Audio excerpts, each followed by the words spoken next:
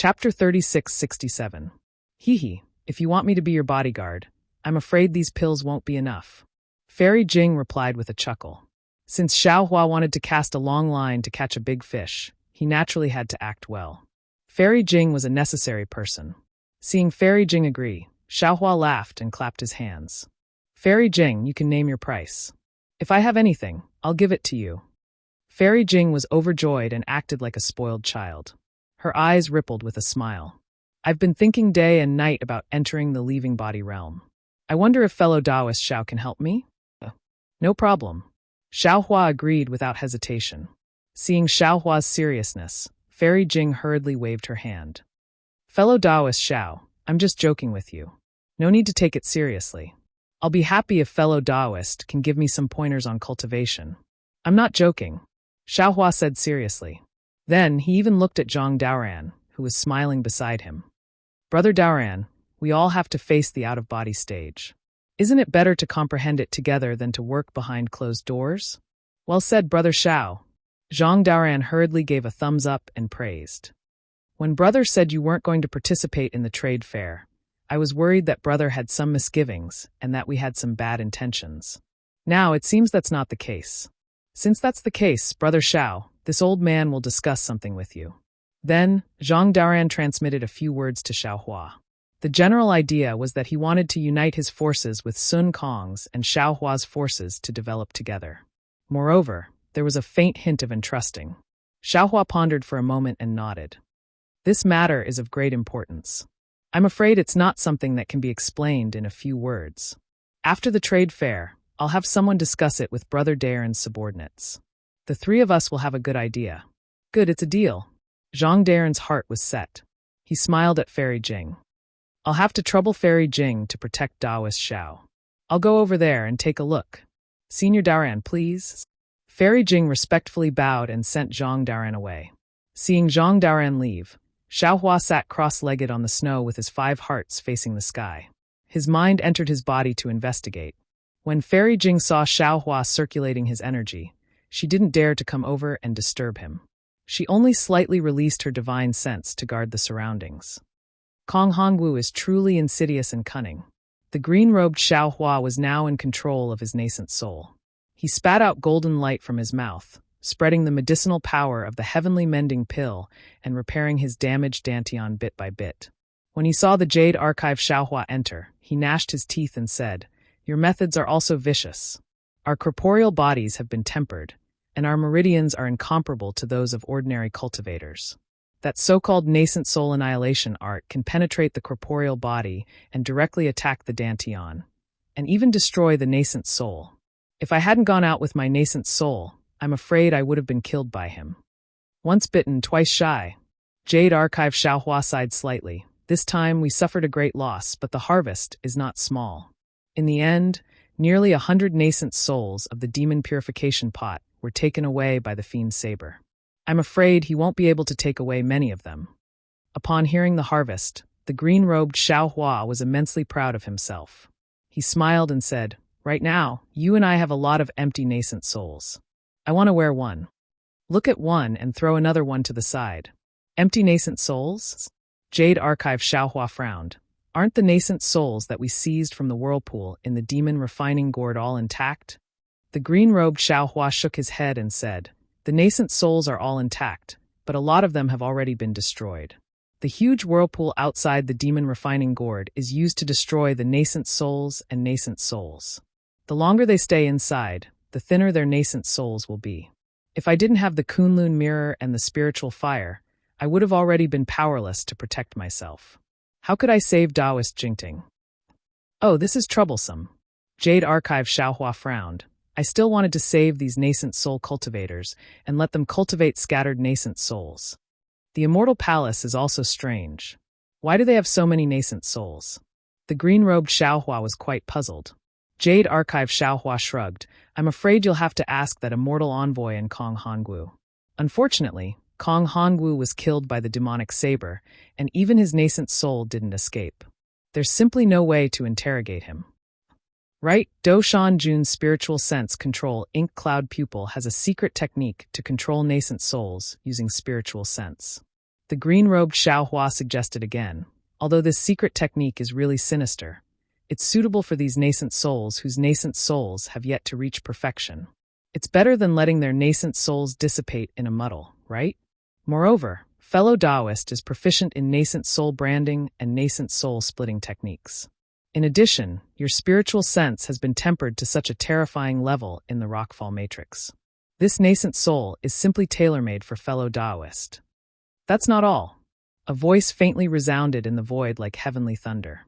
Jade Archive Xiaohua raised his head in surprise. Soul Cultivator fellow Taoist has also made progress? That's right, fellow Taoist. Please come in for a chat. Soul Cultivator Xiaohua said with a smile. Jade Archive Xiaohua's figure flashed and disappeared into the mysterious dark clouds. After a moment, he returned to his dantian with a smile. Soul Cultivator Xiaohua had already comprehended several soul cultivation techniques. Among them, there was a technique to repair the nascent soul, or rather, a beginner technique to repair the soul.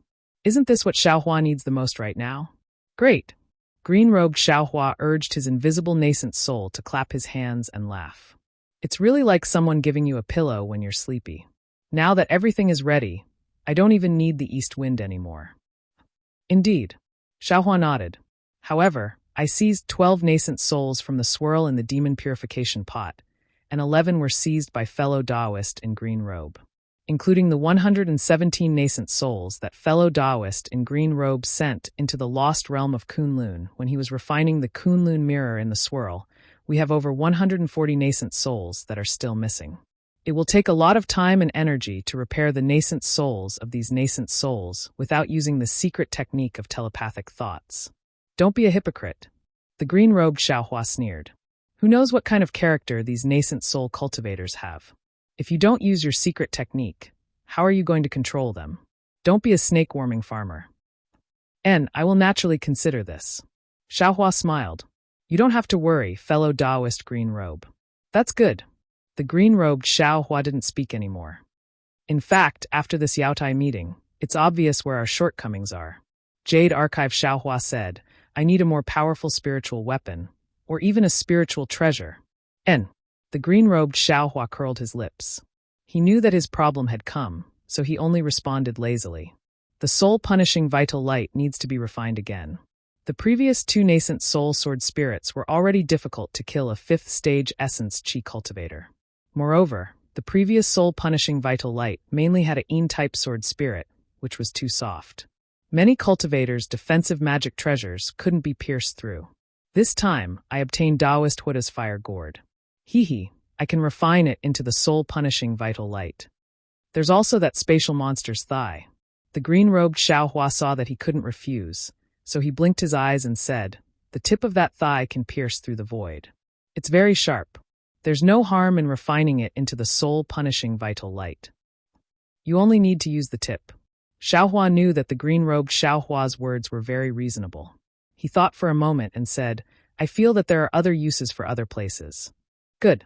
The green-robed Xiaohua clapped his hands. Just this little bit is enough. There's also the soaring dragon shears. Xiaohua said again. Previously, I felt that this thing was only half a piece, so I didn't want to refine it. I wanted to wait until I gathered all the pieces. Unfortunately, even the last piece of the Kunlun mirror has been found. But this thing has no clues at all. Taoist green-robed, please refine it while you're at it. While I'm at it. The green-robed Xiaohua smiled bitterly. Does Taoist know how difficult it was for I to refine the Kunlun mirror? To tell the truth, if it wasn't a matter of life and death, I wouldn't have been able to refine it easily. Xiaohua of course instantly said, that's why Taoist is several times more powerful than I. I can only trouble Taoist for this matter. I heard Confucian Taoist drop a book bag, saying something about a hands-off shopkeeper. Taoist, isn't he talking about you? The green-robed Xiaohua said somewhat eccentrically. Haha. Confucian Taoist Xiaohua's voice uncontrollably sounded above his head. He then hurriedly explained, Taoist, this isn't what I said, it's what the green-robed Xiaohua said himself. No matter. Fellow Taoists are all improving. I am also very happy. Xiaohua said with a smile. He then handed over the sword gourd, fire gourd, and soaring dragon shears to the green-robed Xiaohua, waiting for him to refine it after he repaired his dantian. Give it to me. The green-robed Xiaohua stretched out his hand. Without Taoist's blood essence, I can't refine it. Sigh. Xiaohua sighed and waved his hand. Taoist should first repair your dantian and slowly nourish the two magic treasures. It's really not easy for I to take out my blood essence now. Let's wait a bit. That bastard Mo Ling has seriously injured us. The green-robed Xiaohua was silent. After a while, he advised in a low voice, Taoist, Mo Ling is an outsider after all. You can't trust him. That demonic technique is also a technique of the demonic realm. You and I are humans. It's fine if we don't cultivate it. Xiaohua smiled bitterly. Maybe before, but now I have been forced to do something beyond my ability. If I don't cultivate the demonic technique, I can't control the demonic saber. If I don't control the demonic saber, I'll always be in danger of being controlled by the demonic saber. Taoist, what do you think we should do? This demonic saber is also strange. That demonic dragon has clearly been swallowed into a demonic spirit. How can it still be so arrogant? Confucian Taoist Xiaohua gritted his teeth. Even I can't completely restrain it. Since it's a maggot in the bone, we can only slowly think of a way. Xiaohua said, although this demonic saber is really powerful and can kill a 5th grade elemental energy great grandmaster like it's a toy, the backlash is too strong. Actually, fellow Taoists, don't you all feel that everyone is a bit affected? Saint Sung once said, I reflect on myself 3 times a day. Am I not loyal to others? Make friends but don't trust them? Pass it down and don't learn it? Xiaohua's face turned cold. He asked, Confucian Taoist, have you never read it? Why don't you reflect on yourself? Why don't you understand yourself and create a grudge against Taoist Xiaohua? Chapter 3668. Sigh, fellow immortal is right. The Confucian cultivator Xiaohua let out a long sigh. My Confucian cultivator's righteous qi is innately capable of suppressing devilish qi, but if it is corroded by a devilish spirit, the degree of damage is also several times greater than that of fellow immortals. This matter. I was wrong. It's best to correct your mistakes. The green-robed Xiaohua spoke first. Fellow Taoist, you've already given Green Robe the magic tool of the Taoist sect. Shouldn't you also give my Confucian cultivator's imperial magic tool to me? The regretful Confucian cultivator Xiaohua asked for the imperial magic tool, as if he wanted to make up for his mistake. Jade Archive Xiaohua thought for a moment, then nodded and said, That's right, the imperial star spike and the imperial shield should be given to fellow Taoist. There are also some things for Confucian cultivators. These aren't urgent. After fellow Taoist Green Robe organizes them, I'll give them to fellow Taoist to comprehend. Actually, Confucian cultivator Xiaohua hesitated for a bit before saying, I feel that the Confucian cultivator's Tao is a single breath. All the divine abilities are the same as the Buddhist sect's divine abilities. There is still a gap when compared to the Tao sects. I will refine these imperial equipment and will also help Immortal Friend fight your enemies. But Immortal Friend shouldn't expect too much. I naturally know this. Jade Archive Xiaohua cupped his hands and said, All right, let's not talk about this anymore. After this calamity, we all have to learn from our mistakes. The path of cultivation is really too long. I hope that everyone can reach the peak. I've reached the peak. Doesn't that mean you've also reached the peak? The green-robed Xiaohua smiled, and then said to the scholarly cultivator Xiaohua, you shouldn't covet Kong Hongwu's Qinquan bag. Although I have been recuperating and haven't carefully examined it, I can roughly see that in addition to the star card and other things Kong Hongwu cultivated, most of it is my Tao sect's magic treasures and cultivation methods. It was most likely the body he had collected in the hidden immortal continent. On the other hand, the cosmos pouches of the other 3-star lords have quite a few good items. Speaking up to here, the green-robed Xiaohua looked at the Jade Archive. Xiaohua said, That's right, fellow Taoist Jade Archive. Within Kong Hongwu's Qinquan pouch, there are indeed a few good items from my Tao sect. There are even many secret techniques. There is a jade box with a lot of runes on it. Those runes are the talismans of the Tao sect, and there is definitely something strange inside. Fellow Taoist, why don't you go take a look? All right, I understand. When Jade Archive Xiaohua heard that Kong Hongwu's Qinquan bag didn't have many things from Star-Lord Palace, he lost interest and nodded slightly. I will go take a look now. Farewell, fellow Taoist. The green-robed Xiaohua cupped his hands and said with a smile. Xiaohua waved his hand, and with a flicker of his figure, he appeared in the space. After looking at Kong Hongwu's cosmos sack, he reached into it and took out a jade box. Sure enough, just as the green-robed Xiaohua had said, this jade box was overflowing with extraordinary splendor, and there were countless strange runes on it. These runes were very simple, and Xiaohua couldn't recognize the jade archive. However, this did not hinder Xiaohua. He casually opened the jade box and countless runes flew out from the jade box, turning into specks of light that floated in the air. As the runes dissipated, boom! With a low rumble, several auras of awe-inspiring auras rushed out of the jade box. This is Jade Archive. Xiaohua frowned slightly. Looking at the 5 strange imperial equipment that rushed out of the jade box, his heart was indescribably strange. Kong Hongwu is the Palace Lord of Star Lord Palace, and he himself is a Confucian cultivator. Why did he seal these 5 imperial equipment with Dao talismans?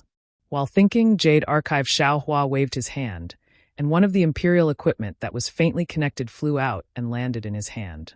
This was a fist-sized ochre imperial equipment, and when it landed in his hand, it gave off a warm feeling. Moreover, this imperial equipment's texture was very solid, and it was engraved with mountains and rivers, flowers, birds, fish, insects, and other things, giving off an indescribable feeling of heaviness. Looking at the Jade Archive, Xiaohua didn't know what to do, so he took out another one. After a while, Jade Archive Xiaohua looked at the 5 imperial equipment. These 5 imperial equipment were obviously a set. It was just that the shapes were different, and the shapes were also strange. Some were like worms, some were like eagles, and some were like bears, and so on. These 5 imperial equipment. I'm afraid they're not simple. Jade Archive Xiaohua sneered. The Star Lords of Star Lord Palace are all criminals of the Immortal Palace, and Kong Hongwu himself probably isn't that strong. He racked his brains to collect these imperial equipment to curry favor with the people of the Immortal Palace, and perhaps it's that so-called immortal emissary. No matter who he wants to show filial piety to, these things have fallen into Ai's hands, and I'm afraid they'll never see the light of day again.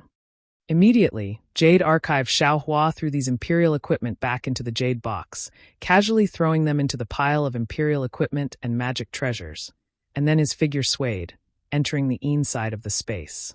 After a long time, Xiaohua opened his eyes, and the first thing he saw was Fairy Jing's concerned gaze. Although Fairy Jing wasn't close to Xiaohua, her eyes were overflowing with emotions as she watched Xiaohua's movements without blinking, fearing that Xiaohua would have any abnormalities. When Xiaohua suddenly opened his eyes, Fairy Jing was rather surprised. She didn't have time to move her eyes away, and their eyes met. Seeing the concern in Fairy Jing's eyes, Xiaohua sighed in his heart, and he had an impulse to tell her the reason for this matter, or simply let her go back, and he would leave alone to see what Taoist Yuan Qing was plotting. But after thinking about it for a moment, he realized that aside from Fairy Jing, he really couldn't find a suitable cultivator to follow him. If he left, there would be a huge flaw.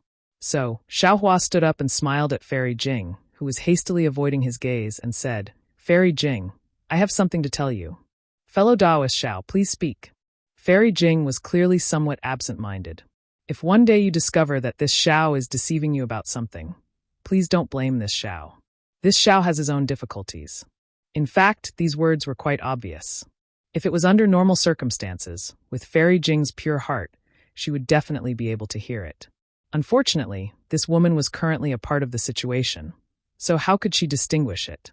She hesitated for a moment, and then a trace of sadness appeared between her brows, as if she was thinking of something else. Xiaohua's heart thumped. Just as he was about to explain, he heard Zhang Daren's loud laughter again. "Brother Xiao, I didn't disturb you, did I?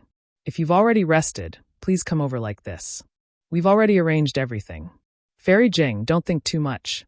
Xiaohua could only comfort her like this, and urged his figure to fly over. Of course, flying techniques were the most ordinary, and his speed was also extremely slow. "Oh, fellow Taoist Xiao has already recovered?"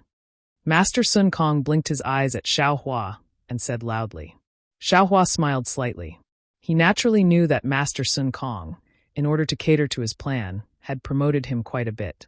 Presumably, his heroic deeds in the Rockfall Matrix had also been exaggerated by him. Sure enough, when Master Sun Kong accompanied Xiaohua in front of everyone, All the cultivators respectfully bowed and said in unison, "Greetings, Taoist Xiao." Fellow Taoists. Xiao Hua hurriedly returned the greeting, and with a wave of his hand, everyone felt a flash of Xiao Hua's profound magic power, and the respect in their eyes became even more intense. "Brother Xiao, this is the constitution that we've discussed. If you have time, take a look." Zhang Daoran took out a jade eye from his bosom and handed it over to Xiao Hua. "The time is set to be 3 years later. Moreover, all the things that we've obtained in the Jade Pavilion Conference this time, except for the 2 treasures, will be recorded in it to show fairness." "Good." Xiao Hua nodded. "We Dao sect cultivators don't have a good reputation in the hidden immortal continent. First, it's because Confucian cultivators exaggerate, and second, it's because our Dao sect's cultivation method is different from Confucian cultivators and Buddhist sections. We have a great need for spirit pills, spirit herbs, and cultivation methods. Sometimes we have no choice but to do some things that corrupt our conscience. These things are admittedly done secretly, but there will always be a time when it's exposed. There's an old saying, the heavens are watching what people do. This Xiao doesn't dare to ask you fellow Taoists for anything. I only ask you fellow Taoists to think about your own conscience when you do things, and think about the heavens above your head. Brother Daoran and Brother Sun Kong have done extremely well. The word fairness is easy to say, but it's difficult to do. The 2 fellow Taoists actually put this word in front of your head. Presumably, all of you fellow Taoists are convinced in your heart. Leaving the treasures you've obtained with other fellow Taoists is also a relief. If this Xiao has the opportunity 3 years later, I'll definitely go and participate in the conference at that time." Once Xiao Hua's words came out, the several hundred cultivators had different expressions on their faces. Some looked pensive, some looked disapproving, and even some looked disdainful. Xiao Hua naturally didn't feel that his words could change everything. He already felt pretty good that he was able to seize this opportunity to speak his mind. Immediately after, Xiao Hua waved his hand again, and several hundred jade eyes fell down like rain. 1 or 2 fell in front of each cultivator's eyes. Oh! The crowd of cultivators looked at the jade eyes with puzzlement. They didn't know whether they should take it or not. Xiao Hua cupped his hands and said, "Fellow Taoists, this Xiao has a matter to ask of you. Inside these jade eyes are low-level mental cultivation methods from Foundation Establishment to Enlightened Realm. There are also some mental cultivation methods that are different from the current cultivation methods. This Xiao hopes that you fellow Taoists can take these jade eyes back, or pass them on to your own disciples, or gift them to the later generations of Taoist disciples. Of course, if you fellow Taoists can copy them and gift them to Confucian disciples with potential, this Xiao will be even more grateful." "Haha, that's easy." When Master Sun Kong heard this, he flicked his big sleeve and took the jade eyes in front of him. He said with a smile, "This old man will let the disciples make 10,000 copies and pass them on to other low-level disciples. I also have no problem." When the crowd of cultivators heard this, they naturally agreed without hesitation. It was just helping Xiao Hua distribute the cultivation methods. It was simply a matter of lifting their hands. "Many thanks, fellow Taoists." Xiao Hua was overjoyed. He raised his hand and saluted everyone.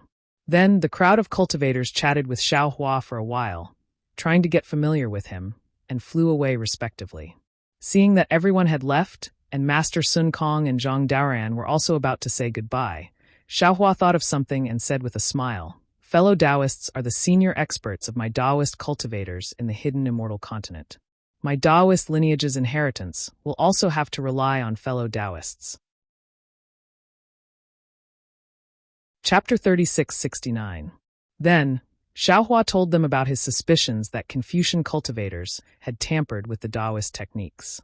Zhang Daoran and Sun Kong had cultivated for thousands of years and had encountered far more things than Xiao Hua. So how could they not feel anything? However, they had always been minding their own business. They were already very happy that they had obtained the correct techniques, so how could they care about others? Now that Xiao Hua mentioned it, he even took out a lot of cultivation methods to ask them to teach their disciples. Of course, they all agreed. Finally, before the 2 left, Xiao Hua specially asked them to help him find children with good aptitudes, and there was no limit to the number, the more the better. Sun Kong and Zhang Daoran knew that Xiao Hua wanted to teach disciples, so they wanted to remind him, but when they thought about how high Xiao Hua's cultivation was, how could he not know the pros and cons? They didn't mention it and cupped their hands to bid farewell to Xiaohua. Fairy Jing naturally stayed by Xiaohua's side. She looked at Xiaohua's actions with a dumbfounded expression. These were things she had never thought about before. In her heart, as long as she could cultivate to nascent soul, then late nascent soul, it would be her life's greatest goal. She didn't dare to hope for out-of-body cultivators, so her agreement with Xiaohua was just a joke. After everyone had left, Fairy Jing said in a low voice, "Xiaohua, what are you doing all this for? Are you trying to revitalize the Taoist sect? Are you trying to develop your own power? Is it because your power isn't enough, so you don't want to become sworn brothers with Sun Kong and Zhang Daoran?"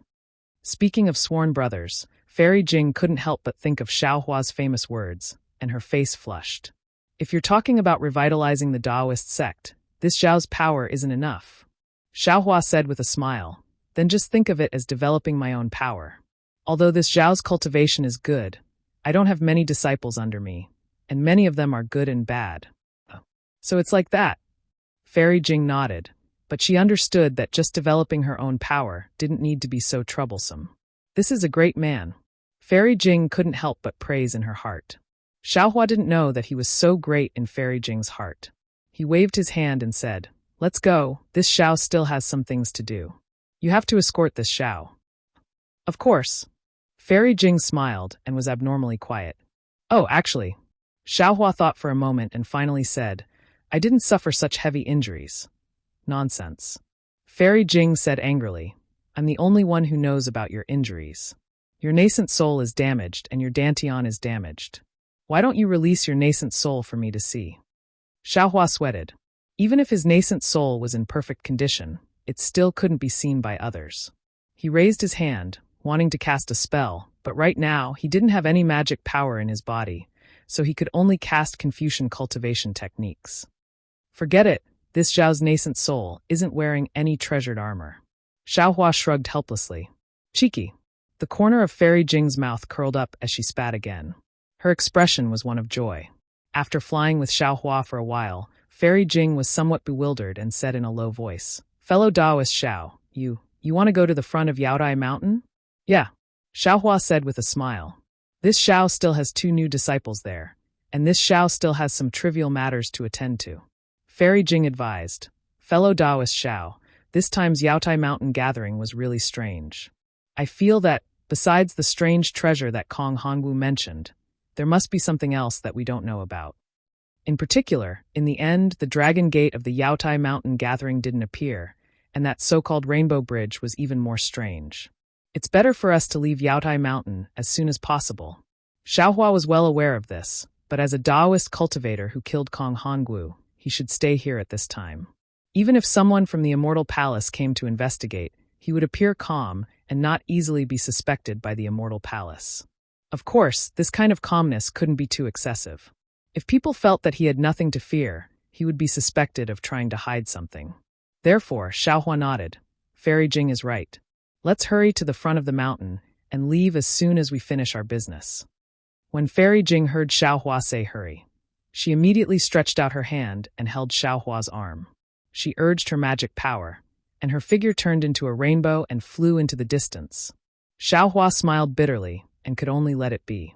He didn't know where the scorching sun formation was set up on Yaotai Mountain, but it took Fairy Jing more than an hour to bring Xiaohua to Yaotai Mountain. Perhaps it was because some cultivators had already come here, or perhaps it had already been a year since the Yaotai Mountain gathering began, but the previously lively Yaotai Mountain had become a lot more desolate. Not to mention the tents stationed in front of the mountain, even the Taoist cultivators flying in the air had almost disappeared. Xiaohua didn't wait for them to arrive and had already released his divine sense. After Chang Yu and Wu Tian sensed it, they immediately flew out from their secluded cultivation and stood respectfully in the air. When Xiaohua and Fairy Jing arrived, the two looked at Fairy Jing very curiously and bowed. "Greetings, Taoist Xiao, greetings, senior." Xiaohua smiled and said to the two, "This is Fairy Jing. She saved this old man at the Yaotai Mountain gathering." Then he told them about Chang Yu and Wu Tian's origins. The two didn't dare to be negligent and said respectfully again, "Many thanks, Fairy Jing." Fairy Jing waved her hand and took out 2 magic treasures from her bosom, handing them over to the two, saying, "This is the first time we've met. I don't know what hobbies you have, but I obtained these two magic treasures in my early years. Take them. Chang Yu and Wu Tian didn't dare to take them and looked at Xiaohua. Haha, take them. Xiaohua said with a smile. In the future, Fairy Jing won't be an outsider. You can treat her as your senior. Yes, we understand. Chang Yu and Wu Tian smiled. Seeming to understand something, they reached out to take the magic treasures. Xiaohua's words were clearly ambiguous.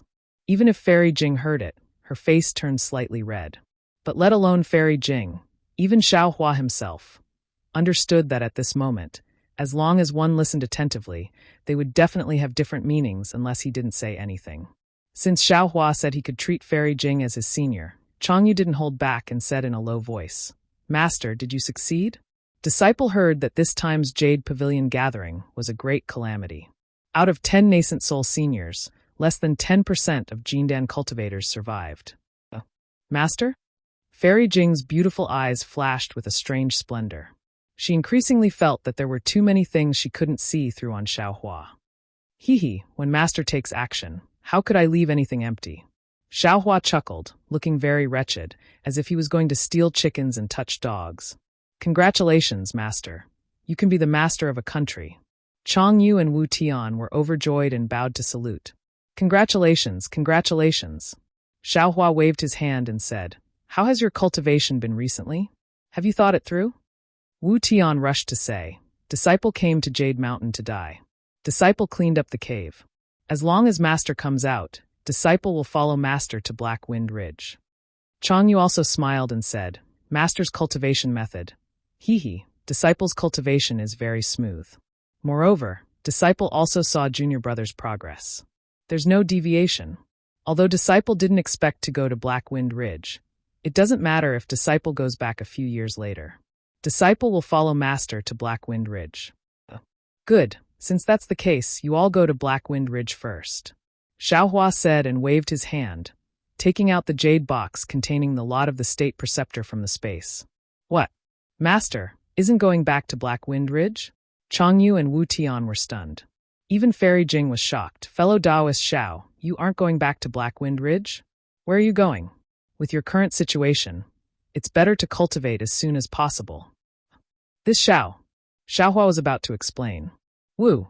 A ray of light appeared in the distance, turning into a ray of light that fell in front of Xiaohua. Xiaohua grabbed it with his hand. It was the message talisman he refined. Oh! Xiaohua's eyes lit up, and he said with a smile, We'll talk about this later. This Zhao's good news is coming. Sure enough, after a short while, that 1,000 demon sacred realms Ingpa brought 2 demons over. The 3 of them were wearing strange armors that covered their faces and bodies, but the grayish-white demon clouds under their feet still exposed their identities. Seeing the 3 demons flying over, the doubt on Fairy Jing's face became even stronger. Xiaohua urged his body to fly forward for a while, and he cupped his hands. Fellow Taoist Ingpa is indeed a trustworthy person. Cough, cough, no, a demon with trustworthiness. This Xiao just came out of the Jade Pavilion conference, and I have good news. Ingpa smiled and cupped his hands. This one congratulates Taoist Xiao. This year, those who can come down from Jade Mountain are all elites of the Hidden Immortal Continent's Taoist sections. Although this one heard a lot of alarmist news, this one firmly believes that Taoist Xiao can return safely. You're welcome, you're welcome. Xiaohua said with a smile. This one was just lucky to escape death. Fellow Taoist must have noticed that this one is already injured. Therefore, this one is far from being the elite that fellow Taoist thinks. Ingpa waved his hand. This one doesn't care if you are an elite of the Taoist sects or not. What this one cares about is Taoist Zhao's trustworthiness. Then he took out 2 Qianquan bags from his waist. The 2 demons behind him also hurriedly took out 4 Qianquan bags and handed them to Xiaohua together. Ingpa didn't do anything special. The 2 demons behind him slightly flew forward a few steps and sandwiched Xiaohua in the middle, as if they were afraid that Xiaohua would escape. Seeing this, Ingpa said with a bitter smile, Taoist Xiao, please don't blame them. This one's clansmen have suffered too many losses in front of the human race. There are too many tricks that they can't think of. Hee, even if this one took out Taoist Zhao's vitality stones, the clansmen wouldn't dare to believe it too much. And this old man can understand. Xiaohua nodded and didn't think it was strange. He waved his hand and took out several small Chinquan bags and handed them to Ingpe and the two demons, saying, "You guys take the vitality stones first. This one will look at the things inside." Ingpe didn't take the small Chinquan bags, but said a few strange words indifferently. The two demons hurriedly took the small Chinquan bags and looked at each other, then flew back behind Ingpe. "Okay, this time, thank you, fellow Taoist." Xiaohua took out a jade-eye bag and handed it to Ingpe, saying, "Next time, if fellow Taoist has something, you can send it to the place recorded on the jade-eye bag. This one's imprint is inside. It's also recorded who you give it to. They will pay fellow Taoist enough vitality stones." Chapter 3670. Seeing Xiaohua like this, Ingpe was stunned and said in a low voice, "Taoist master, you don't want to take a look at the things inside." "No need," Xiaohua said with a smile. "To be honest, the things I need are all rare and strange. Taoist friend might not have the things inside. However, if I only want my own things, then wouldn't you be wasting your time on the other things? Rather than letting Taoist friend run around for nothing, I might as well take them all." Hearing this, Ingpe was silent for a moment and stretched out his hand. Those were obviously demon claws covered in light brown fur. Xiaohua smiled and stretched out his hand to shake Ingpe's hand. The brown fur on Ingpe's hand was very sharp and prickly. However, Xiaohua looked straight at Ingpe's face that was hidden in the armor and didn't care at all. "Taoist friend is the first trustworthy person I met in the hidden immortal continent." Ingpe looked into Xiaohua's eyes and said in a low voice, "If the first transaction was for profit, then the future transactions with Taoist master will also be for profit." Haha. Xiaohua originally thought that Ingpe's second sentence would have a twist, but who knew that Ingpe would be so straightforward? Xiaohua couldn't help but laugh. "Taoist master, please don't laugh. For the survival of my clan, profit is the most important thing. Of course, other than profit, I will do my best and even use the power of my entire clan to serve Taoist Master Xiao." Ingpe said immediately. After speaking, Ingpe let go of his hand, and Xiaohua also withdrew his hand with a smile. Xiaohua naturally didn't think that what Ingpe said was the same as what Ao Zhantian and the others said, so he said with a smile, "To be able to obtain Taoist friends' trust, I am also honored. However, I don't know if the primeval stones I took out are enough. If not, how much more do you need? I will make up for it." Ingpe asked the two demons several times in a low voice, and then said with a smile, "Taoist master has more than enough. My clan is very satisfied. If Taoist doesn't have anything else, I will take my leave. I will find the things and send them to the place Taoist master wants." After sending Ingpe off, Fairy Jing brought Changyu and Wu Tianfei over, and said with a smile, "Taoist master Xiao has friends all over the world. Even the demons of the 1,000-demon sacred realm are old acquaintances." Not at all, not at all." Xiaohua waved his hand. "It's just that we met during the negotiation. Fellow Taoist Xiao, the items in the 1,000-demon sacred realm are indeed suitable for Taoist cultivators, but most of them are harmful to the physical body." Fairy Jing reminded him with concern. "Fellow Taoist, you must be extremely careful when using them." "Yes, thank you for your reminder." Xiaohua naturally knew that Fairy Jing had good intentions, and agreed with a smile. Fairy Jing then asked, "Also, fellow Xiao, where are you going instead of returning to the Black Wind Ridge to cultivate?" "Hee, Fairy, don't be anxious. Come with me to watch a good show, and then I'll tell you." Xiaohua giggled. He waved his hand and brought Fairy Jing, Changyu, and the others to where the alliance was. Not to mention Fairy Jing, even Changyu and Wu Tian were confused. They didn't know what Xiaohua meant. However, when they saw Xueping hurriedly flying out of the barracks before Xiaohua landed, Changyu and Wu Tian thought of something. "Senior." Xueping's face was filled with ecstasy.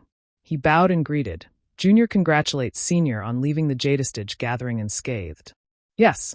Xiaohua didn't stop and landed in the largest tent in the alliance. He said as he flew, "Is your monarch still here?" "Yes." Xueping hurriedly followed. Although he didn't know why Xiaohua was moving forward in such a hurry, he didn't dare to ask. He smiled and said, "My monarch is a benevolent monarch." He emphasizes finishing what he started. He definitely won't leave the Jadestage gathering early. Although there was news before noon that not many cultivators could leave the Jadestage gathering, my monarch still waited here and prepared to be the last to leave. "Good."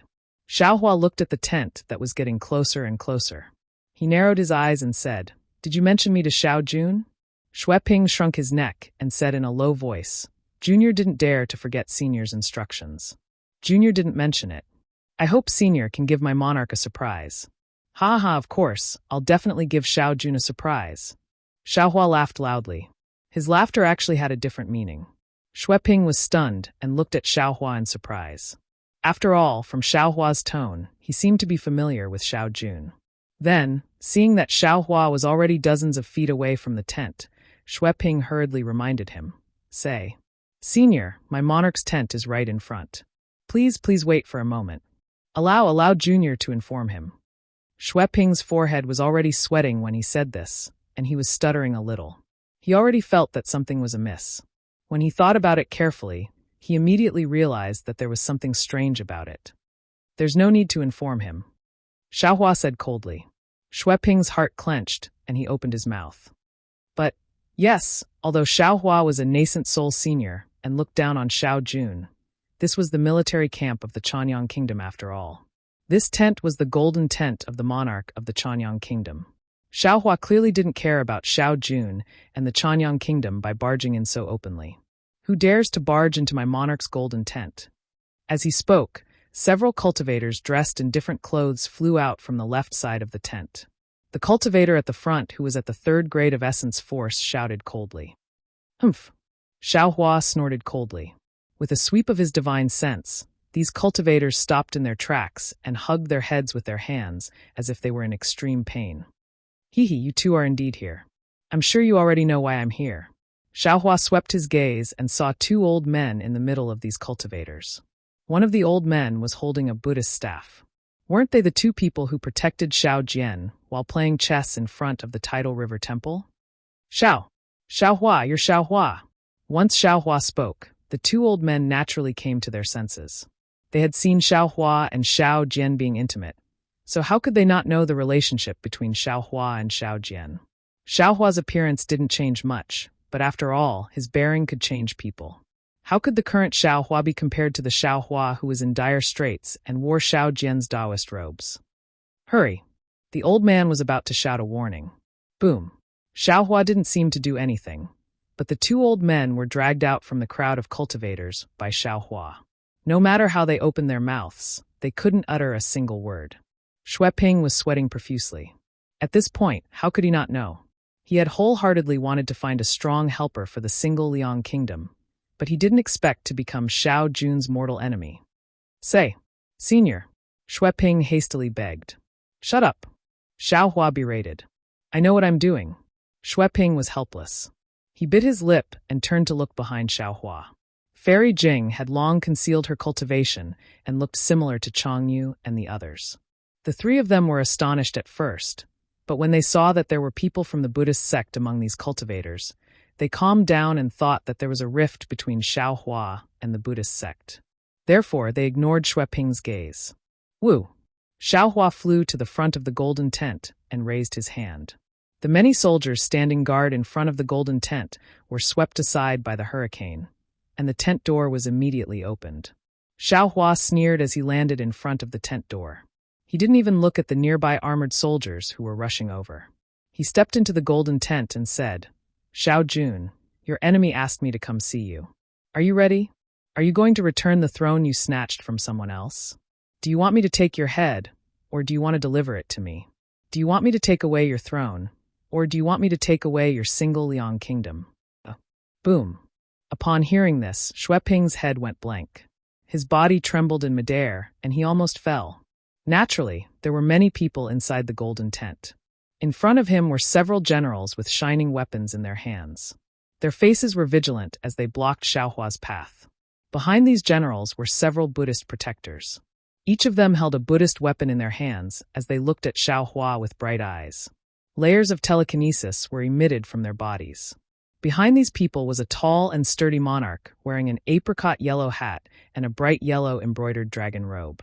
He was frowning as he looked at Xiaohua with a puzzled expression. Of course, when this monarch saw Xiaohua's appearance, he immediately understood something, and his face revealed a trace of relief. Xiaohua walked into the golden tent and narrowed his eyes to look at the monarch's appearance. He saw that Xiao Jun, whom he had never met before, looked completely different from Xiao Jian. Xiao Jian was a wretched old man, but this Xiao Jun was not only tall but also had a dignified appearance. He had a square face and large eyes under his thick eyebrows flashed with a dignified divine light. He had a dignified appearance, and even his mottled white hair made others feel a sense of respect. "What?" He looked at Xiao Jun and coldly said, "You want to fight with this old man?" Without waiting for Xiao Jun to reply, Xiao Hua took a step forward. An invisible force pushed the general, who was at least a grade 2 origin energy, to the side. That general clenched his teeth and raised the treasured saber in his hand. Before he could do anything, humph, Xiao Hua coldly snorted. That general immediately flew away from Xiao Hua's eyes. With a peub sound, he crashed into the side of the golden tent and fell to the ground. "Protect the emperor, protect the emperor," a Buddhist cultivator in front of Xiao Jun shouted as he prepared to take out his Buddhist weapon. "Stop!" Xiao Jun shouted.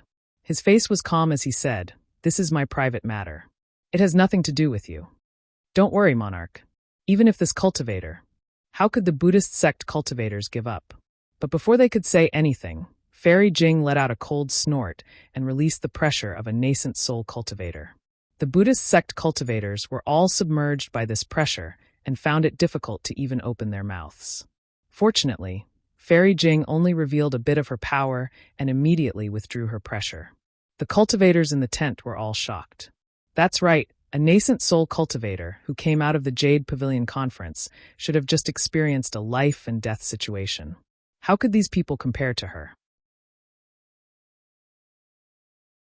Chapter 3671. All of you retreat. Xiao Jun remained calm. Although his face was pale, he could still stand there and barely resist the power of a nascent soul cultivator. "My lord," all the cultivators and generals said in unison, "we would rather die in front of my lord than retreat." "Retreat." Xiao Jun waved his hand and said, "This is my family's matter, not the country's. You all are not allowed to interfere." "This." The cultivators looked at each other and replied in unison, "Yes." However, they all retreated to the edge of the golden tent and didn't leave. AI. Seeing the reaction of the cultivators and soldiers, Xiao Jun sighed. He looked at Xiao Hua and bowed. "Junior Xiao Jun greets Senior Xiao." Xiao Hua nodded and didn't return the greeting. He walked in front of Xiao Jun and said, "You're enjoying being the monarch. Isn't it time to return it to Xiao Jian?" Xiao Jun didn't find it strange at all. He took a deep breath and looked at Shui Ping behind Xiao Hua and the two Buddhist disciples behind the tent. He said, "Actually, when I heard that Xiao Jian was protected by a Taoist expert and Shui Ping said so, I knew that sooner or later, Senior would find me. Hee, two state teachers." Xiao Hua sneered. "That day, I thought it was strange how two Buddhist disciples with second-grade essence power could become the state teachers of the single Liang kingdom. It seems like it was just a fake edict." Xiao Jun ignored Xiao Hua's mockery. He looked at the people around him, then looked at the falling snow outside the tent. He faintly said, "Junior's throne was originally seized from Brother Wang's hands. Junior has always felt guilty. Even though I poured my heart and soul into state affairs, I still couldn't remove it. Since Brother Wang wants to take back the throne today, then Junior will return it to Brother Wang. Senior, please tell Brother Wang that I hope he will treat his people well after taking over the throne." At this moment, a gust of wind blew from behind Xiao Jun. An old woman in plain clothes rushed out from behind the golden screen. Her hair was white, and her face was covered by a silk handkerchief, so her appearance couldn't be seen clearly. However, as soon as the old woman came out, she immediately stood in front of Xiao Jun facing Xiao Hua's might. She was not afraid at all. She only coldly said, "Who said my husband's throne was stolen?" Others might not be able to recognize Xiao Jian's true face, but how could this servant not know Xiao Jian's background? Xiao Jian is a selfish person who seeks nothing but profit and is addicted to gambling. How can Senior believe the words of such a person?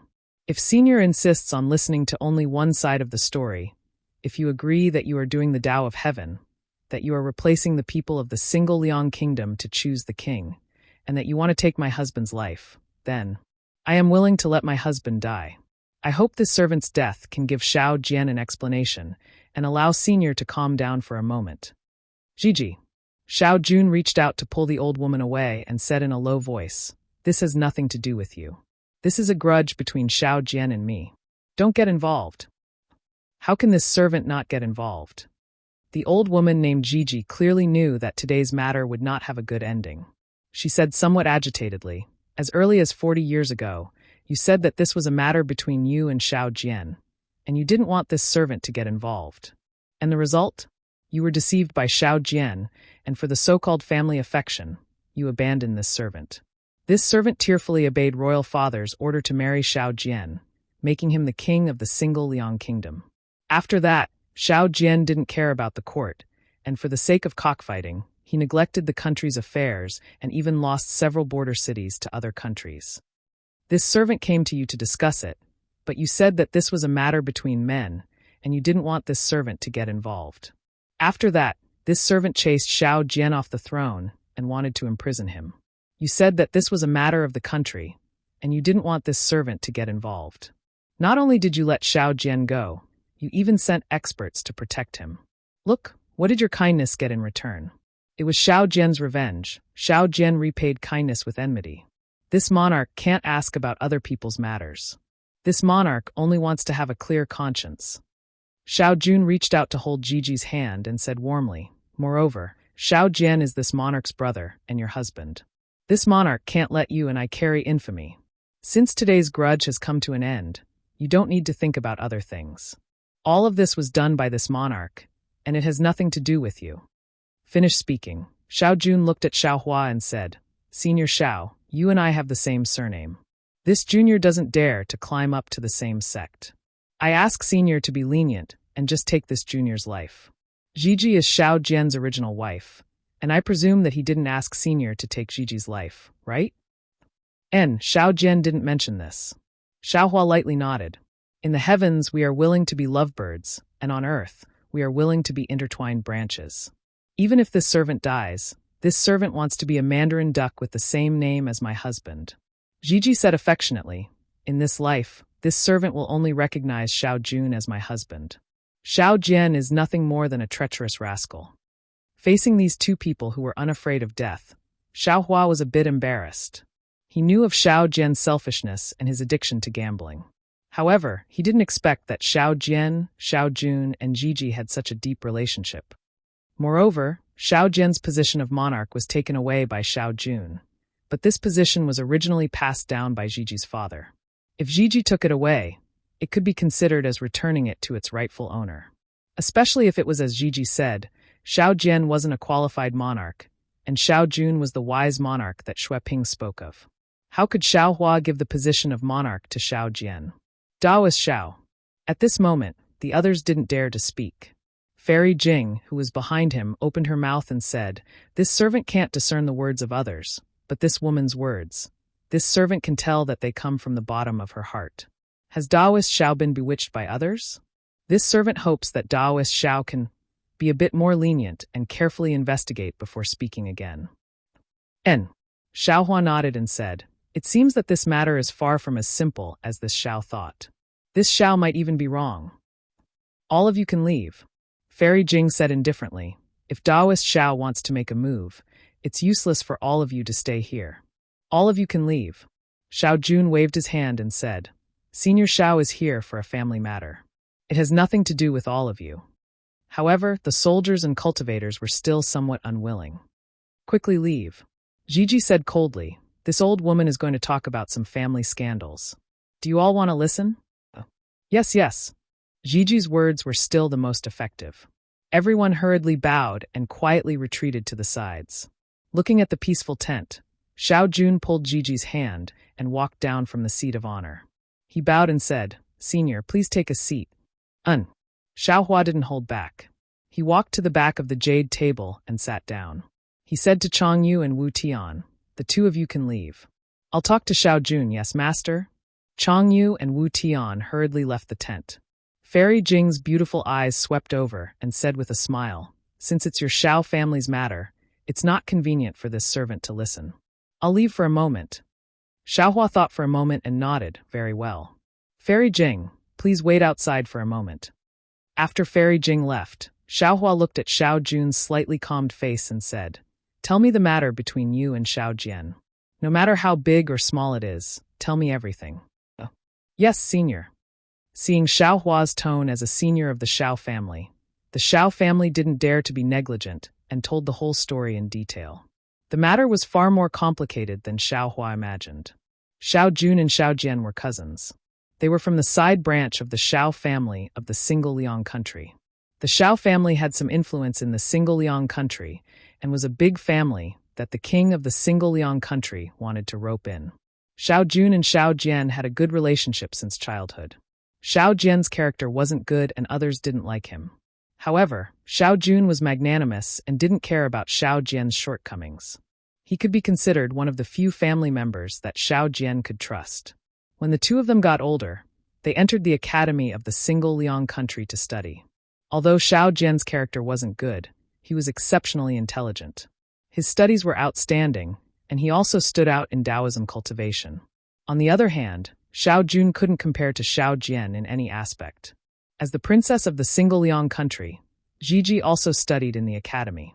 Naturally, she was like the moon surrounded by stars. Xiao Jian even spent a lot of effort to get close to Gigi. Unfortunately, Gigi had unique insight and didn't pay much attention to Xiao Jian. Instead, she was especially close to Xiao Jun. Thus, Xiao Jian pretended to be drunk and confided in front of Xiao Jun that he wouldn't marry anyone other than Gigi. Xiao Jun fell for it and reluctantly dropped out of the academy. He was even punished by the Xiao family. Later, the king of the Single Liang country selected a son-in-law from the Imperial Academy. Xiao Jian stood out and obtained the king's favor. Of course, when the king was alive, Xiao Jian pretended very well. He handled the affairs of the country and family cleanly without any mistakes. Although Gigi's heart wasn't with Xiao Jian, she didn't think too much about it for the sake of the Single Liang country. However, when the king passed away, Xiao Jian took control of the country and immediately revealed his true nature. Not only did he begin to neglect the affairs of the country, he even learned cockfighting from an unknown disciple. For a time, cockfighting became the norm in the Single Liang country, and no one paid attention to the affairs of the country. Because of this, Gigi also paid a visit to the state preceptor of the Single Liang country and begged him to step in. However, the state preceptor was at the juncture of cultivating his golden core. How could he care about the life and death of the Single Liang country? He didn't pay attention to it at all. In the end, when Xiao Jian lost the 3 border cities to the neighboring country and wanted to gamble again, Gigi couldn't bear it anymore. She contacted Xiao Jun and found a Buddhist sect expert who was also looking for help in the hidden immortal continent. In one fell swoop, Xiao Jian was kicked off the throne. The Golden Core State Preceptor was also expelled from the Single Liang country by the Buddhist sect expert. From then on, Xiao Jun established the country with the Buddhist sect and sat on the throne of the Single Liang country. "Oh, if what you said is true." After listening to Xiao Jun's analysis, Xiaohua said indifferently, "This old man was wrong." "Oh, right, Gigi, what happened to your face?" Gigi wasn't surprised. She took off the handkerchief on her face and saw that the left side of Gigi's face was densely covered with a layer of purple pimples. It was very frightening. Gigi said indifferently, "Senior, please no. I also don't know what happened. Ever since Xiao Jun left the Imperial Academy, my face has been covered with pimples. Father searched everywhere for a divine doctor, but to no avail. Previously, there were only 1 or 2 pimples, but later on, half of my face was covered with them. If it wasn't for my face, how could Xiao Jian be chosen by Father so easily?" Chapter 3672. Speaking of this, Gigi rejoiced again. "It is also because of this disease that Xiao Jian has never touched me since we got married. I have always let the maidservants by my side accompany me. Only then can I keep Xiao Jun's chastity." "Ah." Xiaohua was quite moved and looked at Xiao Jun. "Xiao Jun, you don't dislike Gigi's face. What Junior doesn't like is the disease on Gigi's face, not Gigi's face." Xiao Jun didn't dare to hide and said in a low voice, facing Gigi's heart, "That kind of trust and affection is enough to drown this kind of dislike." Thinking back to those days in the bamboo pavilion after the rain, Gigi half closed her fan. This kind of memory is enough for Junior to be drunk for the rest of Junior's life. "You are telling the truth." Gigi slightly curled her lips. "Can't you say that you don't dislike it?" Xiao Jun smiled and didn't refute. Where was the majestic appearance of a monarch from before? Gigi said to Xiao Hua again, Junior knows that men like beauty, so I have always used a handkerchief to cover it. Previously, Junior still had some doubts about Xiao Jun, but after so many years, he didn't find someone to serve him like Xiao Jian. What else can Junior say? Good, good, good. Xiao Hua praised 3 times. What an affectionate and righteous monarch. Senior praises too much. Love fills one's stomach. Junior doesn't feel that there is anything special. Xiao Jun answered honestly again. Che. Although Xiao Hua didn't say anything, he was cursing in his heart. He secretly curled his lips and said, extinguishing the candle, isn't it the same? Of course you don't care too much. This old man is also someone who has experienced it. Then Xiao Hua stood up and said, Xiao Jun, don't be too proud. This old man has heard your and Xiao Jian's words, but each of you has your own reasons, so this old man can't jump to conclusions. However, based on the affection between you and Gigi, this old man won't take your life. As for whether or not you should give up your throne, this old man will go to Danliang country to take a look. Remember, don't try to send any information to Danliang country. That will be even worse for you. Xiao Jun listened and said with a smile, Senior, don't worry, Junior has a clear conscience, but I ask Senior to investigate openly and secretly. Good. Xiao Hua clapped his hands and beckoned. Gigi, come here, let this old man see your face. Huh. Gigi's body trembled and her voice trembled. Senior, do you have any ideas? I don't know. Xiao Hua lightly said, if you are willing, this old man can give it a try. Xiao Jun said anxiously from the side, if Senior has a way, Junior is willing to give up the throne. Why would I want your throne? Isn't it tiring enough? Xiao Hua waved his hand, stretched out his hand, and squeezed the purple lump on Gigi's face. Then, he put his finger in front of his nose and smelled it for a moment. After that, he frowned and said, this is the poison of the bamboo heart. It's caused by the birth of insects in the bamboo heart in a cold place. It's quite rare. Do you particularly like bamboo?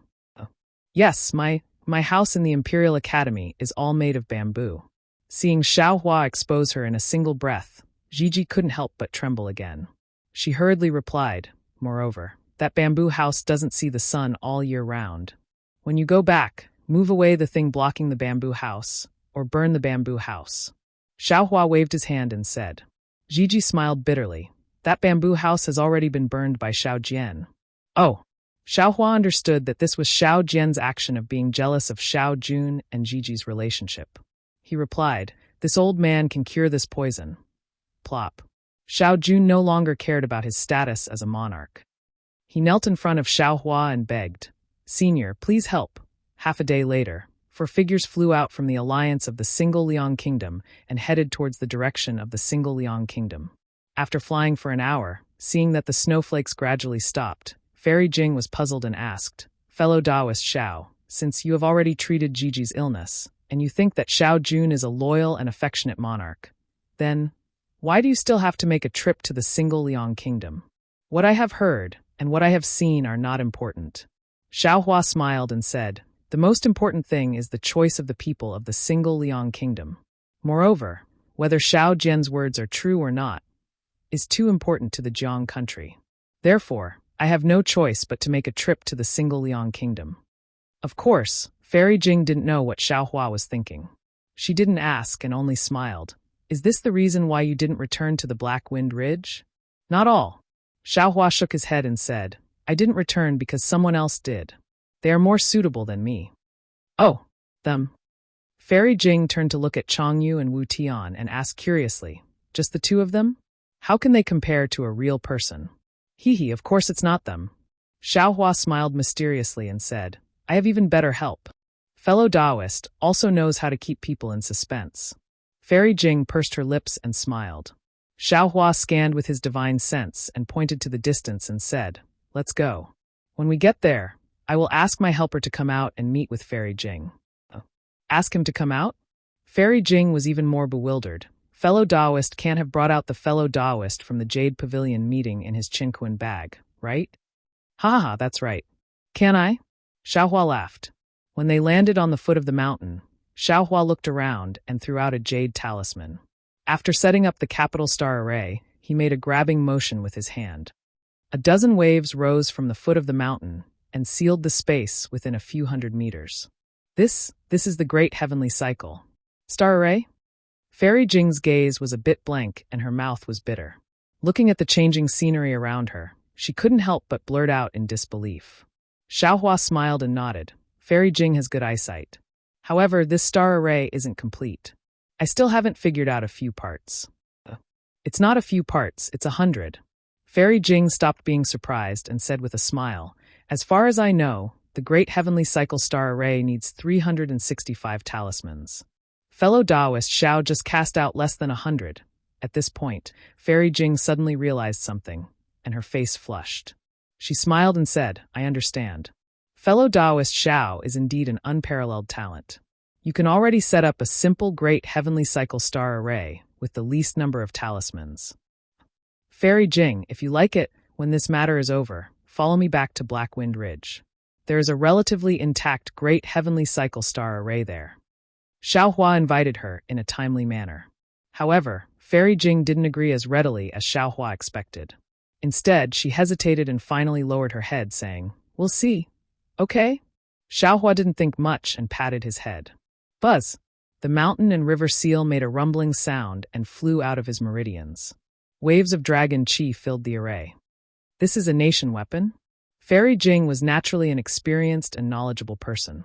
When she saw Xiaohua take out the mountain and river seal, she immediately understood something. However, she was a bit confused and stared at Xiaohua, as if she wanted to see something from him. Xiaohua patted his hand, and Su Tingzi and the 9 golden core cultivators flew out of the mountain and river seal and landed on the ground. Although Su Tingzi's cultivation hadn't fully recovered, his face was already flushed, and the magic power around him was faintly surging. He should be fine. The other 9 golden core cultivators also seemed to have restrained their divine light. Although it was unknown how much their injuries had recovered, it seemed that Xiaohua's pills had already taken effect. Su Tingzi stood on the ground and looked around. He cupped his hands and said, Taoist Xiao, have you left Yaotai Mountain? Greetings, Senior Xiao. The 9 golden core cultivators hurriedly bowed and stood beside Xiaohua. They had already sworn a blood oath on Yaotai Mountain, so they were naturally considered Xiaohua's disciples. Of course I left Yaotai Mountain. Xiaohua smiled and pointed at Fairy Jing. Come, let me introduce you. This is Fairy Jing, and this is Su Tingzi. Greetings, Fairy Jing. Greetings, fellow Taoist Su Tingzi. The two of them exchanged some pleasantries.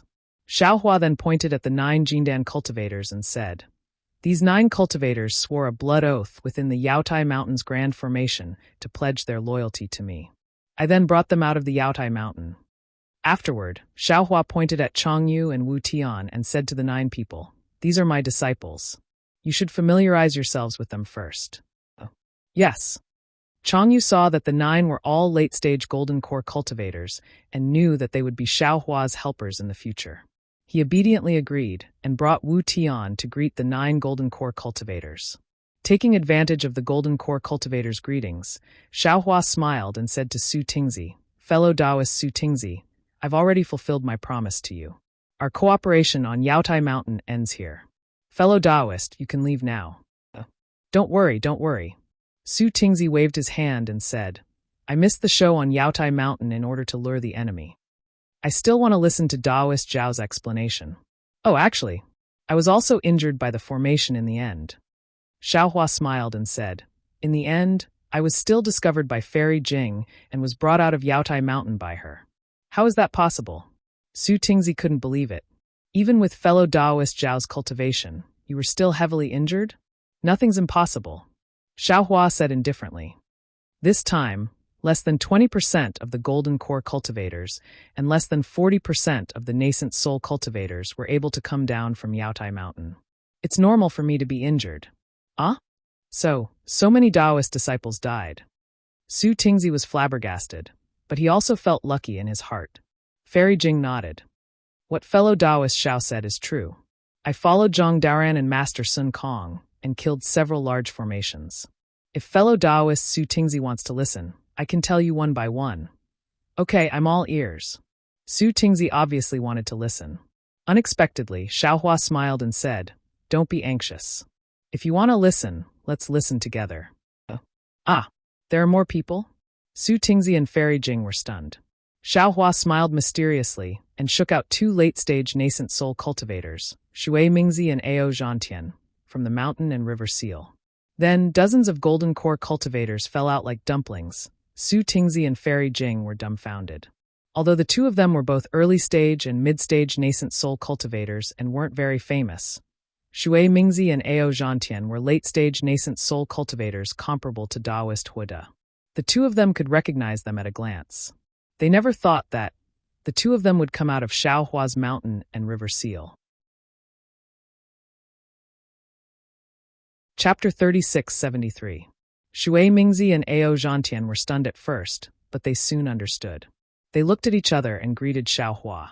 Su Tingzi and Fairy Jing also hurried over. After the dozens of golden core cultivators greeted them, they also walked over to Changyu and Wu Tian and greeted each other again. Don't be anxious, don't be anxious. Xiaohua smiled again after the situation calmed down. There are still some fellow Taoists who haven't arrived yet. Puff, puff, puff.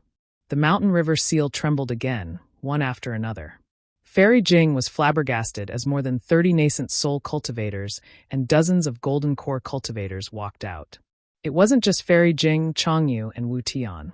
Even Su Tingzi, Shui Mingzi, Ao Zhantian, and the other nascent soul cultivators who were brought out by Xiaohua were dumbfounded. After all, they were taken in by Xiaohua one by one, so they couldn't see anything. Now that they all came out, they could see the results. These were dozens of nascent soul cultivators and hundreds of golden core cultivators. Which country or Taoist cultivator could control so many nascent soul and golden core cultivators? There were dozens of nascent soul cultivators, early, mid, and late nascent soul cultivators, and some of them were familiar with each other. At this moment, those who knew each other greeted each other, and those who didn't know each other introduced themselves. It was a lively scene. Apart from Xiaohua, who stood at the head of the table, Fairy Jing, Su Tingzi, and the others were also present. Fairy Jing, in particular, was tactful enough to sneak into the group of mid-nascent soul cultivators and exchange greetings with a few of them. After the time it took to eat half a meal, the noise in the hall gradually died down. Xiaohua looked around and coughed twice, then raised his voice. Fellow Taoists, although everyone was talking, they were all paying attention to Xiaohua. When they heard Xiaohua speak, everyone immediately stopped. Ao Zhantian and the other late nascent soul cultivators stood at the front, while the other cultivators lined up according to their cultivation. They all bowed and said, "Thank you, Taoist Xiao, for saving our lives." As he looked at the nascent soul stage and golden core stage cultivators that filled the place, Xiaohua's little tail was slightly raised. Right, when Xiaohua was on the Dawn Rain continent, he had only seen a few nascent soul stage cultivators. Now, these nascent soul stage cultivators that were comparable in number to the Dawn Rain continent had to bow down to him and even serve him for 1,000 years. How could Xiaohua not be complacent? However, Xiaohua's complacency only lasted for a moment. He immediately raised his hand and said with a smile, "Everyone, there's no need to thank me. This is also a coincidence. Moreover, the heavenly Tao didn't want to cut off the descendants of my Tao sect, so it borrowed my hand.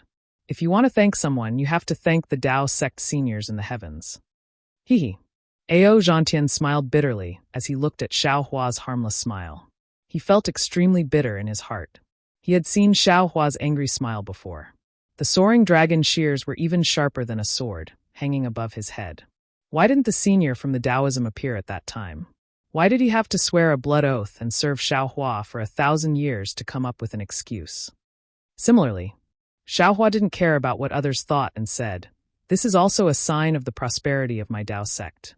You may not know that the Jade Pavilion meeting this time is a trap for Star Lord Hall to massacre my Tao sect cultivators." At this point, Xiaohua raised his eyes to look at Fairy Jing. Fairy Jing hid among the nascent soul cultivators and gave Xiaohua a desperate look. It seemed that she didn't intend to speak. Xiaohua smiled. He naturally understood what Fairy Jing was thinking. He had obtained the memories of Sun Horse of Star and Tail Fire Tiger. After coming out, he also listened to Zhang Daoran and Master Sun Kong's analysis. Naturally, he knew more than Fairy Jing. It was naturally more appropriate for him to explain than Fairy Jing. Then, Xiaohua explained the arrangements and plans of the Confucian cultivators on the Jade Mountain, as well as the losses of the Tao sect cultivators. All the cultivators present, whether they were early golden core or late nascent soul cultivators, had a great change in expression. The trace of dissatisfaction and unhappiness in their hearts from being forced to swear allegiance had now completely turned into rejoicing. If they hadn't met Xiao Hua, they would have already fallen on the Jade Mountain. Since they could live, why should they care too much? After Xiao Hua finished speaking, he looked at the changes in everyone's expressions and said with a smile, "Since the Dao sect seniors borrowed this Xiao to rescue you, then this Xiao would like to thank the Dao sect seniors for giving this Xiao an opportunity to work together with everyone to contribute to the Dao sect of the hidden immortal continent." At this point, Xiao Hua didn't wait for everyone to speak and immediately changed the topic. He scratched his head and said with a smile, "Actually, I won't hide it from everyone. When it comes to contributing to the Dao sect of the hidden immortal continent, this Xiao also feels that it's a bit empty. Long before this Xiao came to the Jade Mountain, this Xiao only had one goal, which was to get the Imperial Preceptor's signature and establish my own country. I want to be a comfortable retired emperor and enjoy the happiness of one side. Even when I saw all of you, I only felt a kind of warmth and emotion. To be able to gather so many Taoist cultivators together in the hidden immortal continent where there are so many Confucian cultivators is really a very happy thing. It's far more interesting than this Xiao hiding in the cave and quietly cultivating. Therefore, I have a wish. Even if we don't contribute to the Taoist sect, even if we don't fight against the Confucian cultivators, even if we drink wine and enjoy the flowers and talk about the sword when we are busy, I want to gather all of you together so that we can enjoy the joy of cultivation." The happiness of cultivation? All the cultivators were dumbfounded. This was the first time they'd heard of the phrase, the joy of cultivation. Perhaps they'd experienced this sort of joy when they'd just entered the aura refining realm. It was the pleasure of grasping a divine ability for the first time, a comfort that surpassed that of ordinary people. However, as their cultivation grew more difficult, and as the years passed, this sort of joy had long since disappeared. Aside from foul winds and bloody rain, there was only infighting and scheming, and even mutual deception. One bottleneck needed to be broken through one after another, one opponent needed to be killed one after another, one conspiracy needed to be cracked one after another.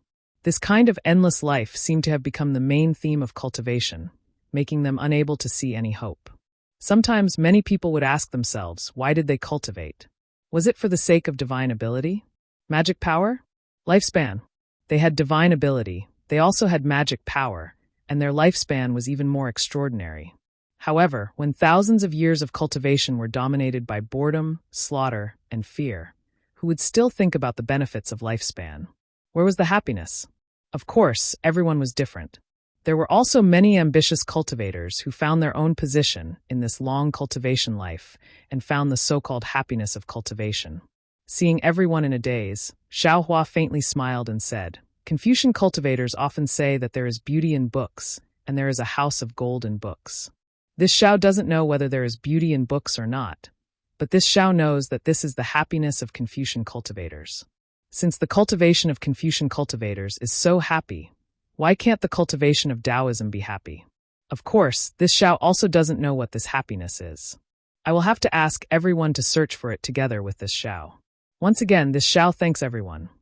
When everyone heard this, they understood that Xiao Hua was helping them cover up the awkwardness of being forced to work for them. They were at a loss because they didn't know whether Xiao Hua's words were true or false. They didn't know what this happiness of cultivation was. Good. Taoist Zhao's words have broken the sky and the well. This old man's Tao heart has been shaken. This so-called happiness of cultivation. This old man has never thought about it before. After cultivating for thousands of years, this old man should calm down and think about it carefully. Taoist Xiao, this old man wants to go to the Black Wind Mountain Range to study the Tao with Taoist Xiao. I don't know if Taoist Xiao will allow it. Shui Mingzi understood Xiao Hua's thoughts. Xiao Hua laughed and cupped his hands. Taoist Shui Mingzi can go. How can this Xiao not be happy? We will only study the Tao and discuss the Tao, not fight to the death. We will only see the Tao of heaven and not talk about the difference between Confucian and Taoist. Good. This old man also wants to go. Ao Zhantian hurriedly clapped his hands. Seeing that Xiao Hua had given them such a big step and such a great ambition, how could the cultivators who had made the blood oath not know how to take advantage of the situation? In the end, even the cultivators who hadn't sworn blood oaths were overjoyed. It was rare for them to be so enthusiastic about the same thing. Good, Xiaohua waved his hand, and a large pile of jade eyes flew out. This is the location of the Black Wind Mountain Range, and a message from this Xiao. Take it and go. Fellow Taoists, you are all people with great achievements in cultivation. You are all trustworthy. I look forward to drinking and chatting with you fellow Taoists a year later. This old man will definitely go. I hope Taoist Zhao's immortal wine can satisfy this old man. Ao Zhantian took the jade eyes with a smile. He looked around and said, Taoist Zhao, please open the formation. This old man doesn't have the ability to break Taoist Zhao's formation. Hee, fellow Taoist Ao, please. Xiaohua smiled and opened a corner of the capital Heaven Star formation. Ao Zhantian didn't stand on ceremony and cupped his hands. This old man will take his leave first. We will meet again at the Black Wind Mountain Range. Please. Xiaohua returned the gesture and sent Ao Zhantian away. Seeing Ao Zhantian leave so easily, Shui Mingzi and the others were relieved. They said their goodbyes and left. Soon, only Fairy Jing, Su Tingzi, and Xiongyi were left in the formation. There were also about 20 golden core cultivators. Su Tingzi didn't say anything. He frowned as if he was thinking about something. Xiongyi also had a puzzled look on his face. He seemed to want to ask Xiaohua something, so he didn't leave. Neither of them had sworn blood oaths to Xiaohua, so Xiaohua couldn't force them. He turned to look at the 20 golden core cultivators. Apart from Changyu and Wu Tian, the 20 golden core cultivators all knelt on the ground and kowtowed. Master, this disciple sincerely wants to become your disciple. Please accept us. Hiss. Fairy Jing sucked in a breath of cold air. Su Tingzi's expression changed slightly. As for Xiongyi, his eyes flashed with a hint of fanaticism. Get up. Xiaohua helped the golden core cultivators up and said with a smile, It's not impossible to become my disciple. However, this old man wants to see how your temperaments are. For now, you will all be in-name disciples. Chapter 3674. Thank you, Master. All the Jindan stage disciples were wild with joy. After all, they knew better than anyone the difference between being an apprentice and being loyal to a master. Cultivators who had died once could see more clearly than others, and many taboos were nothing more than smoke in their eyes. I don't have the ability to guide you one by one for now. All of you stay with Changyu at the side. Once we return to Black Wind Ridge, I'll let all of you know that joining my sect is the best choice you'll ever make in your lives. Oh, it's the best choice besides joining my Dao sect. Yes, disciple understands. Xiaohua's words were somewhat unsteady, but it made many golden core disciples feel warm in their hearts. After agreeing in unison, they stood aside. Xiongyi, Xiaohua asked with a smile, I promised you that I would take you out of the Jade Pavilion gathering. At that time, although you said you wanted to serve me, I knew you were in a dangerous situation and had no choice but to say those words. Now, I will give you a chance. You can leave now. Taoist Master Xiao, I want to ask you a question first, then I can decide.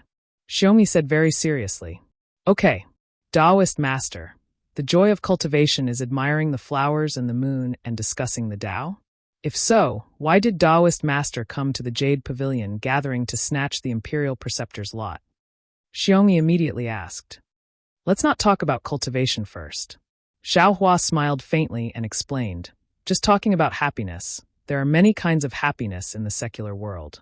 Drinking wine can make you happy, singing can make you happy, dancing can make you happy, having a lot of friends can make you happy, having power over the world can make you happy, having millions of soldiers can make you happy, and even adjusting your breath in your spare time can make you happy. There is only one kind of happiness, but there are endless ways to be happy. Everyone's happiness may be different. I hope to pursue the happiness of cultivation, but I said before that I don't know what happiness is. That's why I want to discuss the Tao with you all. Some fellow Taoists like alchemy, maybe refining 9th grade pills can make them happy. Some fellow Taoists like refining tools, maybe refining spiritual treasures can make them happy. Of course, there may also be fellow Taoists who like power, like building a country, like fighting against Confucian cultivators. When the purpose of building a country surpasses the needs of cultivation, this kind of fighting will naturally make fellow Taoists happy. Besides, to experience the joy of cultivation, there's a price.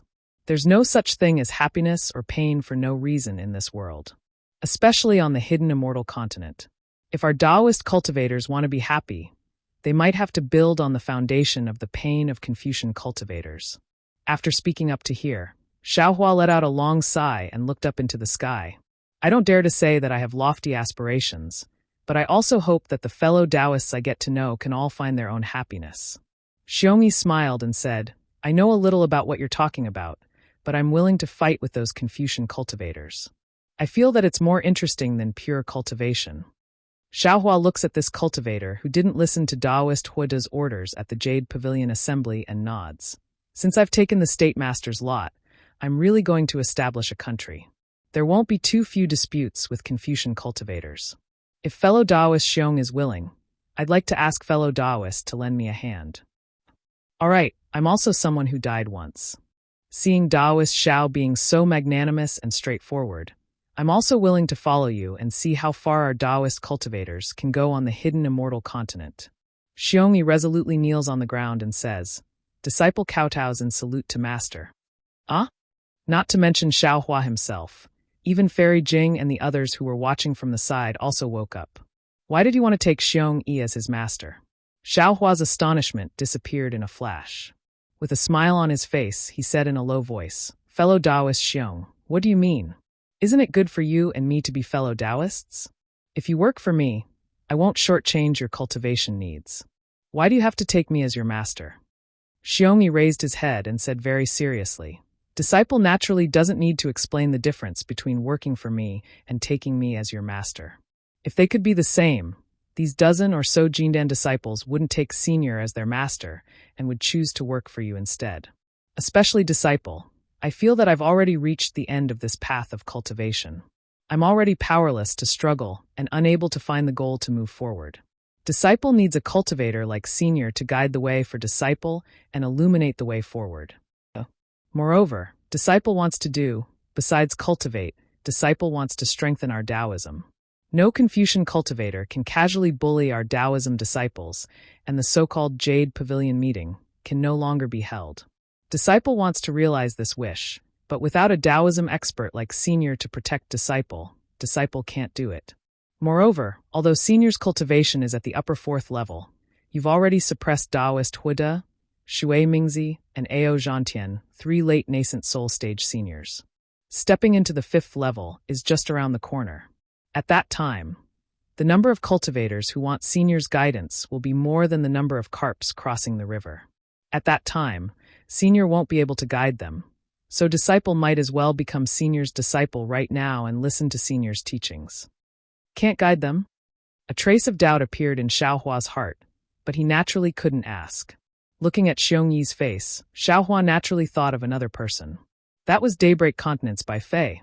That's right, it was that mercenary Chong Bai sect disciple by Fei. Although this Bai Fei was a Dao sect disciple, during the Sword Dao battle, he used a secret technique to threaten Xiaohua in exchange for the cultivation method he wanted. Moreover, he was quick to react and had an excellent ability to judge the situation. In Xiaohua's opinion, this kind of cultivator was most suitable for cruel cultivation worlds like the Dawn Rain continent or the hidden immortal continent. Even now, Xiaohua had a feeling that when he left Daybreak Continent, Shi Wuming, Ruo Taohong, and Mo Shan were going to that dangerous place. This Bai Fei would definitely follow them. Xiaohua didn't know whether Shi Wuming and the other 2 would be able to escape, but Xiaohua was certain that as long as there was a chance, Bai Fei would definitely be able to escape. After nearly 100 years of cultivation, Bai Fei must have reached a considerable height. On the surface, he might not be inferior to Xiaohua himself. Thinking about Bai Fei and then looking at Xiongyi, weren't they both the kind of cultivators who would seize every opportunity to improve their cultivation? Good. Xiaohua pondered for a moment and nodded. Since you have the heart to become my disciple, then I won't disappoint you. I'll accept you as my disciple. Fairy Jing's small mouth slightly opened. This Xiongyi's way of accepting a master was strange, and Xiaohua's way of accepting a disciple was even more inexplicable. He didn't ask anything, didn't say anything, and just accepted an early nascent soul cultivator as his disciple. Master, please accept this disciple's bow. Xiongyi was overjoyed and respectfully kowtowed. He kowtowed a total of 9 times before getting up. Xiaohua smiled. Xiong-yi, you are the first nascent soul disciple this old man has accepted. When this old man has time, I will properly guide your cultivation. I can't let you sully this old man's reputation. Yes, this disciple understands. This disciple will follow master's instructions. Xiongyi very respectfully replied. He didn't feel that Xiaohua was boasting at all. Xiaohua nodded. He looked at Changyu and the others and said, You all come and greet your senior brother. Changyu, Wu Tian, and the other Golden Core disciples were also dumbfounded. At this moment, they all rushed over to greet this senior brother who was qualified to be their master. However, everyone also heard clearly that the senior brother that Xiaohua spoke of was only senior brother. He didn't say eldest senior brother. After everyone finished greeting each other, Xiaohua opened his mouth and said, Since you all are this old man's disciples, then you are different from others. You all don't need to return to your respective caves. Go to the Black Wind Ridge first. When you get there, Xiongyi will first assist Li Xiong and the others in the Black Wind Ridge and establish the Jiang country that this old man promised them. With that, Xiaohua took out a jade eye from his bosom and handed it to Xiong-yi. Your identities, as well as the appearance of Li Xiong and the others, are all recorded inside. You all will know when you see it. Yes, this disciple understands. Xiongyi respectfully received it and said, When Master returns to the Black Wind Ridge, this disciple will give Master a complete Jiang country. Master, please be the imperial preceptor. Tieste, this old man doesn't have the leisure to be the imperial preceptor. Xiaohua laughed and said, That's your matter. Go. Seeing that Xiaohua was urging him and didn't give him the imperial preceptor's lot, Xiongyi probably already entrusted it to someone else. However, Xiongyi didn't care. After bowing and saluting, he led the 20 or so Golden Core disciples into the sky. With a wave of his hand, a small flying boat actually landed in front of them. Dozens of people boarded the flying boat, cupped their hands towards Xiaohua again, and flew away quickly. Daoist Xiao. Seeing that there were only 3 people left in the Great Formation, Su Tingzi thought for a moment and said, This one knows that Daoist Xiao has the intention to guide me. But this one, fellow Daoist, are you afraid? Xiaohua asked, hitting the nail on the head. Su Tingzi was stunned and immediately nodded. That's right. If Daoist Xiao didn't save so many nascent soul cultivators and didn't accept so many Golden Core disciples, as disciples, to be honest, this one really wants to pledge loyalty to Daoist Xiao and cultivate together with Daoist Xiao, just like in the Jade Pavilion conference. However, Daoist Xiao's movements are really too big. Although Star Lord Hall's Kong Hongwu might not notice Daoist Xiao right now, he will pay attention to all the Daoist cultivators who came out of the Jade Pavilion conference. When he sees Daoist Xiao's movements, he will definitely take action. Daoist Xiao, it's not that this one doesn't have confidence in Daoist Xiao, but this one is really clear about the methods of Confucian cultivators.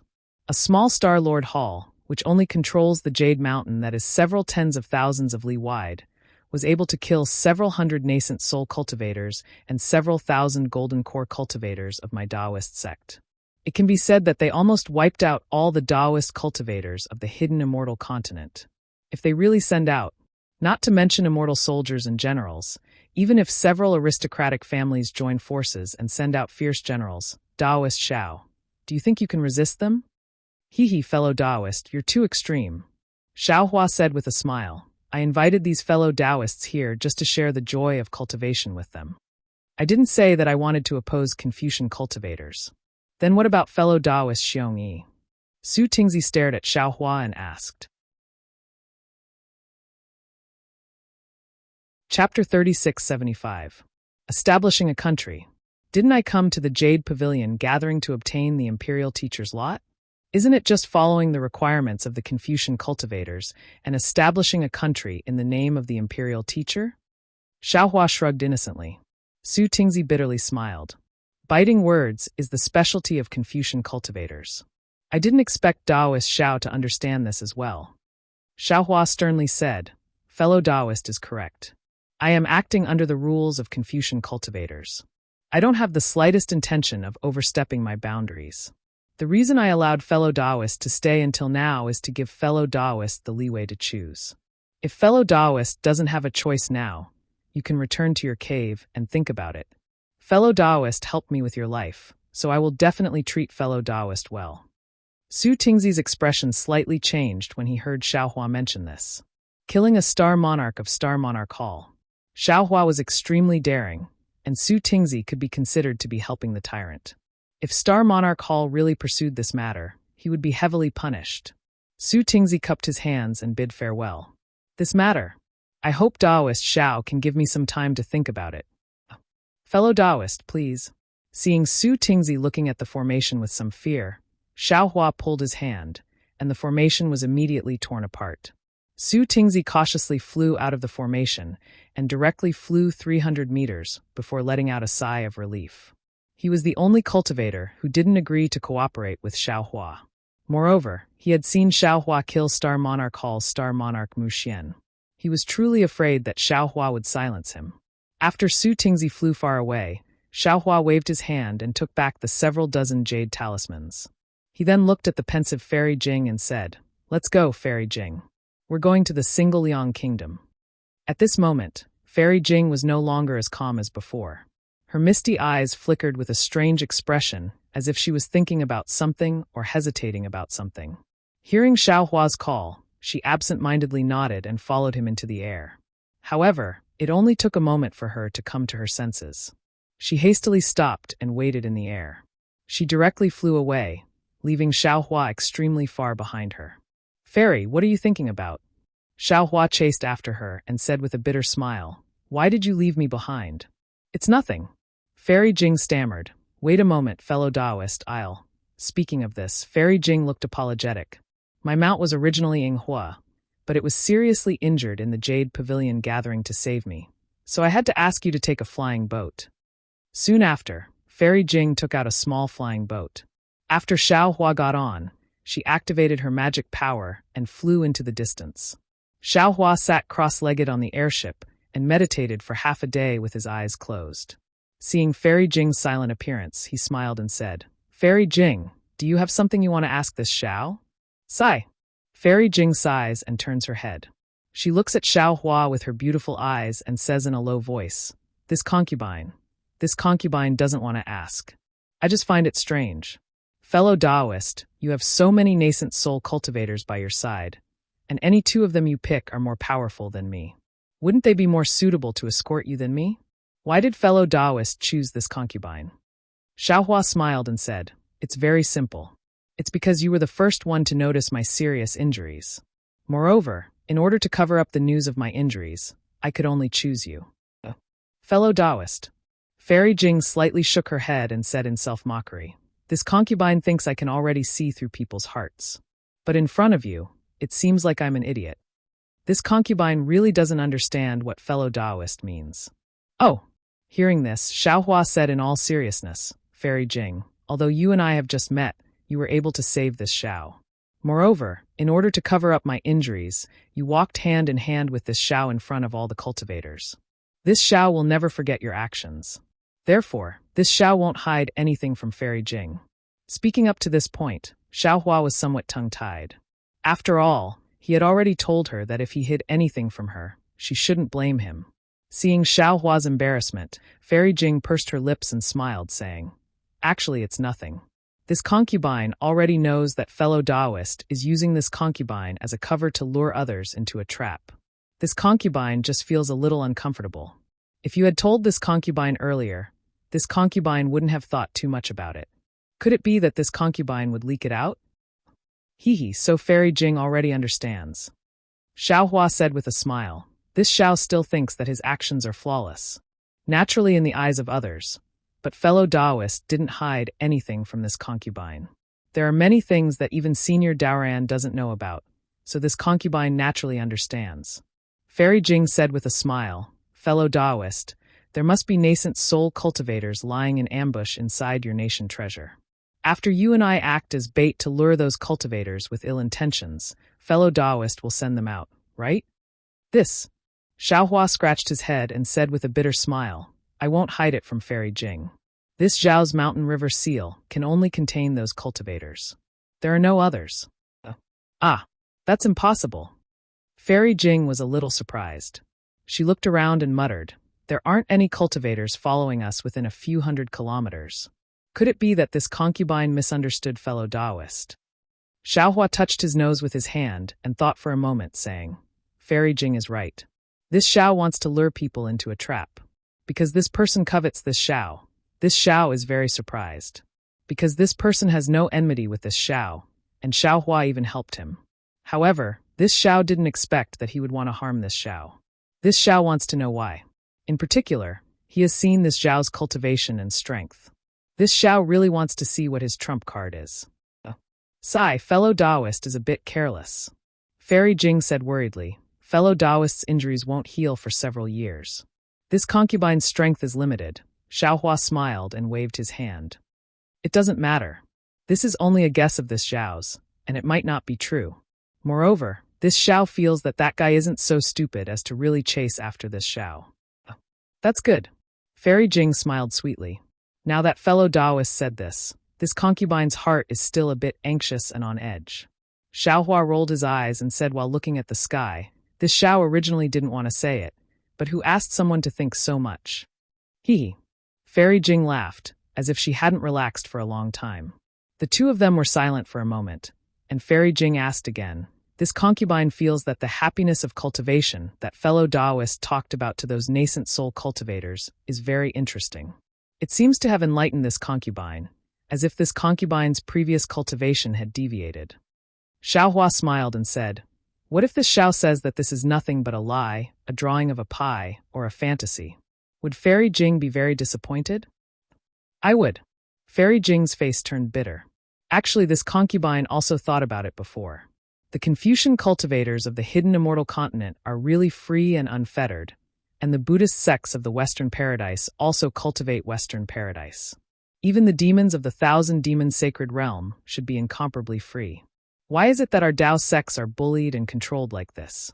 Is there no paradise that belongs to our Tao sects? There is. But it's not here, nor is it at this time. Xiaohua nodded with certainty. Oh. Fairy Jing's eyes flashed with surprise. Then fellow Taoist Xiao, tell me, where is it? When is it? There will be such a day. There will also be such a place. Xiaohua made a solemn vow and said, this Xiao will let you see that the cultivators of my Tao sect can freely fly in the sky. My Tao sects will bloom on the earth. My Tao sect's seniors will soar into the sky from time to time. There will be a smooth path of cultivation in front of us. Perhaps at that time, this Xiao will talk about the happiness of cultivation with Fairy Jing. Establishing a sect. Fairy Jing's eyes flashed with a trace of a smile. Previously, when I saw fellow Taoist Xiong Yi, and those 20 Jindan disciples call fellow Taoist Xiao Master, this concubine is very fond of you. It feels like a home. Fairy Jing, with your nascent soul middle stage cultivation, you can naturally accept disciples, right? Xiaohua said with a smile. Fairy Jing wryly smiled and shook her head. This concubine isn't as ambitious as fellow Taoist. I don't dare to attract the attention of Confucian cultivators. At this point, Fairy Jing suddenly thought of something and asked, by the way, fellow Taoist Xiao, when Shui Mingzi and Ao Zhantian were here, why didn't you tell them about the alliance between Zhang Daoran and Master Sun Kong? If you told them, wouldn't they be more confident? It's different. Xiaohua pondered for a moment and said, these cultivators are fundamentally different from the 200 people that Zhang Daoran and Master Sun Kong brought. Fellow Taoist, please enlighten me.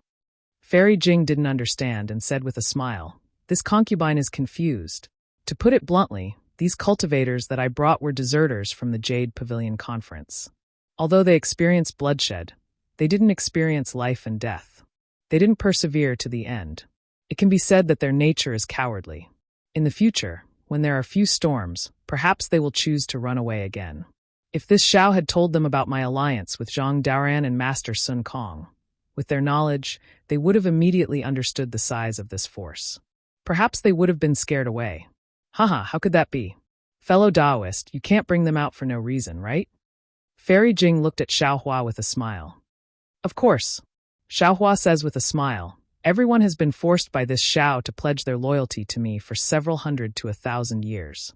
Otherwise, do you think that this Zhao's happy cultivation would be able to move these old ghosts who have cultivated for several thousand years?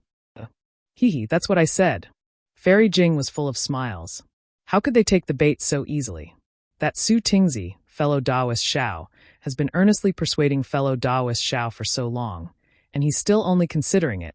Just as they were talking, a divine sense swept over from afar. This divine sense was very hurried and swept over the flying boat as if it was casual, then swept elsewhere. However, it was only a moment before the divine sense swept back and circled around Xiaohua for a moment before immediately withdrawing. Chapter 3676. Oh, who is this? Xiaohua's face was a bit astonished. He looked at Fairy Jing blankly and asked in astonishment, "I'm injured, and my spiritual sense is also somewhat damaged. It's hard to tell who it is." Fairy Jing was startled, but she soon understood. She blinked her eyes and said, "This cultivator's cultivation should be at the middle nascent soul stage, but I'm not familiar with his spiritual sense. It's not a fellow Taoist I'm familiar with. It shouldn't be Taoist Huida either." Oh, Xiaohua nodded and stood up. He looked into the distance and said with a smile, "Is that the fellow Taoist who came to see me off?" "Perhaps." Fairy Jing didn't dare to stop the flying boat. She continued to fly into the distance, but she was secretly on guard. After all, they had been flying for so long, and they had yet to see any nascent soul cultivators. Perhaps Xiaohua was right about this sudden appearance. Fairy Jing. A moment later, a voice that Fairy Jing wasn't familiar with came from the distance. "Please wait a moment." Fairy Jing slightly tilted her head and thought for a moment. Her expression slightly changed, but soon returned to normal. She said to Xiaohua, "Fellow Taoist Xiao, it's Taoist Yuan Qing." Fairy Jing's eyes flickered with a misty expression. She looked very beautiful. "That's right," Xiaohua said with a smile. "Since it's an old friend, let's wait a moment." "All right." Fairy Jing looked at Xiaohua's appearance and could only helplessly nod. She tapped her foot and the flying boat stopped in midair. After a while, Taoist Yuan Qing flew over. His face was slightly flushed and his forehead was unexpectedly sweating. "Taoist Xiao." Taoist Yuan Qing called from afar. "Why are you flying in this direction? I thought you were going back to Black Wind Mountain. You flew towards Yu Province for a long time." Hee, so it's fellow Taoist Yuan Qing." Xiaohua smiled and cupped his hands. "I had some matters to attend to. Liang Province, so I didn't directly return to Black Wind Mountain." Hee. Taoist Yuan Qing descended from the sky and glanced at Fairy Jing. "I'm afraid you're not really going to Liang Province? Are we still going to the seaside?" "Ha." Xiaohua laughed heartily and waved his hand. "You're too kind." This one ran into Fairy Jing at the Jade Pavilion banquet. Moreover, Fairy Jing was slightly injured at that time, so this Xiao conveniently brought her out. After asking, I found out that Fairy Jing was heading in the same direction as this Xiao. So this Xiao abruptly asked Fairy Jing to lead the way. "That's all." "That's all." Taoist Yuan Qing suddenly understood. He looked at Fairy Jing and said with a smile, "Fairy Jing, you're really lucky to meet Taoist Xiao again and again." At this point, how could Fairy Jing not know that Xiaohua was guarding against Taoist Yuan Qing? She also smiled and said, "Yes, compared to Jinren Jingting, my luck is not just a little bit better." Sigh. Indeed. At the mention of Taoist Master Jingting, Taoist Master Yuan Qing seemed to have found a topic to talk about. He hurriedly continued and sighed. "Apart from the difficulty of cultivation, our Taoist cultivators are also far inferior to Confucian cultivators in terms of luck. Taoist Master Jingting. I'm afraid he's a very extreme example. Although he wanted to serve Taoist Xiao in the end, he still died." At this time, Taoist Master Jingting's nascent soul was naturally already in Xiaohua's mountain river seal. With the mother-child spirit fruit, he should be able to cultivate a scattered nascent soul like Hong Songzi. Although he couldn't compare to Xiaohua and the others, he was still alive after all, which was a lot better than dying. What Xiaohua was currently thinking about was how to use the immortal slaying platform, or the 5 Qis righteous thunder, to refine the 2 nascent souls, and even the 100 or so nascent souls that were about to be repaired. Of course, he wouldn't mention this to Taoist Yuan Qing and the others. Therefore, Xiaohua asked with a smile, "That's right, Taoist Yuan Qing chased me all the way here. Is there something you need from this Xiao?" Taoist Yuan Qing waved his hand and said, "How could there be anything? It's just that this one received a lot of help from Taoist at the Yaotai conference. Moreover, this one already said before entering the Yaotai mountain that this one wanted to ask Taoist for advice on cultivation. Who would have thought that there was no time before the Yaotai conference? And this time, the Yaotai conference was a mess. As soon as this one left the Yaotai mountain, Taoist disappeared. Hastily, Hai Hongzi and I split up to look for Taoist. Oh, later on, Hai Hongzi encountered a lot of calamities in the Yaotai Mountains Great Formation. In his heart, he regretted not following Taoist. He even wanted to apologize to Taoist. It's fine, it's fine. Xiaohua said with a smile, it's all in the past. Don't mention it. In the face of benefits and danger, no matter if it's a cultivator or a mortal, they all have a selfish side. This one can't avoid this custom, and there's no harm in imposing it on others.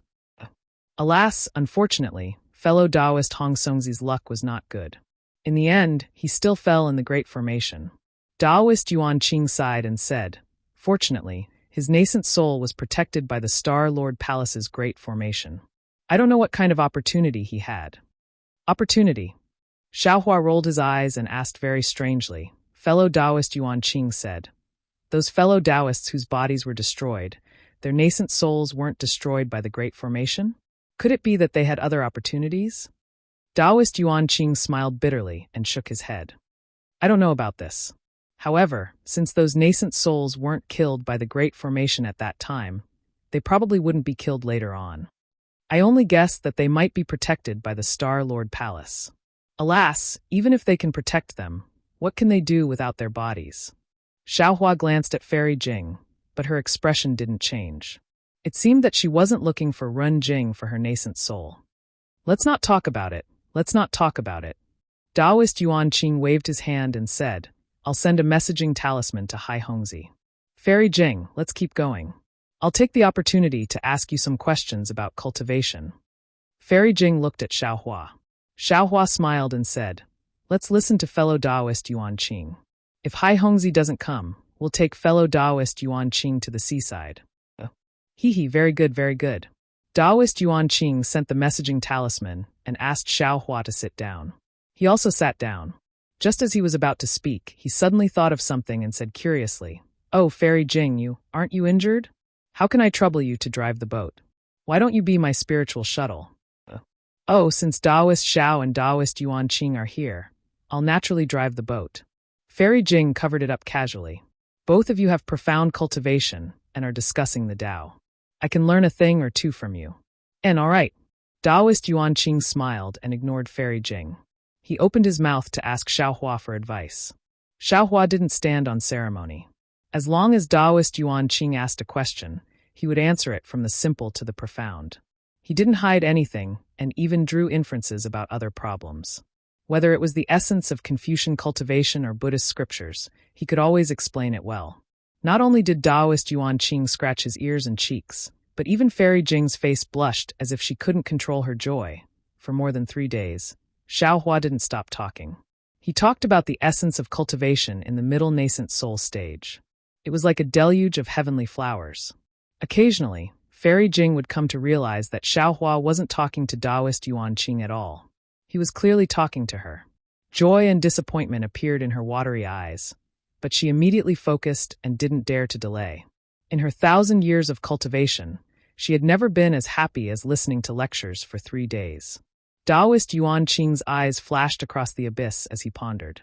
Suddenly, a hint of panic flashed through his eyes. In this panic, there seemed to be reluctance, choice, and hesitation. But soon, Taoist Yuan Qing's eyes became clear again. He stood up with a smile and bowed.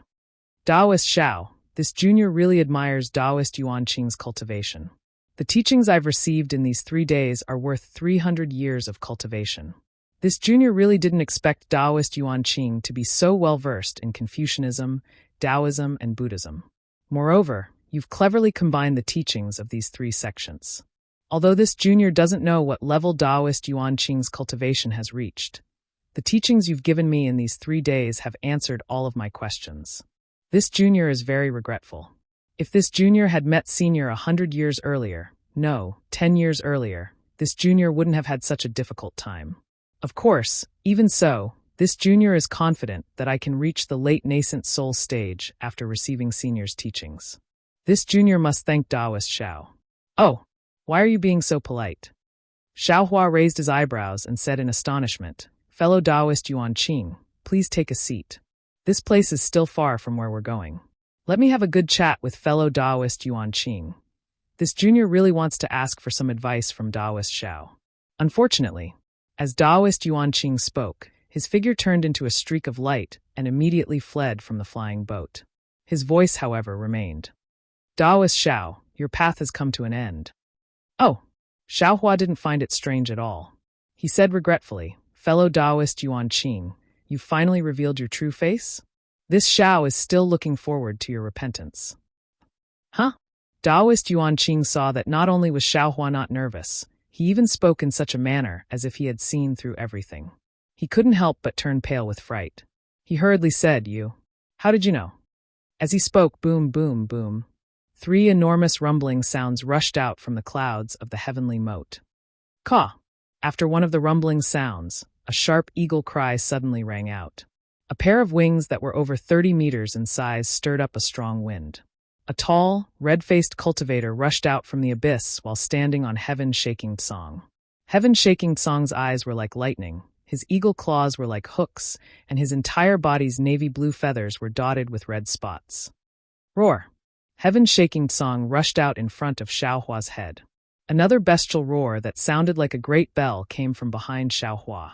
A short cultivator wearing tight clothes rode a scarlet leopard that was several meters in size out of the fog.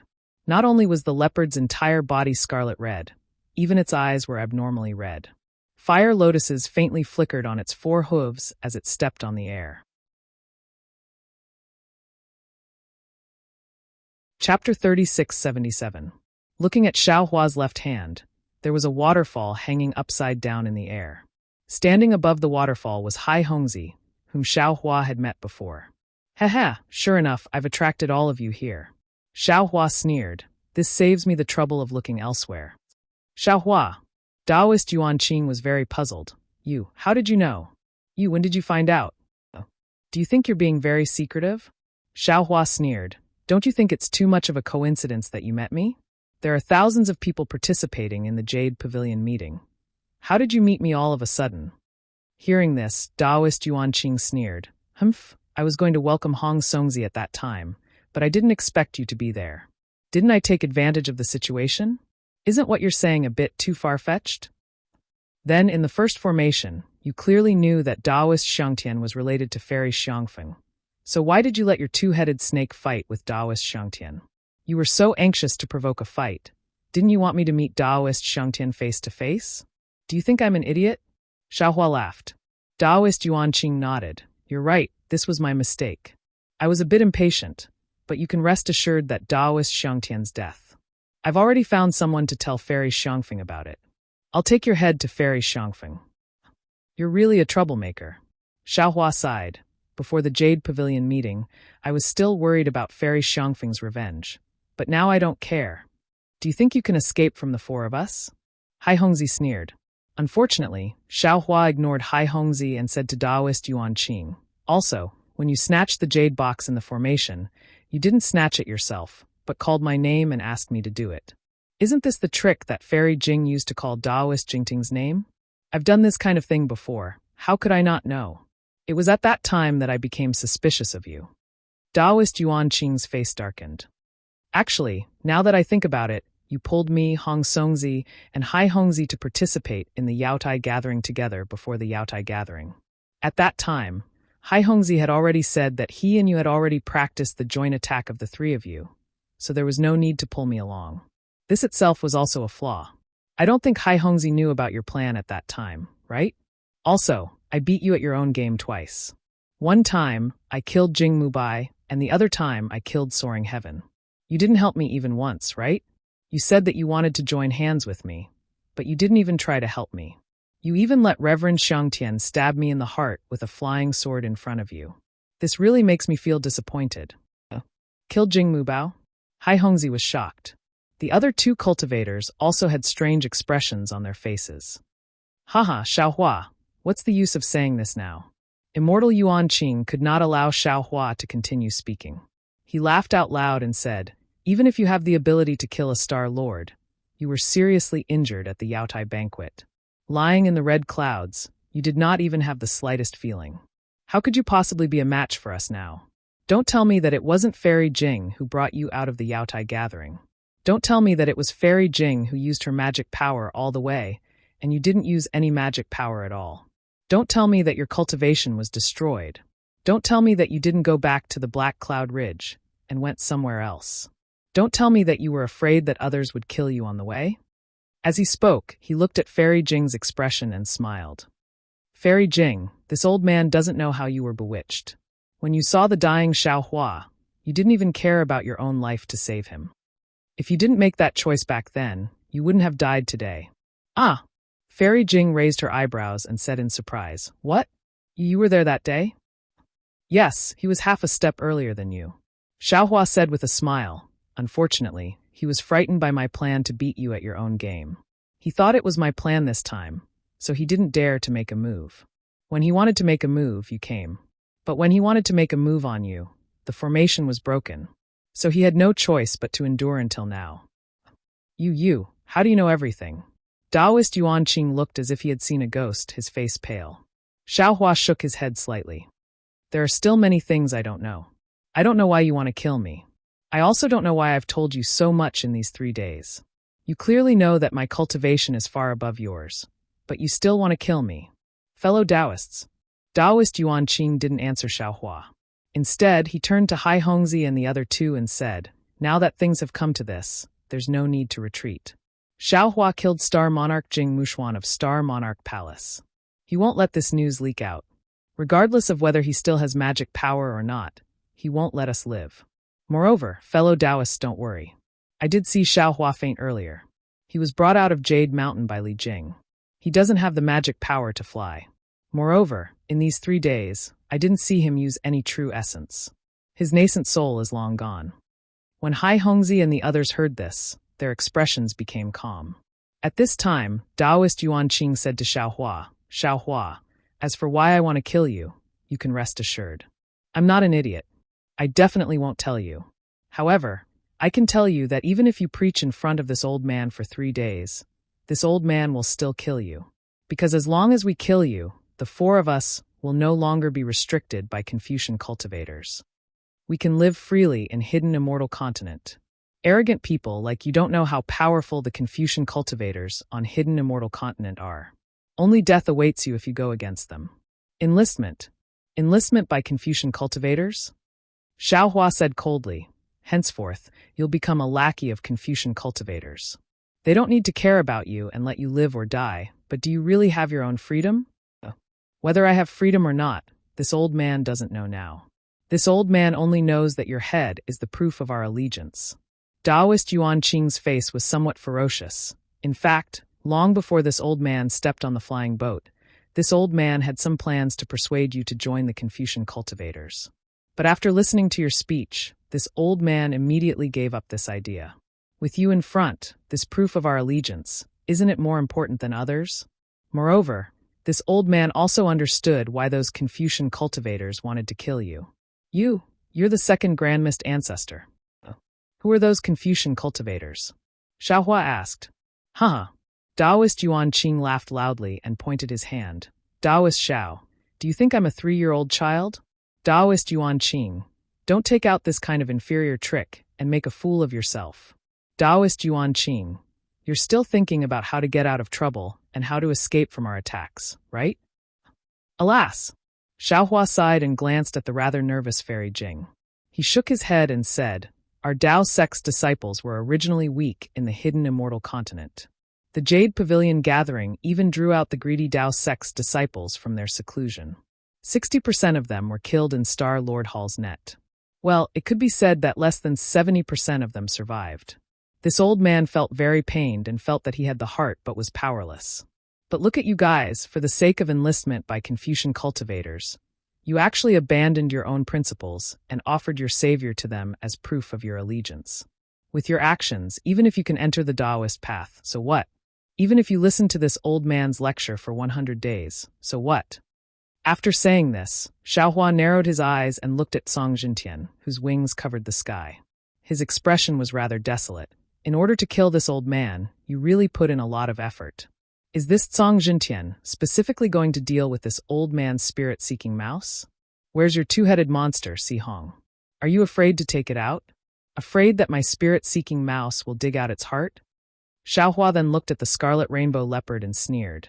And this beast, presumably it's going to deal with Fairy Jing's demonic beast, Inghua, right? And you four beasts, if you think you can bully Fairy Jing, then you can deal with this old man, who lost all his Taoist techniques because he saved Taoist disciples on Jade Mountain, right? It's useless to say more. The tall cultivator standing on top of Tsang Jintian said coldly. This old man doesn't know who you are, nor what you did in the past. This old man only knows that with your head, this old man will be able to properly cultivate. I won't be afraid of being remembered or hunted down by Confucian cultivators. Since you call yourself a senior and have such a broad heart, why don't you give your head to this old man? How about helping this old man? If you want to take Taoist Master Zhao's life, you'll have to step over my corpse first. Fairy Jing sneered and waved her sleeve. GG. Several sounds that were unwilling to be left out flew out from her sleeve. The demonic beast, Inghua, swayed its big ears and a bewitching light flew out from its eyes. Xiaohua was slightly taken aback because Inghua seemed to be in good spirits and didn't seem to have any serious injuries. It was far from what Fairy Jing had said earlier. Xiaohua looked at Fairy Jing with some doubt. At this moment, Fairy Jing had already walked in front of Xiaohua and blocked him with her figure that couldn't be considered weak. Sure enough, you two are in love. Taoist Master Xiao, you have such good luck with women. Another cultivator standing on a rainbow leopard opened his mouth and laughed loudly. His eyes flashed with a dirty look. Participating in the Jade Pavilion gathering and being able to obtain the heart of a nascent soul female cultivator is more precious than any treasure. But rest assured, Taoist Master Xiao, your luck with women. This old man will enjoy it for you in the future. Xiaohua didn't pay attention to that cultivator's gaze. He looked at Taoist Master Yuan Qing and nodded. For this ambush, you've really put in a lot of effort. Not only did you find Tsang Jintian, who naturally restrains seeking spirit mice, you even found a demonic beast that Inghua is afraid of. AI, to be honest, to be able to arrange all this in such a short time, you're definitely a genius. Killing you is truly a pity.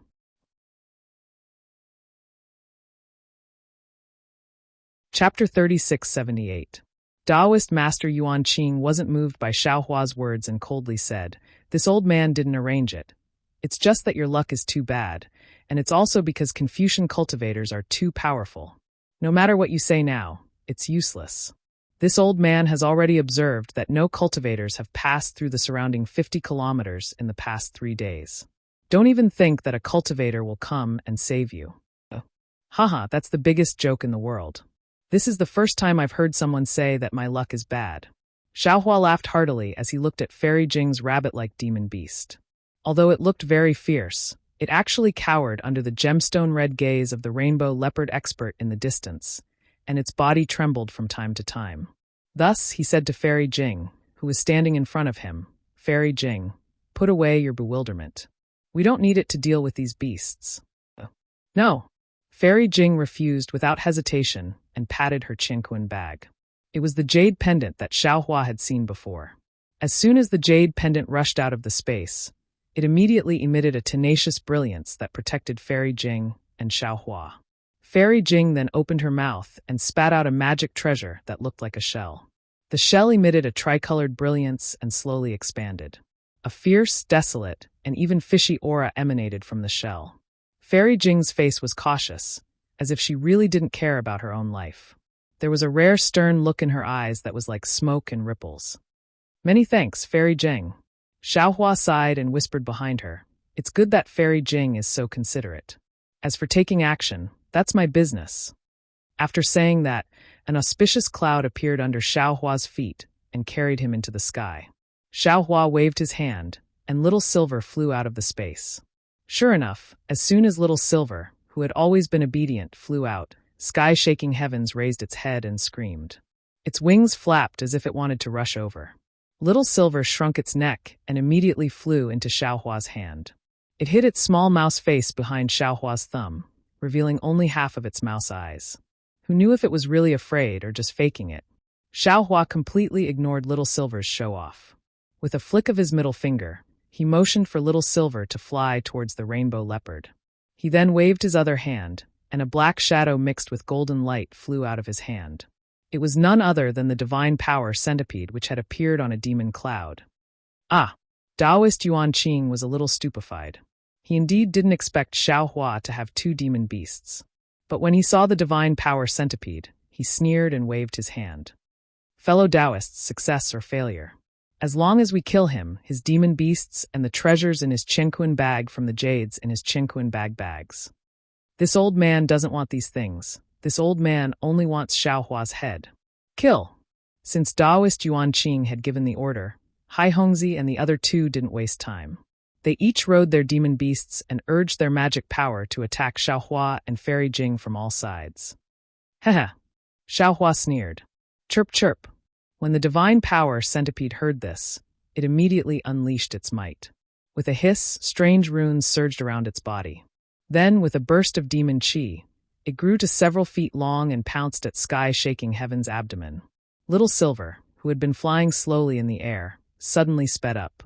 There was even a rumbling sound in the air, but it was only for a moment before a silver curve, almost invisible to the naked eye, pounced at the rainbow leopard's back. Roar! Sky-shaking heavens roared. Roar! The rainbow leopard also roared. The two demon beasts jumped up together and took the initiative to fly out from under the two nascent soul cultivators. Their eyes flashed with a flirtatious light. They were clearly very excited and cared a lot about their opponents. Woo-woo. While the demonic beasts were fighting, Taoist Master Yuan Qing's halberd let out a wave-like cry. Hai Hongzi's magic weapon that was like a waterfall let out a mighty roar that was even more powerful than Fairy Jing's shell magic weapon. The two nascent soul cultivators activated their divine thoughts, and the transcendence energy around their bodies transformed into two huge hands, grabbing towards Xiao Hua. Ha! Xiao Hua laughed and shook his head slightly. If I kill you all, it'll really be bullying you. It'll be an unfair victory. As he spoke, sword chi flashed around Xiao Hua's body. Thousands of sword lights suddenly burst out from Xiao Hua's body. Then, Xiao Hua opened his mouth and 4 flying swords of different colors rushed out. The thousands of sword lights surged with sword chi and turned into 4 giant swords that flew towards the 4 cultivators. The sword chi was imposing, the sword light was cold, and an austere aura sealed off the entire area. You're a Confucian cultivator? Taoist Yuan Qing was shocked and his face turned ashen. After all, the position of Xiao Hua's sword was enough to block one of Ming Hao's halberd's attacks. Without Fairy Jing's help, Xiao Hua would still be undefeated in a 1 versus 4 battle. Xiao Hua sneered. You think I'm all talk and no action? After listening to me for 3 days, I'm afraid that you're only thinking about how to kill me, right? I'm impossible. You're proficient in Buddhism, Taoism, and Confucianism. Taoist Yuan Qing didn't dare to believe it. At this moment, 4 loud sounds rang out as the flying swords struck Ming Hao's halberd. Ming Hao's halberd, which hadn't been damaged even during the Jade Pavilion conference, was instantly pushed back several meters by Xiao Hua's flying swords. A deep crack appeared on it, and it looked like it was about to break. With Ming Hao's halberd in such a state, Hai Hongzi's magic weapon was even worse. With a loud bang, the sword light was split in half, and Hai Hongzi's figure flew back several meters, his face dark red. The other 2 cultivators were even more miserable. Not only were their nascent soul's hands shattered, but their left and right arms were also shattered by the sword light. Their faces flashed with astonishment, as if they had never seen such tyrannical sword chi before. Let's go! Taoist Yuan Qing was indeed an ambitious and ruthless person. Seeing that Xiao Hua was unstoppable, he immediately made a decision. We don't need to tangle with him. As long as we pass the news of him attacking Star Lord Palace's Star Lord Well to Mount Yaotai, Senior Kong Hongwu will naturally personally take his dog head. Aolo! At this moment, the arrogant rainbow leopard let out a miserable roar, leaving behind its last sound in this world. Then its body fell from the sky. That cute little Silver swung its body and carefully used its little paws to wash its face in the air. It was unknown whether it was because of mysophobia or because it was shy. Hiss! The thin and small cultivator sucked in a breath of cold air. He didn't know that he was even more shocked that his arm was injured by Xiao Hua, but before he could urge his body to fly back, an extremely heavy hissing sound came from afar. The demonic cloud in the sky suddenly flourished, and then a bloody light suddenly appeared. The sky-shaking heavens was actually split in half from head to toe by a black light. Taoist Yuan Qing was scared silly.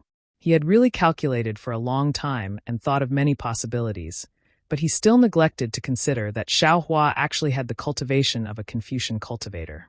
Even if his dantian was shattered and his nascent soul was destroyed, he still couldn't be Xiaohua's opponent. This so-called demonic beast divine power centipede was even more unexpected, and he didn't even consider it. After all, it was already good for a Taoist cultivator to have a demonic beast as a companion. How could they raise a second demonic beast? Go, go, go! This was Taoist Yuanqing's only thought at this time. Trembling with fear, he didn't dare to stay any longer. Unfortunately, this simple thought couldn't be realized now. Just when the 4 nascent soul cultivators wanted to urge their magic power to escape, they suddenly felt an incomparably powerful force confining them. Oh, it couldn't be said to be confinement, because there wasn't the slightest bit of magic power fluctuation. It was a kind of pure power. Taoist Yuanqing turned pale with fright. He hurriedly rubbed his hands, and several rays of light suddenly appeared in the void. The light around Taoist Yuanqing violently trembled, and cracks that could be seen with the naked eye appeared in midair. The hand of a nascent soul? When Hai Hongzi saw this, a familiar feeling spontaneously arose, and he couldn't help but involuntarily cry out, "You, how can your divine sense, how can it be so strong?" Another nascent soul cultivator was so scared that he trembled slightly, and said in a low voice, Are you a nascent soul cultivator? Go to hell." Xiaohua didn't answer, and indifferently opened his mouth, like a god in the sky. The actions of these 4 people were no different from bandits. What was special was that they had superhuman divine abilities. If they were left in the world, they would only be able to kill more Taoist cultivators.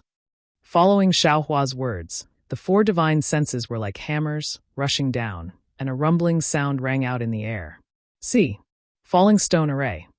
Fairy Jing had already put away her magic treasure, and when she heard the familiar whistling sound, she couldn't help but think of the huge falling stone that made her tremble with fear.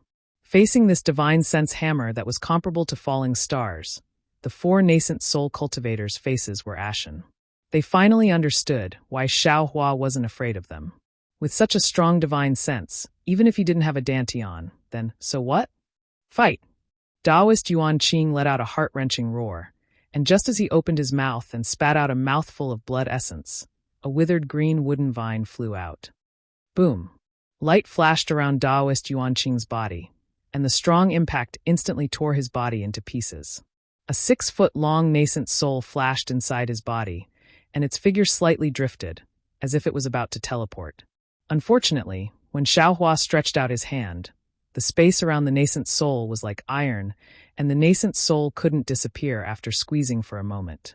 Xiaohua waved his hand, and the nascent soul immediately fell into his hand. Xiaohua didn't hesitate to stretch out his left index finger, and a faint crystal thread entered the space between the nascent soul's eyebrows. After a moment, several dark green lights flashed between Xiaohua's eyebrows, and strands of ghost-like light once again fell between the nascent soul's eyebrows. After that, there was nothing after that.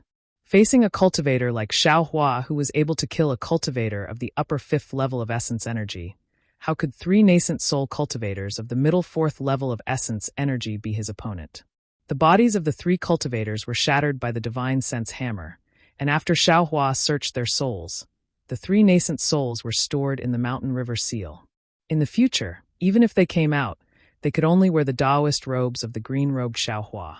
A painstakingly planned ambush was only a wedding dress for someone else. Chapter 3679. Seeing Xiaohua deal with 4 cultivators who were more powerful than her so easily, Fairy Jing had an indescribable feeling in her heart. It was as if she had been cheated, but also as if she was relaxed. She even felt that it was only natural. As for Xiaohua's method of dealing with the 4 nascent soul cultivators, Fairy Jing didn't think much of it. She knew that if she and Xiaohua had fallen into their hands, it would have been even worse. However, she was still a little curious. She didn't understand why he had to keep the 4 nascent soul cultivators alive. Of course, she wouldn't ask too much. She landed on the flying boat with a smile in her eyes. "Fellow Taoist Xiao, do you still need me to steer the boat for you?" "Hee, of course not." Xiaohua laughed and waved his hand, and the Pegasus pulled the flying carriage out. Fairy Jing's eyes lit up at the sight of such an arrogant Pegasus, and she smiled. Fellow Taoist Xiao is indeed very resourceful. This kind of light feather unicorn is very rare in the world. Oh, this is called a light feather unicorn? Xiaohua raised his eyebrows. I thought it was a Pegasus. Although Pegasuses also have light feathers, they don't have a horn. Fairy Jing landed on the flying carriage with a smile. Moreover, Pegasuses are most particular about the purity of their bloodline.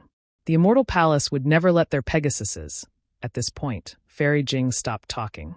She looked at the light feather heavenly horse with some envy and said, "Actually, it's this kind of demonic beast with an impure bloodline that has the potential to develop.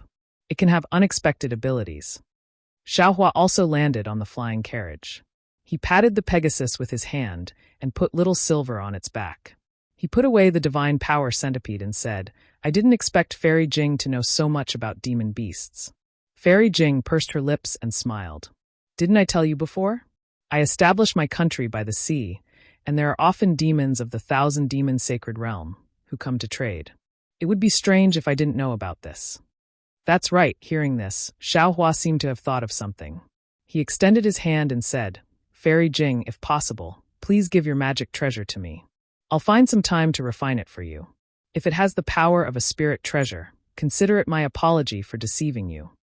When Fairy Jing heard this, her face turned red and her eyes flickered. She bit her lips and said in a low voice, "Fellow Taoist Xiao, I appreciate your kindness. It's just that my magic treasure is different from others. I can only refine it myself, and no one else can help me." "Oh, there's such a strange thing?" Xiaohua was stunned and wanted to ask more, but seeing Fairy Jing's awkward expression, he knew that her magic treasure was a bit strange, so he didn't ask any more questions. He scratched his head and said, "This is troublesome. This Xiao has to do something to feel at ease." Fairy Jing pursed her lips and said, "If fellow Taoist Xiao has the heart, just like what you said a few days ago, explaining cultivation to me again, I would be very grateful." "Good," Xiaohua said with a smile. "This Xiao likes this kind of business that only talks and doesn't make a loss. Fairy Jing, if you have any questions, feel free to ask. This Xiao can help you resolve them." Fairy Jing was stunned by this question. She opened her mouth, but didn't know what to say.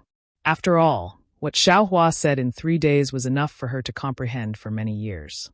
Even someone as strong as Taoist Yuanqing praised that 3 days was equivalent to 300 years of bitter cultivation. Although this was a bit exaggerated, it also showed that what Xiaohua said was indeed profound. Fairy Jing had already heard a lot. If she couldn't comprehend it herself, what was the point of asking more? "All right," Xiaohua blinked and said, "then let's chat casually. There's no need to worry about any cultivation method. Actually, fellow Taoist Xiao." Seeing that Xiaohua didn't pursue the matter, Fairy Jing's eyes flashed with a strange light. She said, "I have a little secret that I don't want others to know." "It doesn't matter." Xiaohua waved his hand. "It's nothing. Every cultivator has their own privacy. I won't let you know about my privacy. My privacy is also nothing."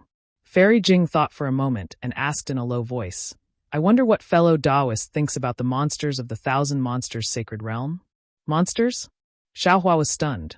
He thought for a moment and smiled. "Monsters are monsters and humans are humans. Monsters don't seem to be lower than humans and humans aren't nobler than monsters. That's all." "That's right. Fellow Taoist is right." Fairy Jing bit her pale lips and nodded. "It's something that can't be compared. Why force yourself to compare? That day, I saw you make a deal with Ing Pu of the 1,000 monsters sacred realm. Although other people have something to ask of monsters, there was disdain on their faces when they made the deal. On the other hand, fellow Taoist Zhao's smile was so sincere that I rarely saw it. So, I really feel that, in the eyes of fellow Taoist, monsters and humans are equal." "Fairy Jing, you're making me embarrassed." Xiaohua scratched his head. "But we both have our own needs. I've never thought of such a high level." Speaking of this, Xiaohua blinked. He seemed to have thought of something, and a strange light appeared in his eyes. Sure enough, Fairy Jing blushed and said shyly, "Fellow Taoist Xiao must have already guessed that my bloodline isn't pure. I have monster blood flowing in my veins." "Is that so?" Xiaohua smiled. "What's so strange about that? Do you think I'm a Confucian Taoist?" Seeing that Xiaohua acted as if he hadn't heard her, Fairy Jing relaxed and said, "That heart shell is a magic treasure that I was born with. The secrets inside can only be discovered by me. Others can't help me. That's good. Xiaohua nodded. If possible, could you let me take a closer look at that heart shell? When Fairy Jing heard this, a trace of shyness appeared on her face. Seeing this, Xiaohua hurriedly waved his hand. Forget it, forget it. Just pretend I didn't say anything. Fellow Taoist Xiao, please wait a moment. Seeing Xiaohua waving his hand, Fairy Jing was a bit worried. She hurriedly opened her mouth, and a three-colored brilliance rushed out from her mouth. The fist-sized heart shell flew out and landed on Fairy Jing's hand. Fairy Jing handed the heart shell to Xiaohua without hesitation and lowered her head. Fellow Taoist Xiao, please take a look. Looking at how Fairy Jing's ears were burning, and how she didn't dare to look him in the eye, how could Xiaohua not know that he was being rude? However, although he did not take the heart shell, he still looked at it carefully. He saw that this heart shell was like a real shell, with lines engraved on it. Between the lines, there were extremely small runes buried within. The runes were a little strange, but Xiaohua found them familiar. Weren't they the runes on the bones of the two demonic beasts from before? However, Xiaohua's gaze was fixed on the three-colored light of the heart shell, as he was familiar with these three colors. Taoist magic treasures and spells were mostly bright, and three-colored lights were not uncommon. However, the three colors of Fairy Jing's heart shell were different from the other three colors. They were bright and lively, just like a person's eyes. These three colors were very similar to the seven-colored conch's brilliance Xiaohua obtained in the Sui He seabed formation.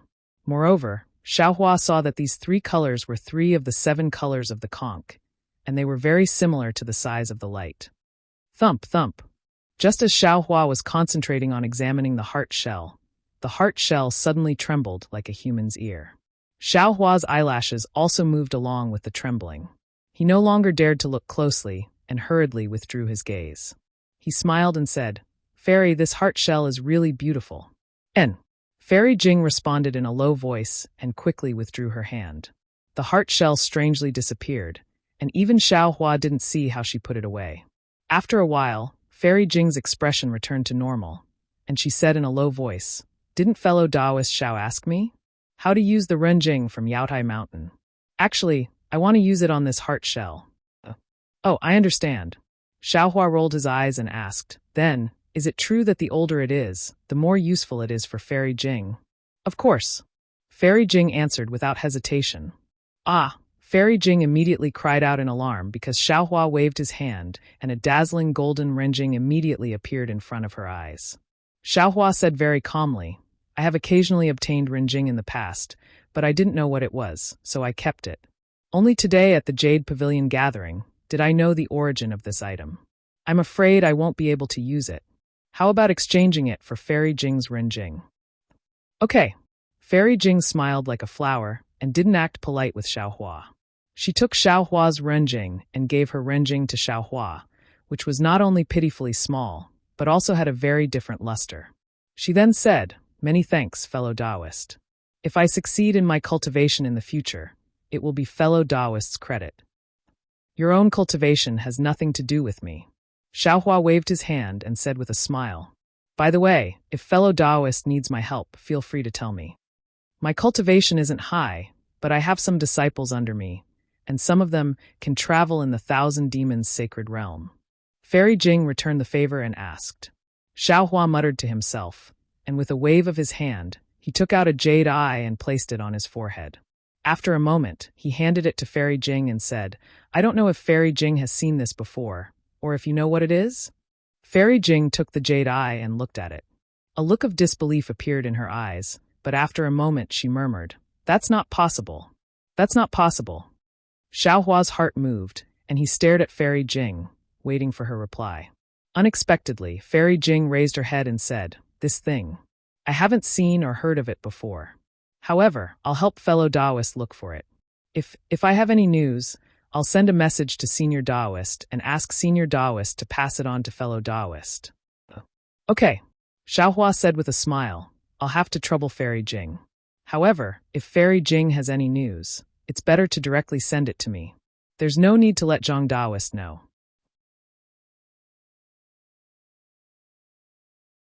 Chapter 3680. Haha. When Fairy Jing heard this, she didn't say anything. She hesitated for a moment before asking in a low voice, "Fellow Taoist Xiao, I have a secret. I want to ask. I don't know if I should say it." If it were anyone else, Xiao Hua would definitely reply, "Since you don't know if you should say it, then don't say it." But when he saw Fairy Jing's slightly red face, Xiao Hua seemed to think of something and faintly smiled. "Fairy, if you have something to say, then say it. I'll tell you everything I know. Fellow Taoist Xiao." Fairy Jing bit her lips and looked outside the flying carriage. Her voice was lower than a mosquito's. "I wonder which fellow Taoist has the fortune to be your dual cultivation partner?" This. Xiao Hua wasn't surprised. He was just hesitating on how to explain it to Fairy Jing. After thinking for a moment, he faintly looked at the clouds below the flying carriage and sorrowfully said, "I'll tell Fairy a story." Then, Xiao Hua slightly concealed the matter between him and Xue Xue. Xue Xue's feelings were so deep that even Fairy Jing's heart trembled. Her face paled and her rippling eyes were filled with envy. Although she left, she already remained in his heart. Without waiting for Xiao Hua to finish, Fairy Jing took a deep breath and waved her hand. "Fellow Taoist Xiao, there's no need to say it. This is what it means to be a pair of lovebirds in the heavens and a branch on earth.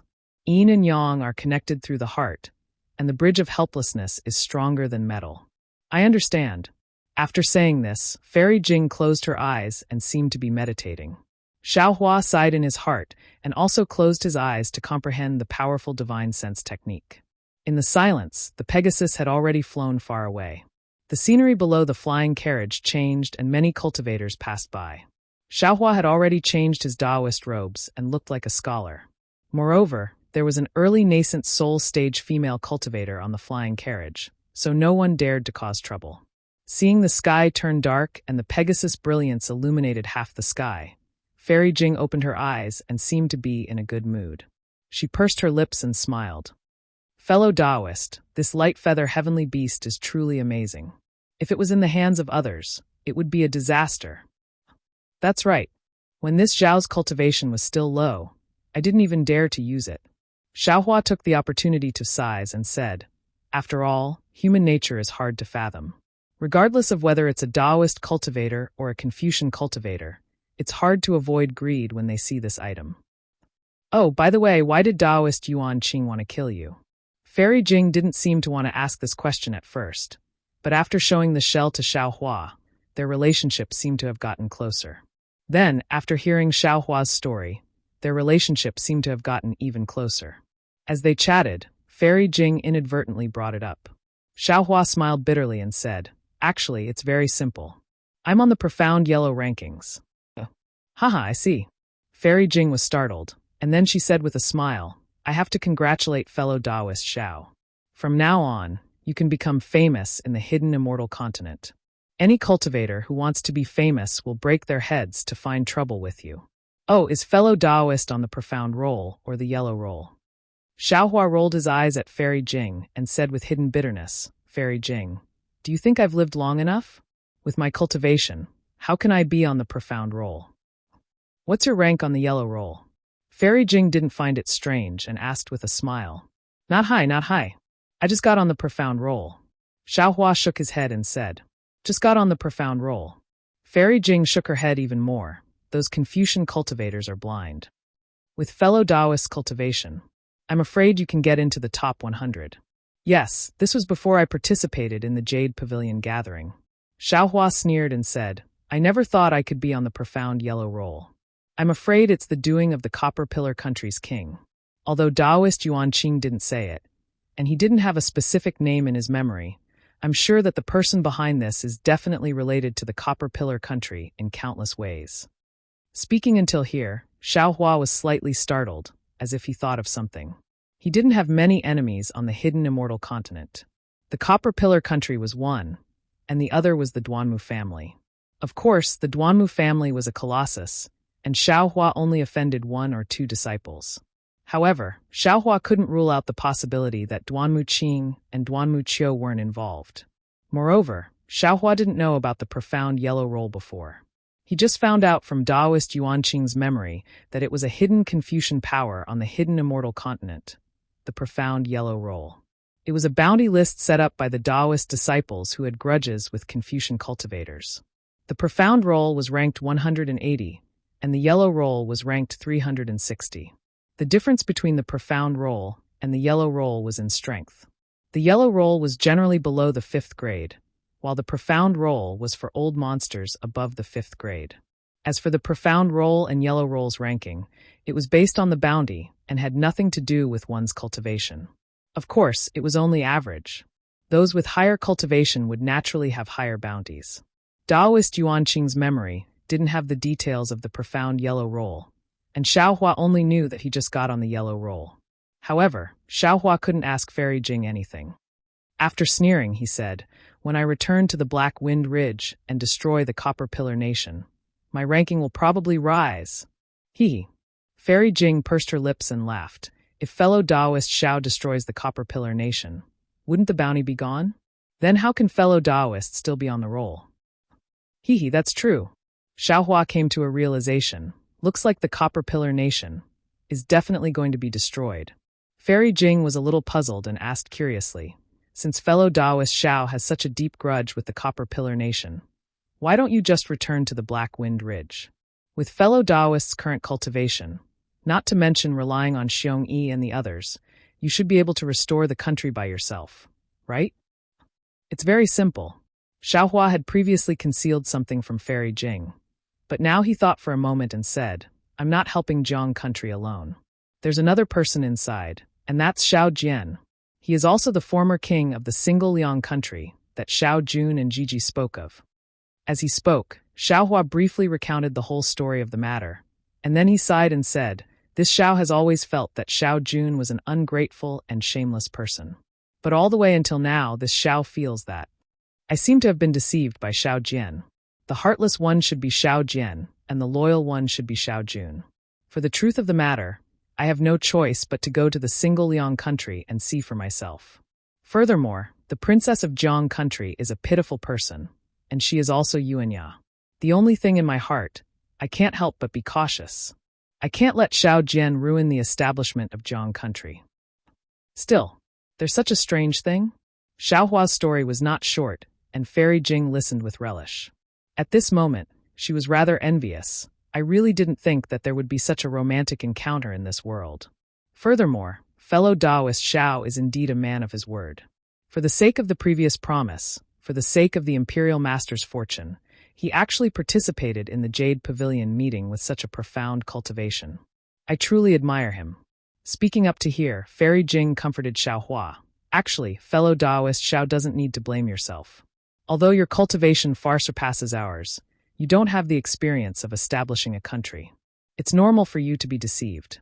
Since fellow Daoist has the heart to investigate, you definitely know who Xiao Jian is. Of course, I feel that Xiao Jian was like this in the past, but after such a huge change, there might be some changes.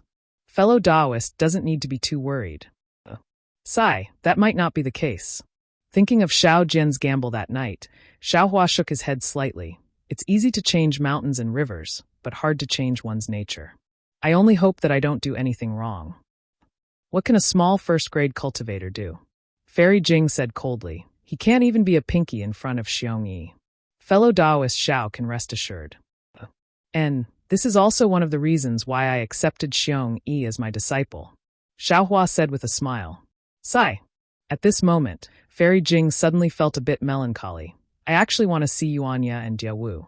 I want to know what happened to them in the end. What's so hard about wanting to see them? Xiaohua didn't understand. When Fairy Jing follows me to the single Liang kingdom, we can return together. However, it won't be easy to see what happened in the end. Diawu seems to have some secrets and didn't admit to what happened when she was young. Who knows what happened in the end? It's actually very simple. Fairy Jing smiled faintly. Just like Yuanya, as long as he finds Diawu, he can stay by her side. But how would he know? His Diawu isn't called Diawu. His Diawu is a princess. His Diawu carries a heavy burden on her shoulders. We can't let him do as he wishes. Fairy Jing is right. However, isn't this too different from Fairy Jing going to the Black Wind Ridge? Xiaohua said with a bitter smile. Oh, fellow Daoist Xiao, I will follow you to the single Liang kingdom. After that, I would like to ask fellow Daoist to accompany me to a place. I wonder if it's convenient for fellow Daoist? Fairy Jing didn't answer Xiaohua's question. Instead, she changed the topic. Xiaohua nodded without hesitation. Of course. Moreover, I have an agreement with the single Liang Kingdom's Shueping to go to a secret place with him. If Fairy Jing is willing, we can go together. Perhaps there will be some opportunities. As for whether I will go or not, let's wait until we reach that place. A strange smile appeared on Fairy Jing's face, causing Xiaohua to frown. All right. Xiaohua couldn't force anything and nodded in agreement. Oh, fellow Taoist Xiao, do you know who's first on the profound ranking? Fairy Jing clearly didn't want Xiaohua to think too much and asked with a smile. Xiaohua smiled. Of course I know. Isn't it the Grand Mist Ancestor who just escaped recently? Then, fellow Taoist, do you know the interesting story of the Grand Mist Ancestor before he wreaked havoc in the Immortal Palace 20,000 years ago? Fairy Jing's lips curled up into a crescent moon as she asked Xiaohua with a smile. Xiaohua's eyes were like stars. He also smiled and said, what happened 20,000 years ago has already turned into dust, not to mention that it was done intentionally by Confucian cultivators and Buddhist sections. This Xiao naturally didn't know. How did Fairy Jing know?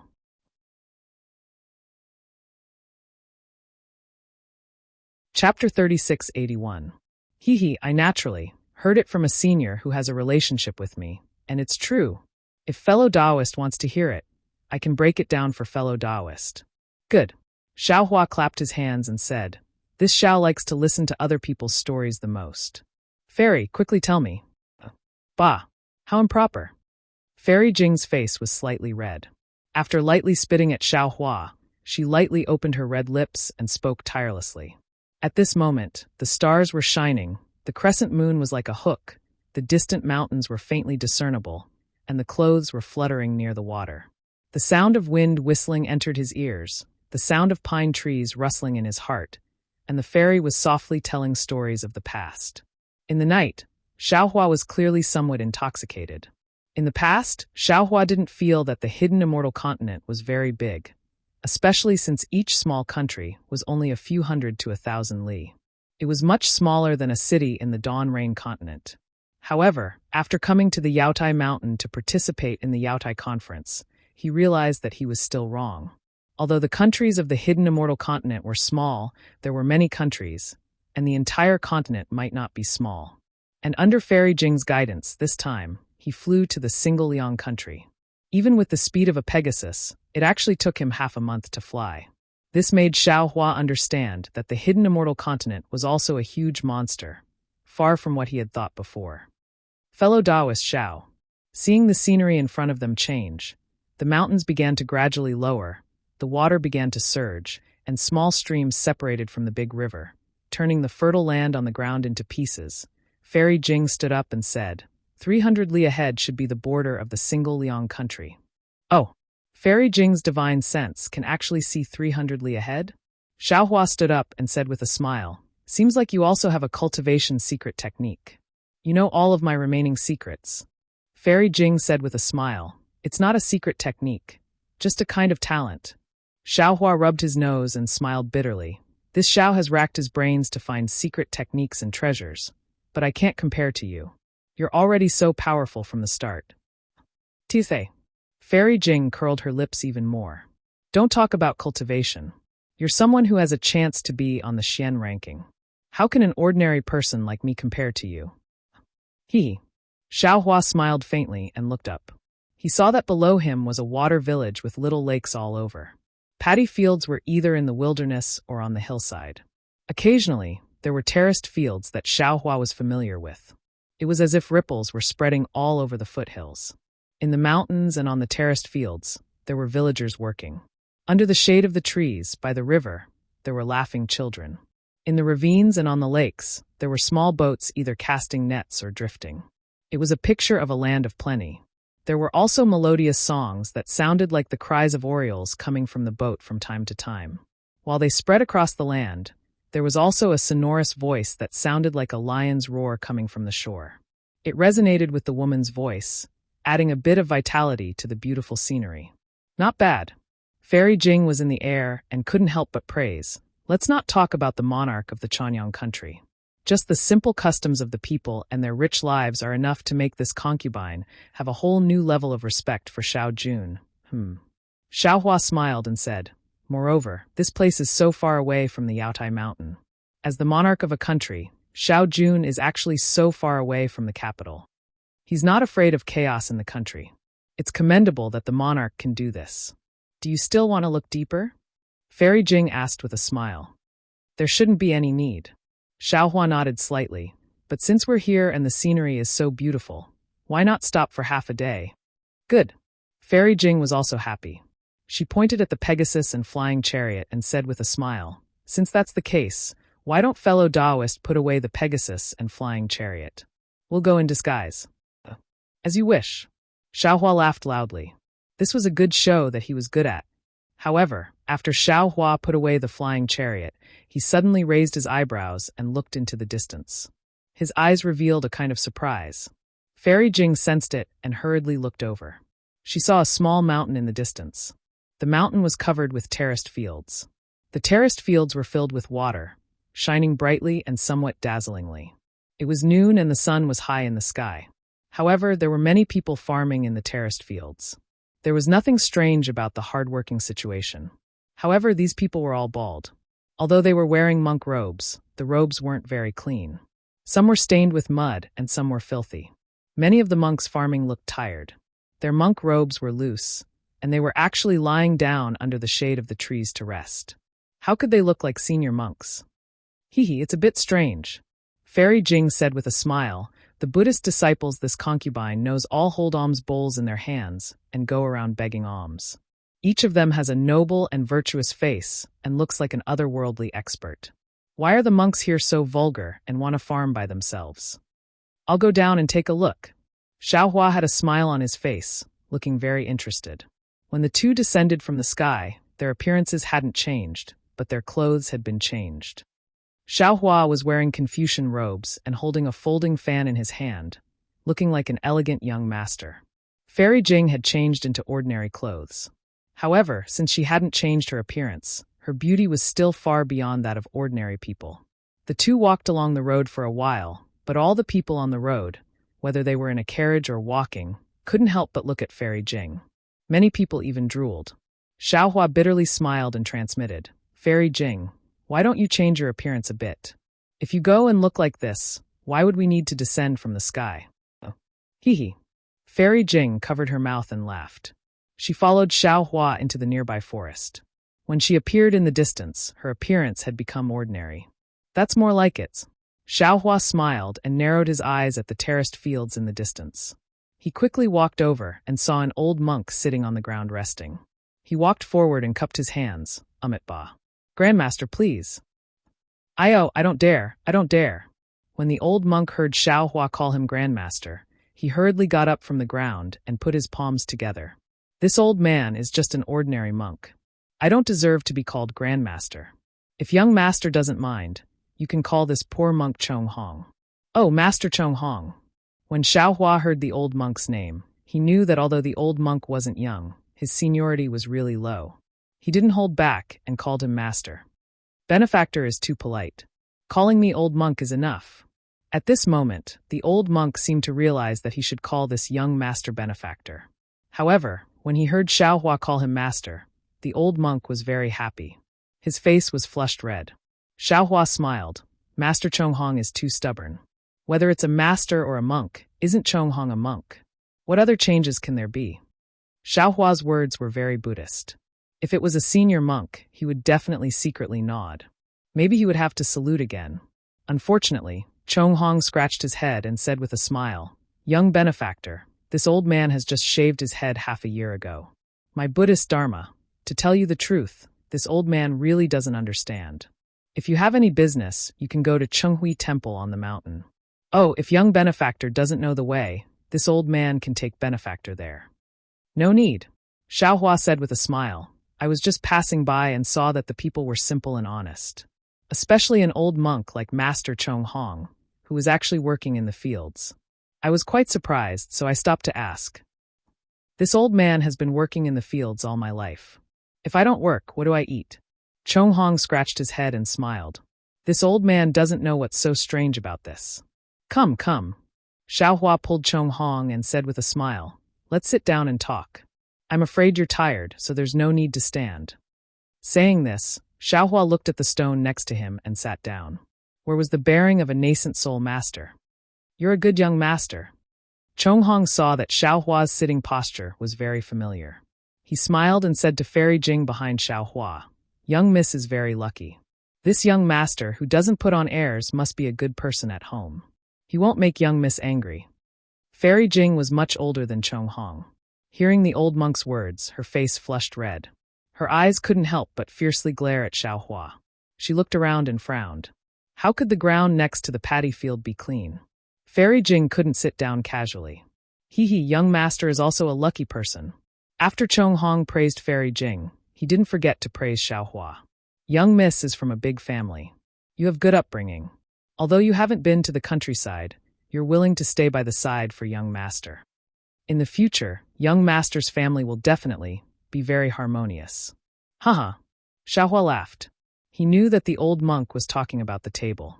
He cupped his hands and said, Old master, sit down. Let's chat casually. All right. The old monk Chonghong sat down and reached for something at his waist. Unfortunately, it was empty. He smacked his lips and said, Sigh, everything is good about being a monk. There's food and drink, and there's work to do. It's a pity that there are more rules. This old man has smoked tobacco for God knows how many years, and now I have to quit. Xiaohua said with a smile, Since you can't quit, then don't. Why make things difficult for yourself? That won't do. Old monk Chonghong hurriedly waved his hand. Since this old man entered Buddhism, I have to abide by the commandments of Buddhism. This old man can't lose face for my Buddhism. Then the old monk looked at Xiaohua with vigilance. Young master, are you testing this old man?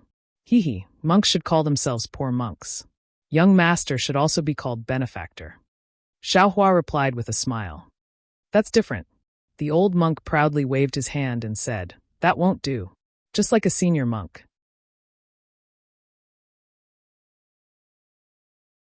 Chapter 3682.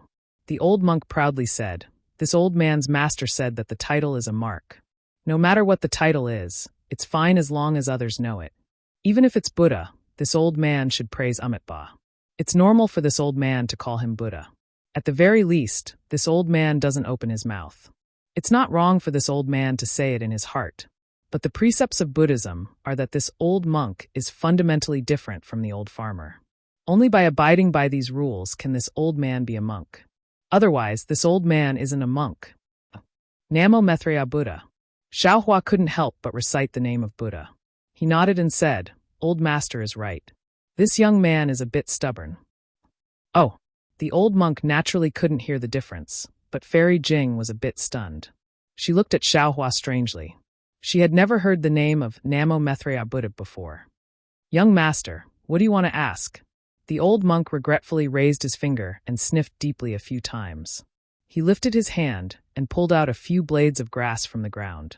While speaking, he put the roots in front of his yellowed teeth and chewed. Strands of grass-green juice seeped out from the roots, emitting a wave of fragrance. Xiaohua looked at the old monk's somewhat familiar actions and said with a smile, This young man has been to many places and seen many monks. Those monks are different from old master. They wear clean monk robes and kasayas. They hold wooden fish and prayer beads. The most important thing is that they hold bags. They don't farm. They beg alms every day and ask people to give them alms. So when I saw old master, this young man felt very strange. Could it be that the monks of Danliang are different from other places? The old monk scratched his head and said with a bitter smile, Young master, you've stumped this old man. In the past, this old man had never seen any monks. Later, Chenghui Temple appeared in Centipede Ridge, and then there were monks in Chenghui Temple. Since the day this old man saw monks, monks have to farm. This old man has never seen a monk who doesn't work. This old man can't answer you. Xiaohua thought for a moment and said with a smile, Master Chonghong, it's fine if you don't know.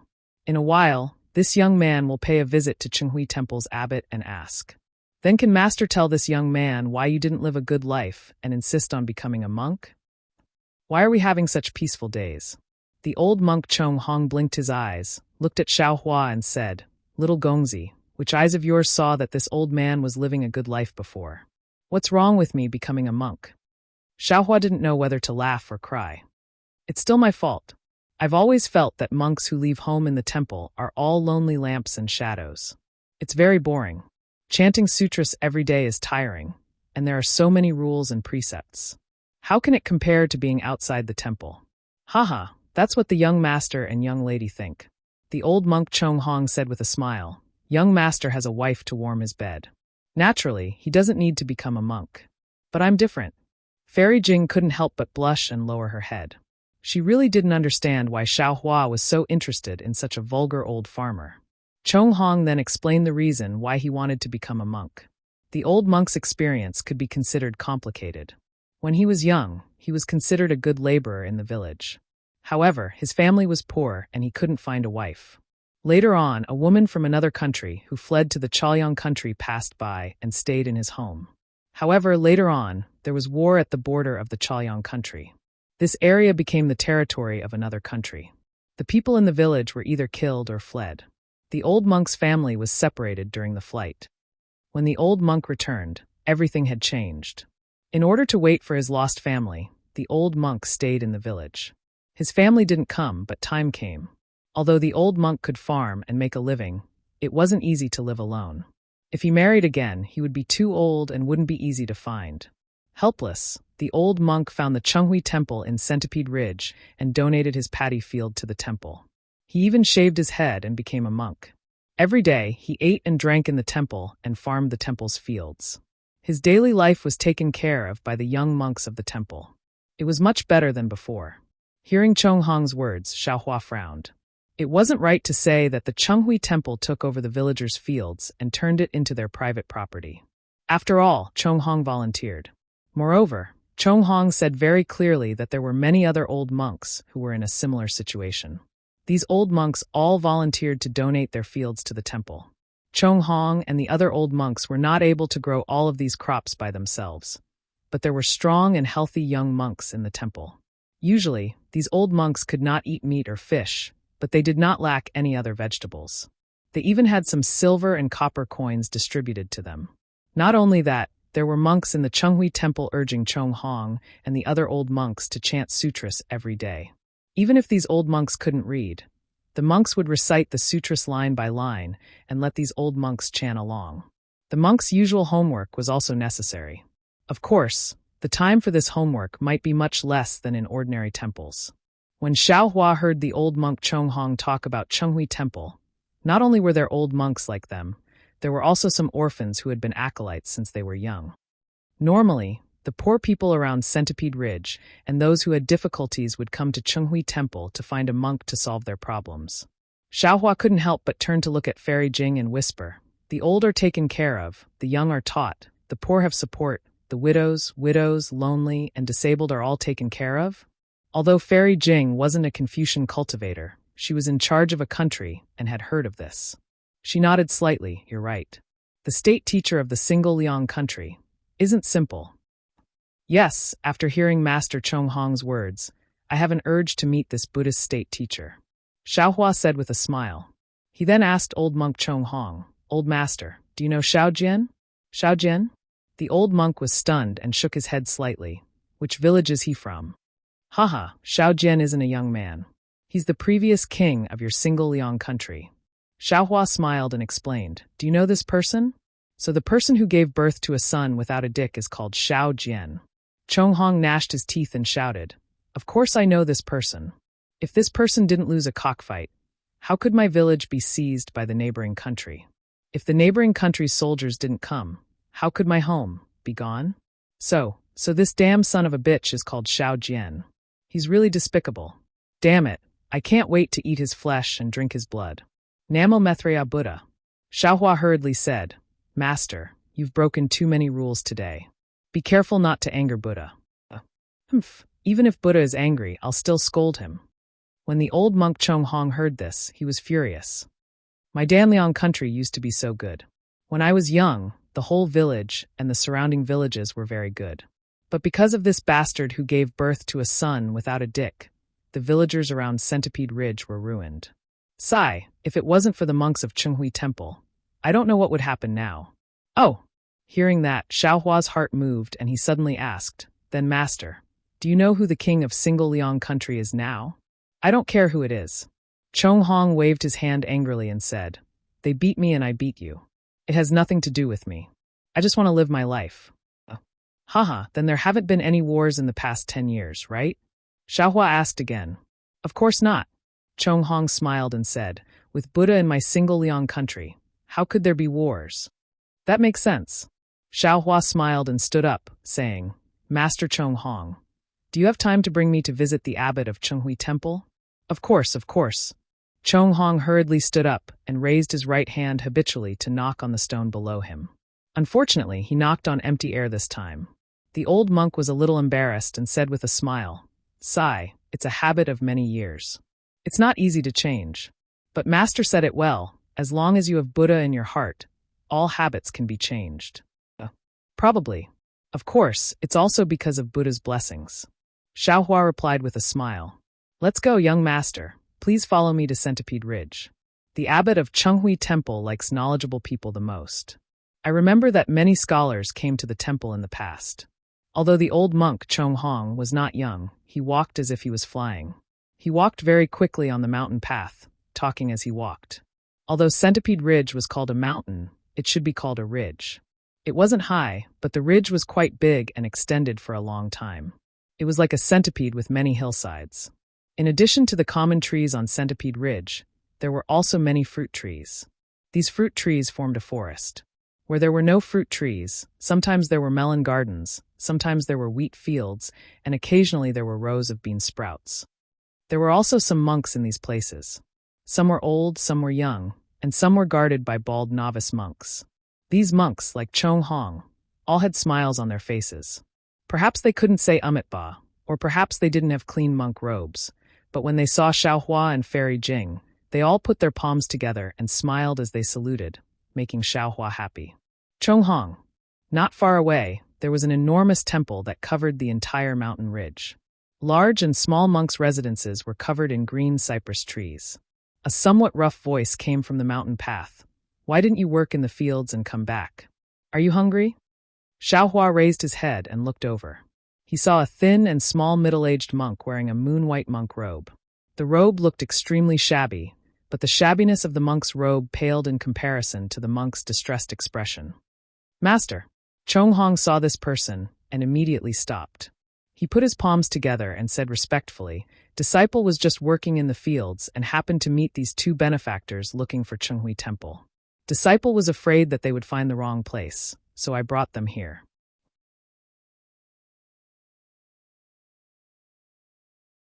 Chapter 3683. And I know. You can go. When the middle-aged monk heard this, he said lightly. Then, he took out a fist-sized fruit from a bamboo basket and handed it to Chong Hong. This is what this penniless monk picked up from the ground. Take it to fill your stomach first. It's still early, so bear with it if you're hungry. Thank you, Master. Chong Hong spoke respectfully. After receiving the fruit and bowing, he smiled at Xiaohua and Fairy Jing before turning around and leaving. This poor monk Jiandong greets the two benefactors. Jiandong's tone began to sound like that of an ordinary monk. Xiaohua and Fairy Jing cupped their hands casually as a greeting. Xiaohua looked at the bamboo basket in Jiandong's hand and smiled. What is Master doing? Aren't you chanting in the temple? Why are you strolling around with a bamboo basket in your hand? Fairy Jing was a bit confused. Xiaohua had clearly asked Chong Hong this question. She didn't know why he would ask again for no reason. Jiandong put his palms together and said in a low voice, Ba. If this poor monk has Buddha in his heart, then no matter when or where, his heart will worship Buddha. If this poor monk doesn't have Buddha in his heart, then even if he sits in the temple with a scroll in his hand and a wooden fish in front of him, the golden Buddha sitting in the hall of great strength would still ignore this poor monk. And what you say makes sense. Xiaohua didn't comment and said, Actually, you can send the strong men of the temple for the things in your hands. You don't have to come in person. Jiandong's expression didn't change. He gestured for Xiaohua to follow him while answering in a low voice, Other than the golden Buddha, everything else in Chenghui Temple is idle. This poor monk is a young monk, so I came. Seeing that Jiandong's answer was very good, Xiaohua's originally satisfied heart became even less picky. Soon after, Xiaohua didn't ask any more questions. He only pointed at the surrounding fruit trees and melon fields and asked some questions. His tone was no different from that of a farmer in the countryside. At first, when Jiandong saw Xiaohua asking about the temple, he felt somewhat disgusted. But then he listened to Xiaohua's words, which were related to the livelihood of farming and mulberry trees, and had the intention of asking for guidance. He thought Xiaohua was a young official who happened to pass by today to collect materials, so he answered with great care, not hiding anything from him. Before arriving at the gate of Chenghui Temple, Xiaohua had already asked about the temple's affairs. As expected, the Chanyang state had given Chenghui Ridge to Chenghui Temple as a property. However, Chenghui Temple didn't encircle the ridge like the other temples. Instead, they divided the ridge into different areas and planted different things according to the soil and water. They even cultivated the land of Centipede Ridge together with the land under the ridge, regardless of whether the land belonged to Chenghui Temple or not.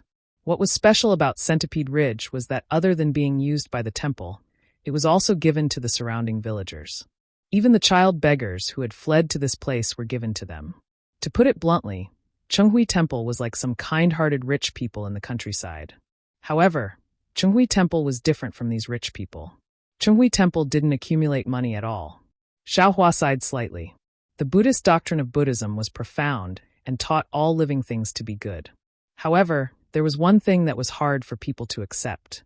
The monks in the temple always considered themselves to be monks. They didn't produce anything themselves and only wanted people to worship them. They called it giving alms and soliciting alms. Of course, giving alms and soliciting alms were something monks should have. This showed that monks didn't have the foundation to establish themselves and could only rely on the help of people to live. However, most of the monks were eminent monks who gave alms. Most of them still had humanity. In the end, the temple had a lot of land and the monks lived a very rich life. They still had to rely on people who had difficulties to worship them. People had their own eyes, so who would believe in the temple? Who would worship monks? As time passed, the Buddhist sect began to appear hypocritical. I've learned something. Xiaohua cupped his hands and said, if all the temples in the world were like Chenghui Temple, then why would there be a longevity town in the hidden immortal continent? Monk Jiandong didn't seem to know what longevity town Xiaohua was talking about. He only smiled and said, young benefactor, I'm afraid you came from another country and aren't a citizen of my country. In my country, all the temples are like this. Really? Xiaohua raised his eyebrows and was somewhat surprised. Jiandong didn't answer Xiaohua's words. He looked at the stairs in front of him and then looked at Fairy Jing behind him. He bowed and said, Ba. Female benefactor, my Chenghui Temple doesn't allow women to set foot in. Female benefactor, please serve tea outside. Fairy Jing's eyes flashed with slight anger. How could she put this secular temple in her eyes? However, Xiaohua's smile and warm words calmed her down. You wait here first. I'll come out immediately after I visit the temple's abbot. Xiaohua didn't say fairy or fellow Taoist, but it sounded warm, as if there was a kind of indescribable intimacy contained within. Fairy Jing agreed in a low voice. She turned her head and walked towards the mountain plum trees in front of the mountain gate. Benefactor, please. Jiandong raised his hand and gestured. He took the lead and walked up the stairs to the mountain gate. Xiaohua didn't release his divine sense, but he had already seen the exterior of Chenghui Temple on the way. This was a regular temple. It looked very big, but the buildings inside were simple. There was a main hall, a meditation room, and there seemed to be a forest of pagodas behind. Moreover, these buildings didn't look very new and were somewhat old. In particular, some places had a lot of moss because of the year-round rain collection. Although the mountain gate and stairs in front of Xiaohua were very clean and tidy, they were also somewhat shabby.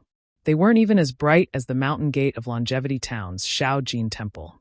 Xiaohua followed Jiandong up the stairs and stepped through the mountain gate. What greeted him was a main hall and square. There was an incense burner in the square and incense in the main hall. However, there were sparse villagers kowtowing and offering incense. There were several young novice monks accompanying them. The incense burner didn't seem very vigorous. Chongshi. Jiandong walked in and took a look. He called out to a young novice monk who was standing in front of the incense burner. Master. The young novice monk carefully placed the incense stick in his hand on the incense burner and hurriedly ran over. He put his palms together and bowed respectfully to Xiaohua. Greetings, benefactor. Take this benefactor to see the abbot. Master will go to the kitchen. Jiandong instructed the young novice monk. He then said to Xiaohua, "This poor monk will deliver tea to the benefactor." "Thank you for your trouble, master." Xiaohua nodded. Soon after, under the guidance of the little monk, Xiaohua walked through the main hall and went all the way inside. In the end, he actually passed through the meditation room and came to a pine forest. He saw a slightly withered old monk wearing a shabby kasaya sitting on a mountain rock. He was holding a shiny prayer bead in his hand, and his mouth was slightly moving as he chanted. "Martial ancestor." The young novice monk didn't dare to approach. He stood still from afar and bowed. "A benefactor came to pay a visit. This disciple has brought him here." Who would have thought that the old monk didn't pay any attention to him? He only closed his eyes and slightly moved his hands. He was chanting scriptures word by word. "Benefactor." The young novice monk turned his head and said apologetically, "Martial ancestor is like this. If you want to wait, you can wait here for a moment. If you feel impatient, please turn back. This little monk still has some matters to attend to and can't accompany benefactor here."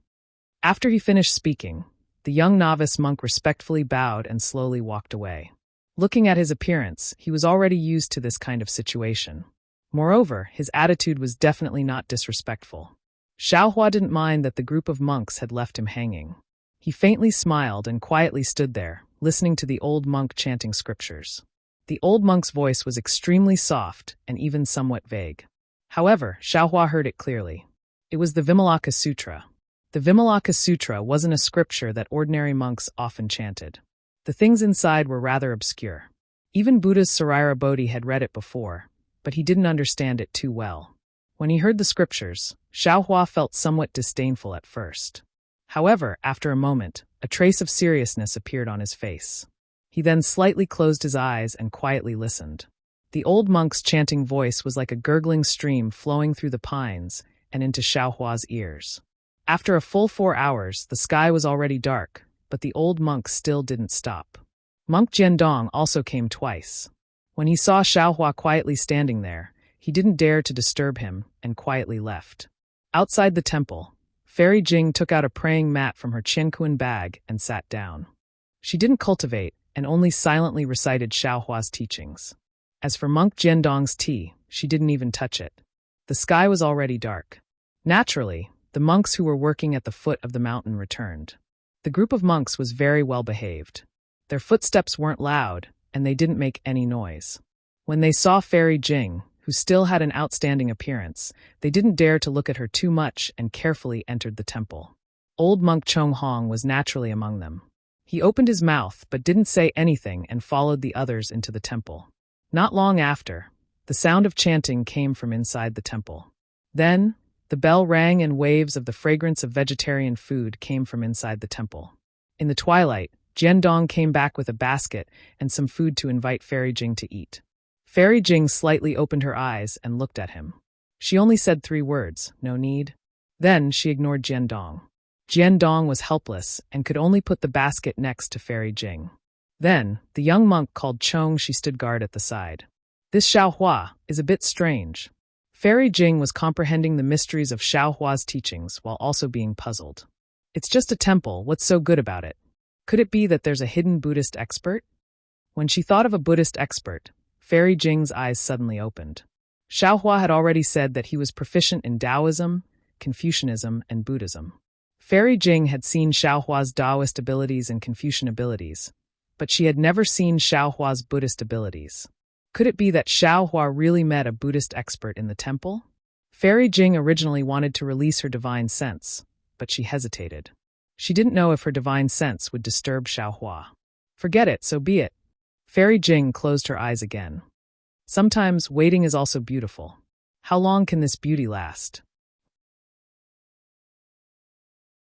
Chapter 3684. The night had passed, and dawn was coming. Thick clouds covered the entire Centipede Ridge, and the land fell into darkness again. Kacha! Thunder rumbled in the distance, sounding very heavy in the night. Thunder? The young novice monk, who had been sleeping soundly beside Fairy Jing, was immediately awakened by the thunder. He looked around in fright, almost forgetting that he had fallen asleep outside the temple last night. "Benefactress, quickly go down the mountain and take shelter from the rain." The young novice monk naturally couldn't see how many clouds there were in the sky, but he reminded Fairy Jing based on his intuition. Fairy Jing ignored him, still sitting there without saying a word. The young novice monk didn't dare to tarry and rushed into the temple.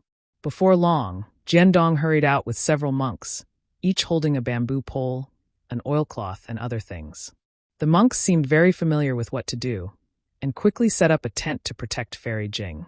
Seeing the strong wind, the oilcloth was blown a bit askew, but the foundation was very solid, so there was no need to worry about it being blown away. Jiandong opened his mouth, wanting to say something, but seeing that Fairy Jing didn't say anything, he shut up. The young novice monk first stood in the tent for a while, seemingly wanting to accompany Fairy Jing. Unfortunately, it didn't take long for him to start trembling in fear. Fairy Jing gave a rare smile and said to him, "You can go back. I'm fine here." "No." Chongshi gritted his teeth. "Benefactress is a guest of Chenghui Temple. Although I can't let you take shelter in the temple," but, while he was speaking, the rain had already started falling, smashing on the ground and the oilcloth. It was very fierce. The young novice monk shrunk his neck, not daring to say anything, and naturally leaned toward Fairy Jing.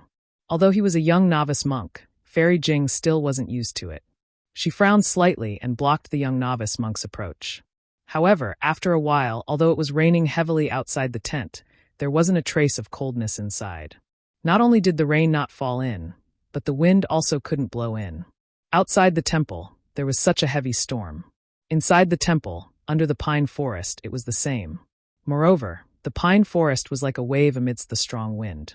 Strange sounds rang out one after another, as if there were many demons and ghosts dancing in the surroundings. Streams of rain poured down like a downpour. Clouds gushed out from Xiaohua's body, blocking everything outside his body. However, the old monk's body did not have any protection. He allowed the strong wind to blow his monk robes away, and allowed the raindrops to hit his body. Amidst the sound of wind and rain, the chanting of sutras continued. Xiaohua had the intention to investigate. His gaze fell on the old monk's body. The wind and rain fell on his body, but the old monk didn't seem to feel it at all. It was as if this was the sunlight, as if this was the air. He didn't need to pay attention to it at all. All the old monk did was to rotate the prayer beads and recite the sutra. The heavy rain wreaked havoc for more than half a day, and it only cleared up at dusk. The entire sky was bright, and an enormous rainbow streaked across the sky, leaving behind a brilliant and extraordinary splendor.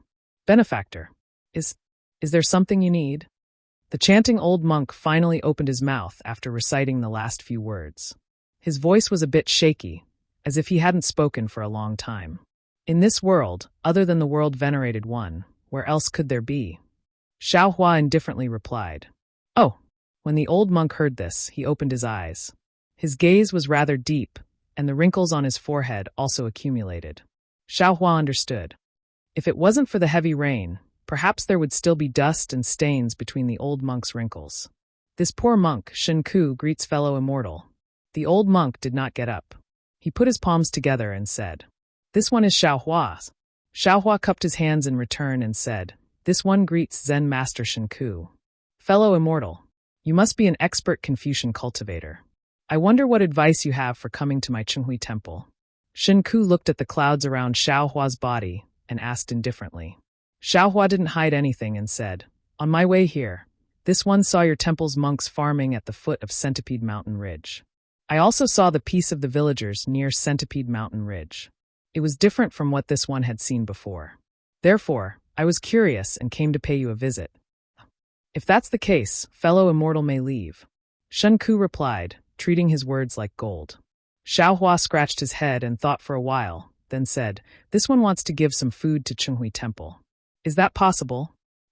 If fellow immortal has the heart, you can go to the main hall. There's no need to look for this poor monk. Then, what if this one wants to discuss Buddhism with Zen Master?" Xiaohua asked with interest.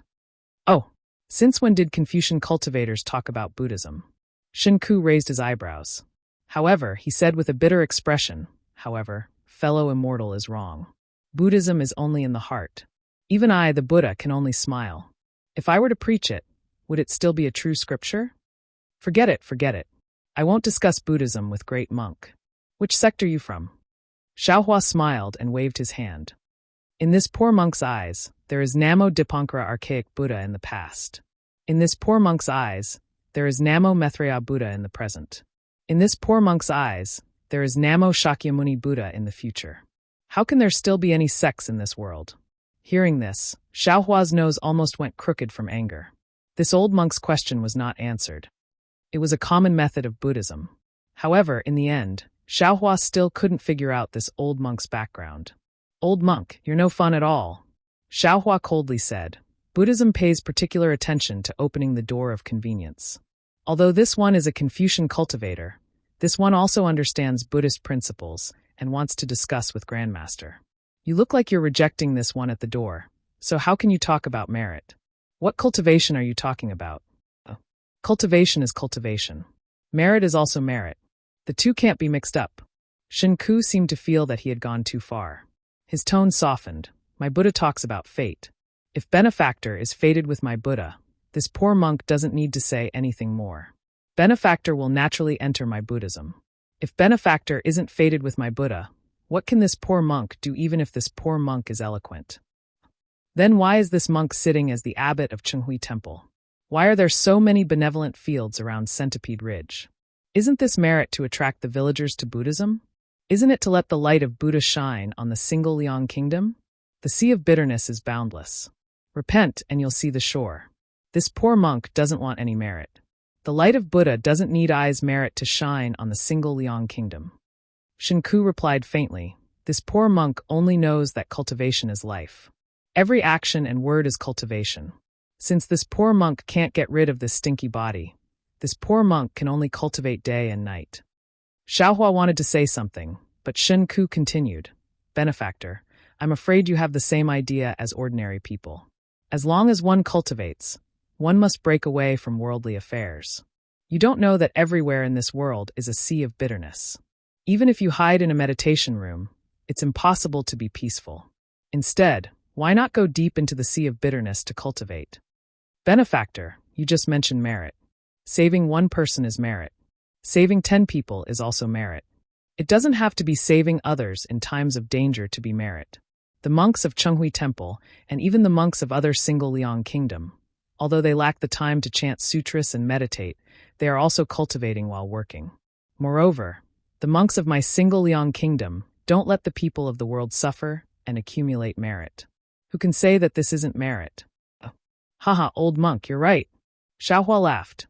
Saving people from suffering is a small merit. Teaching people to get out of suffering is a great merit. There's no need to teach Buddhist principles.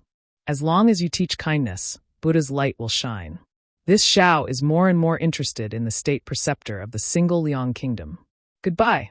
After saying that, Xiaohua cupped his hands at Shinku. Auspicious clouds appeared under his feet, and he rushed into the sky. Outside the temple, Fairy Jing saw Xiaohua come out. She also turned into a rainbow and chased after him. In a moment, the two figures disappeared. Oh! Shinku raised his eyebrows, slightly surprised. Then he closed his eyes and was about to chant sutras. But at this moment, he thought of something and said loudly, Xingzhu, which disciple brought this benefactor here? This seat has something to ask. Xiaohua flew into the sky with a smile on his face. Fairy Jing saw him and said with a smile, Fellow Taoist Xiao seems to have gained a lot from this trip. Yes, indeed. Xiaohua nodded. The Buddhist sect of the single Liang kingdom is different from what this Xiao knows. Although Chenghui Temple is the smallest temple in the single Liang kingdom, everything it does is magnanimous. The abbot of the temple is also different from ordinary monks. He's indeed a cultivator. I've never seen fellow Taoists speak so highly of a monk. Fairy Jing agreed. It seems that Xiao Jun is indeed a wise ruler. Whether Xiao Jun is a wise ruler or not, I don't know for now. But the Buddhist disciple supporting Xiao Jun is an expert. This Xiao is very interested in this Buddhist disciple of an unknown sect. Oh, with fellow Taoist Zhao's Buddhist sect cultivation, you can't tell what sect it is? Fairy Jing pretended to be surprised. Xiaohua waved his hand and said with a smile, This Xiao is just a dabbler. My Buddhist sect cultivation is for Taoist Yuanqing to hear. How much can I know? But this Xiao also knows some secrets of the Buddhist sect. Unfortunately, this knowledge is not enough to see the origin of the Chenghui Temple's abbot. Isn't that simple? This place is only a few hundred miles away from the capital of the single Liang kingdom. We'll arrive in a moment. Fellow Taoist, Xiao only needs to visit the state preceptor. Why wouldn't he tell you? Fairy Jing said with disdain. Xiao Hua shook his head slightly. Don't be anxious. This Xiao still wants to see. I'll listen to fellow Taoist's instructions. Fairy Jing nodded her head in a virtuous manner. She didn't feel any annoyance beside Xiao Hua. She seemed to want this road to be further and further, or even to have no end. After flying for a while, they arrived at another place. Some monks were farming, but there were no mountains here. Instead, there were many lakes. An exquisite temple was built between the lakes and mountains. Xiao Hua didn't hesitate to descend from the cloud. What Xiao Hua didn't know was that not long after he landed, a Buddhist light flew out from the Chenghui Temple of the Taowu mountain range. It quickly flew over his head in the direction of the capital of the single Liang kingdom. 2 days later, Xiao Hua once again flew out of the small temple with a smile on his face. Fairy Jing simply used the auspicious cloud technique to follow behind him. When they encountered another temple, Xiao Hua didn't stop but directly flew past it. It seemed that he was satisfied with what he saw in the 2 temples. Chapter 3685. Fellow Taoist, are you not going to go down and take a look? Fairy Jing asked with a smile, clearly trying to find something to talk about. Xiao Hua replied, Since I already know, I naturally don't need to go down. Fellow Taoist, aren't you afraid that Xiao Jun arranged this beforehand? Fairy Jing reminded Xiao Hua. If the ruler of a country can arrange farming to such an extent, he must be a wise ruler. Xiao Hua smiled. Fairy Jing, you might not understand farming and don't understand that farming is not easy to fake. Indeed. Fairy Jing also sighed. Although I am in charge of a country, most of the country's affairs are handled by the ruler. I only deal with the provocations of Confucian cultivators and my own cultivation. Right. Speaking of which, I finally understand why Xiao Jun wants to go to Yaotai Mountain. Amen, I already know. Fairy Jing pursed her lips and smiled. Although these Buddhist disciples cultivate, not many of them cultivate Buddhist protective divine abilities. This way, it will be difficult for the Chanyang country to resist the provocations of the nearby Confucian cultivator country. That's right. Nothing in the world is perfect. Advantages always come with disadvantages. Xiao Hua sighed. The Chanyang country's state teachers' actions have made the people rich, but the country isn't strong. Since the country isn't strong, it's hard to protect the happiness of the people. Xiao Jun probably saw this and went to Yaotai Mountain after traveling thousands of miles. No matter what, he's still better than that Xiao Jian who tricked you. Fairy Jing sneered. Then she was suddenly stunned. She looked into the distance and asked curiously, What's wrong? So many monks. What are they doing? Xiao Hua had already noticed and smiled. Who knows? Maybe there's a Dharma discussion somewhere, and these monks are joining together? They seem to be coming for fellow Taoist Xiao. Fairy Jing blinked her eyes. Could it be that fellow Taoist Xiao defeated 2 abbots in 2 temples, and they're coming for revenge? Xiao Hua rubbed his chin and thoughtfully looked into the distance. His figure slowly slowed down. A few miles ahead of him, there were about a dozen monks sitting cross-legged in the air. Each monk was holding a wooden fish in their hands. As they knocked on the fish, they chanted sutras. They were blocking Xiao Hua's path to the Danliang kingdom. These dozen or so monks were naturally nothing. What surprised Xiao Hua was that below the dozen or so monks in the mountain range, there were more than 100 monks sitting cross-legged. These monks didn't seem to have any Buddhist divine abilities and couldn't fly, but they also held wooden fish in their hands and chanted Buddhist scriptures like the monks in the air. I'm not familiar with Buddhist etiquette, so I don't know what this means. Could it be that it's welcoming us? Looking at the strange scene, Fairy Jing said curiously, Of course, it could also be that Xiao Jun sent a message back to the Chanyang kingdom, and the Buddhist sect's imperial preceptor sent someone to rely on. I'm not sure. Let's go and take a look first. Xiao Hua's tone was somewhat cold. He said while flying forward. Actually, Xiao Hua was also at a loss. If this was really Xiao Jun's message, then the previous farming matters might really have been arranged by the Buddhist sect's imperial preceptor. You lot are blocking this old man's path. What do you want? Xiao Hua flew forward and scanned with his divine sense. He knew that these monks were only at the 1st or 2nd grade of origin energy. He didn't put them in his eyes at all and asked indifferently. Hearing Xiao Hua's question, a monk flew out and bowed. Amitba, those who walk different paths cannot work together. Confucian Senior, please turn back. My Chanyang kingdom doesn't have the person Senior is looking for. Do you know who this old man is looking for? This poor monk doesn't know. The monk's expression didn't change. Although my Chanyang kingdom was founded by a Buddhist sect, the imperial preceptor doesn't care about the matters of immortals and Buddhas. He only wants the citizens of the Chanyang kingdom to live a peaceful life. Therefore, I ask Senior to return to where you came from. Can you block this old man's path? Xiao Hua sneered. Do you have the qualifications to give this old man orders? This poor monk doesn't dare. After the monk finished speaking, he returned to his original position and sat down cross-legged. He lowered his head and chanted Buddhist scriptures. Humph! Xiao Hua snorted coldly. The clouds around him surged as he charged towards the monks. His powerful aura pushed the monks away before he could get close. Although the monks weren't thrown off their feet, they still opened up a path for Xiao Hua to calmly fly through. These monks are very strange. Fairy Jing flew over and turned to look at the monks. They weren't discouraged and didn't have any anger on their faces. They adjusted their formation and slowly flew behind Xiao Hua and Fairy Jing. They were still knocking on the wooden fish and chanting Buddhist scriptures. On the ground, although the monks couldn't catch up to the monks in the sky, they were still slowly moving forward. What are these monks doing? Xiao Hua was a bit angry because when he scanned with his divine sense, there were monks blocking the sky every few dozen li obviously. They weren't willing to let Xiao Hua enter the capital of the Chanyang kingdom. Moreover, these monks had low cultivation. They didn't even spare Fairy Jing a glance, let alone Xiao Hua. This concubine doesn't know either. Fairy Jing smiled bitterly. It seems that the capital of the Chanyang kingdom has some unspeakable secret that they don't want fellow Taoist Xiao to see. If I had known earlier, I wouldn't have gone to Chenghui Temple. I would have killed my way to the capital, Xiao Hua said regretfully. Fairy Jing comforted him instead. Fellow Taoist, don't think too much. If you went there directly, I'm afraid you would have seen everything. Now that fellow Taoist is pressuring them step by step, they're giving themselves away. If I think about it carefully, Xiao Hua narrowed his eyes.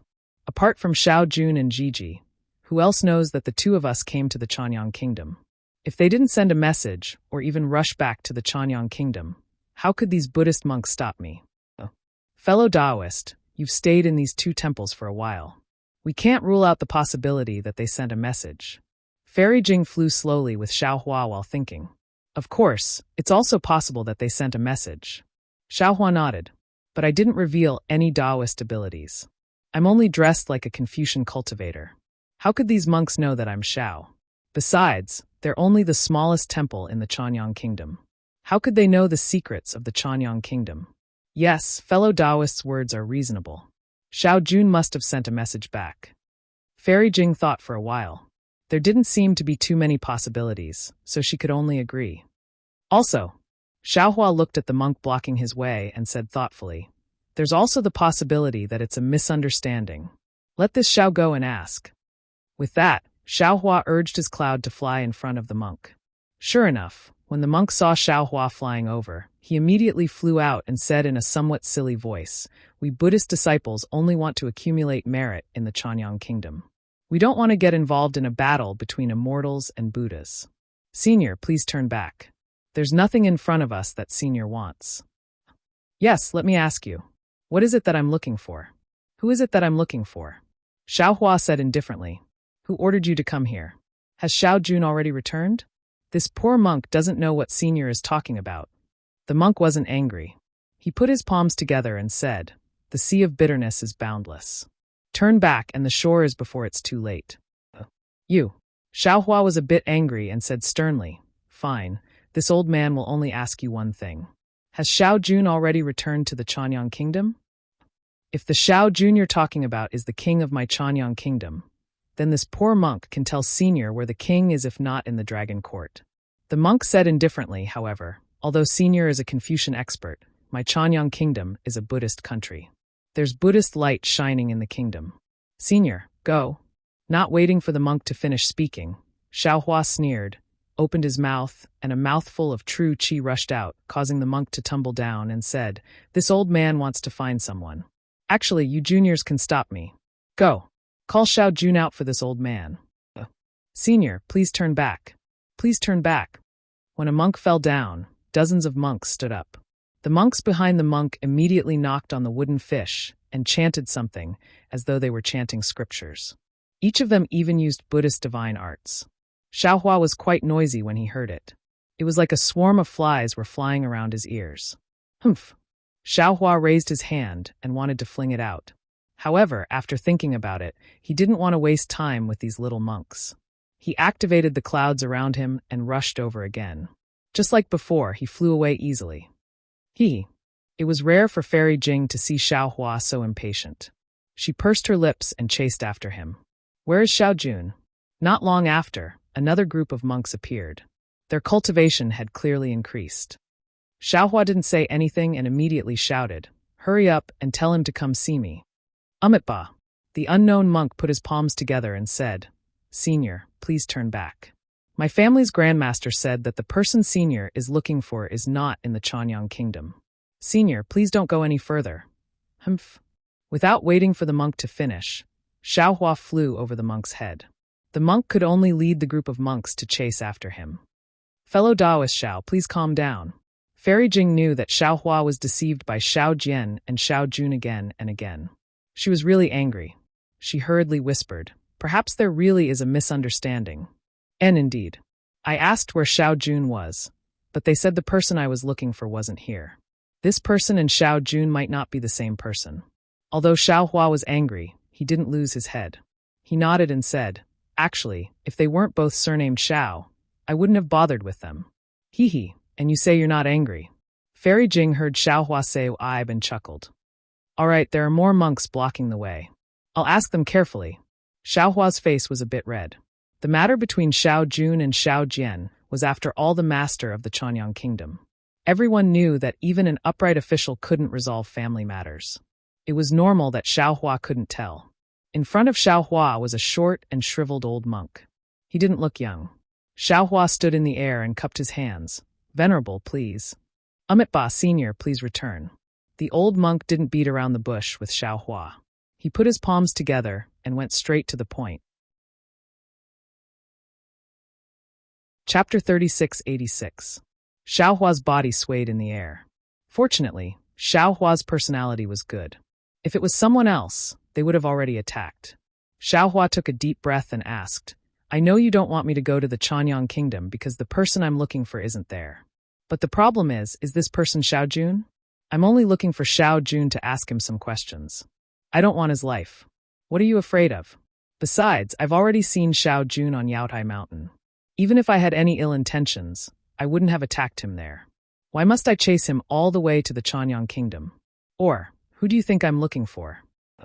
"Amitba, I don't know." The old monk said he didn't know anything. "Senior, please turn back." Then, Xiaohua took another breath and asked, "Is Xiao Jun in the Chanyang Kingdom?" "I don't know." The old monk answered again. "Senior, please turn back." Xiaohua opened his mouth and a green light shot out. It instantly approached the old monk's forehead. It was a flying sword light that touched the old monk's withered skin. Unfortunately, the old monk didn't even blink. He said in a low voice, "Amitba, I know I'm not Senior's match. If Senior wants to kill me, then do as you wish. Buddha is merciful. I'll let Senior do as you wish." "You're crazy. Why would I kill someone for no reason?" Xiaohua was so angry that he had nowhere to vent. He snorted and ignored the old monk. His figure rushed into the air and flew away. Seeing Fairy Jing chase after him, Xiaohua smiled bitterly. "This Buddhist disciple is good at everything, but he's stubborn. He knows he's not my match, but he still wants to stop me." "Oh, right," he asked but didn't answer. "Even now, I don't know why they're doing this. Or maybe they don't know at all," Fairy Jing said with a smile. "Things are getting more and more interesting. I feel that it's the Buddhist sect's imperial preceptor who has nothing to do with Xiao Jun. That's right. The problem is that the Buddhist sect's imperial preceptor stopped me because he didn't want me to find someone. This person. I really can't think of anyone." That's right, Xiaohua wasn't from the hidden immortal continent.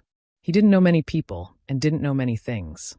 Although there were a lot of books about the hidden immortal continent in the space, Xiaohua didn't have the heart to look at those things that weren't useful for cultivation after he obtained the Confucian scroll from the Copper Pillar State Academy.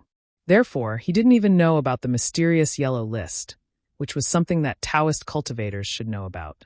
Fairy Jing hesitantly said, Actually, this imperial teacher is trying to hide something. Humph. He's definitely trying to hide 300 taels of silver here. Xiao Hua sneered. What kind of state teacher can this kind of person be? This time, even if this Xiao doesn't dare to be interested in their so-called secrets, then I can congratulate them now. They have successfully piqued my interest. Fairy Jing, are you interested in accompanying me to take a look? Fairy Jing's words had a double meaning. You're the one with the greatest responsibility in the world, and I'm the one accompanying you. All right, Xiao Hua said with a smile. We won't waste time with these little monks. Let's go directly to the capital city. It was extremely simple for 2 cultivators of 4th or 5th grade essence force to break away from these monks. Fairy Jing didn't use any divine ability. The auspicious cloud under Xiao Hua's body grew several times larger. He brought Fairy Jing past the group of monks and arrived at the capital city of the Danliang state in just an hour. Naturally, when they were still very far away from the capital city, several faint Buddhist senses swept out from the capital city. However, these Buddhist senses were very indifferent. After discovering Xiao Hua and Fairy Jing, they didn't stop and immediately returned, as if they were just checking whether they had arrived or not. Xiao Hua sensed the Buddhist senses and immediately determined the cultivation of the owner of the Buddhist senses. He coldly said, Humph, you're just a little monk of 4th grade essence force. You actually dare to block this old man's path. Fairy Jing was now very familiar with Xiao Hua. She said self-deprecatingly, AI, that's right. I'm only at 4th grade essence force. This cultivation is really too difficult. Fairy Jing will definitely be able to divide your attention in the future. Oh, you'll definitely be able to astral projection. Right now, you're just accumulating. Xiao Hua said with a smile. Astral projection, astral projection. I'm both looking forward to it and afraid. Fairy Jing's face revealed an indescribable expression. Let's just leave it to fate. Oh, why? Xiao Hua naturally knew the difficulty of advancing to 5th grade essence force. However, he still pretended to be curious and asked. However, before Fairy Jing could answer, 2 figures flew out from the direction of the Danliang state's capital city. They stepped on a thin layer of Buddhist light and flew in front of Xiao Hua and Fairy Jing. And they're finally out, Xiao Hua muttered. His figure stopped in midair. Fairy Jing also urged her auspicious cloud to fly a distance away. This poor monk Jingy greets fellow immortal Xiao. The monk in front was thin and tall. He wore a shabby monk's robe. His exposed hands and arms were extremely thin. He was simply skin and bones without a trace of flesh. Looking at his head, it was also like a skeleton. There were many wrinkles that looked like they were carved by a knife. Hearing this, Xiao Hua narrowed his eyes and said coldly, Fellow immortal Xiao? It seems like Great Master Jingy already knows this Xiao's name. I presume you also know this Xiao's intentions? Humph. A monk at the side coldly snorted. He waved the shabby monk staff in his hand. We have already let so many disciples block you. We don't want to shed all pretense of cordiality with you. Since someone wants to force us to our deaths, then don't blame this poor monk for being impolite. Shut your mouth. Although Jingy was angry, his tone was still indifferent. You are a Buddhist disciple. How can you be so competitive like ordinary people? It is also fate that fellow immortal Xiao came to my Danliang state. I'm afraid this is Buddha's test for us. After speaking, Jingy turned to Xiao Hua and said, Fellow immortal Xiao, the person you are looking for is really not in the Danliang state. Please return. Xiao Hua smiled and asked with interest, Let's not talk about who this Xiao is looking for. This Xiao wants to ask you. Monks don't lie. Are you speaking the truth? Jingy indifferently replied, That's right. This poor monk is not lying. I will not deceive fellow immortal. Since the person this Xiao is looking for is not in the Danliang state, you can just let this Xiao come to the capital city. Why block this Xiao on the way? Xiao Hua asked directly. My Danliang state does not want to get involved in disputes. Jingy replied, If fellow immortal Xiao comes to the Danliang state, there will be chaos in the future. Therefore, this poor monk does not want fellow immortal to come. Then the person you are talking about, who is it? Xiao Hua stared at Jingy and asked with a smile that was not a smile. Jingy slightly shook his head. Fellow immortal knows. Why do you need this poor monk to speak? I presume Great Master knows about soul-searching techniques? Xiao Hua raised his hand and threatened. This Xiao only needs to press this finger on Great Master's forehead. This Xiao knows what Great Master is thinking. Fellow immortal can try. Jingyi was not afraid at all. His gaze did not shrink. Xiaohua looked at Jingyi's dirty clothes and thoughtfully asked, Great Master Jingyi is from the Duda lineage, right? You clearly know, yet you still ask? Jingyi could not bear it anymore and angrily said, Who doesn't know what you are planning? Xiaohua ignored Jingyi and said again, In fact, before I saw Great Master, I didn't think of it. Even in Chenghui Temple, that little monk Shen Ku didn't say anything. However, since he didn't say which sect he belonged to, then he should belong to the Duda's branch. Do you think this Xiao is right? That's right. Fellow immortals' eyes are like torches. This poor monk is indeed Ku Duda. The word Ku completely explained Duda's cultivation. Xiaohua said, Although Buddhism does not advocate Ku Duda's arduous cultivation, even the revered one of the world praised his ascetic cultivation. However, this Xiao is somewhat puzzled. Duda has 13 items. How many items can Great Master hold?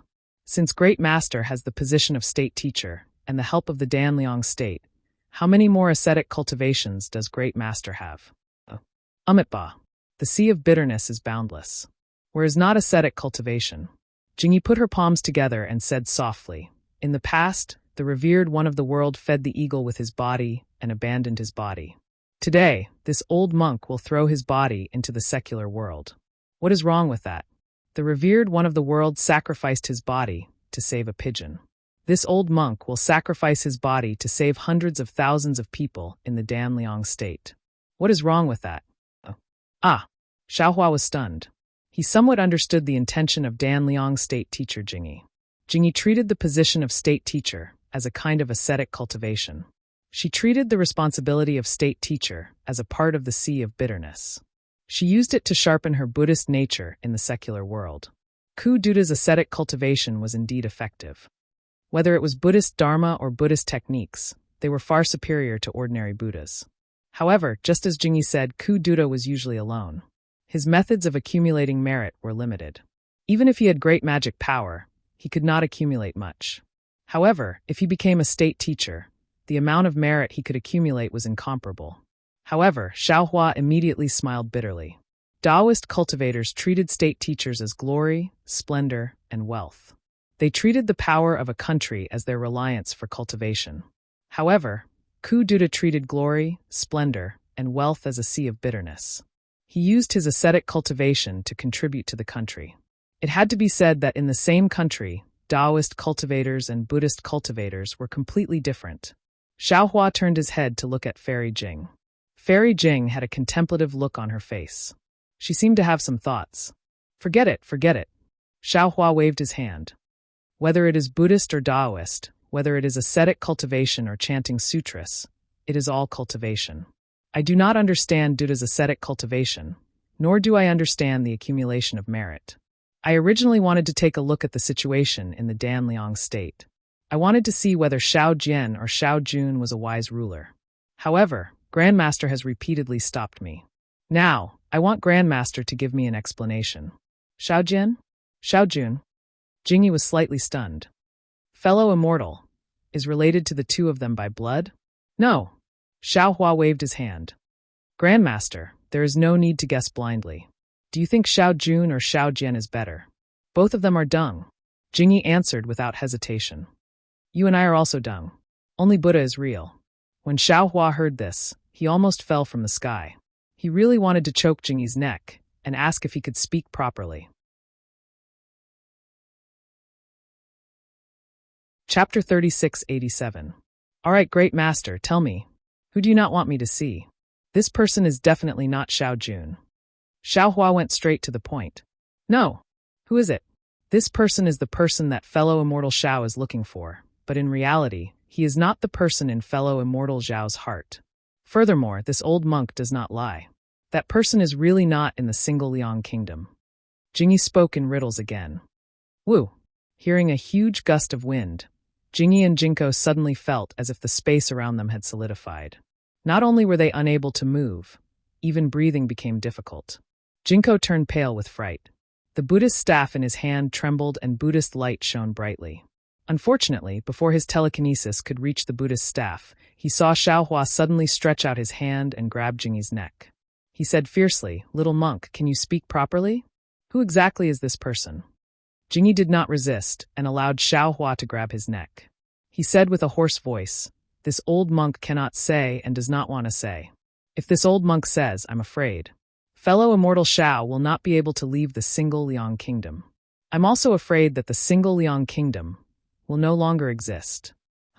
Who? Who is so powerful? Xiaohua was shocked and asked. Sigh. A soft sigh like a spring breeze brushed past Xiaohua's spiritual will hammer. A Buddhist will that was even more indifferent than Xiaohua's Buddhist will swept over from the distant mountain. A voice that was louder than a golden bell rang in Xiaohua's ears. If you are looking for this old monk, then come over. Martial ancestor. Jingyi escaped from Xiaohua's hand and immediately knelt in midair. Tears flowed down his face. You. How can you show yourself? You know that this is a trap. Ksitigarbha Bodhisattva said, if I don't enter hell, who will? The voice sighed, but there was no resentment or hatred in the voice. Even though the voice was loud, Xiaohua felt comfortable listening to it. Since Buddha wants this old monk to die, how can this old monk not die? I don't know how many years it will take to get rid of this skin. Now is the time. Martial ancestor.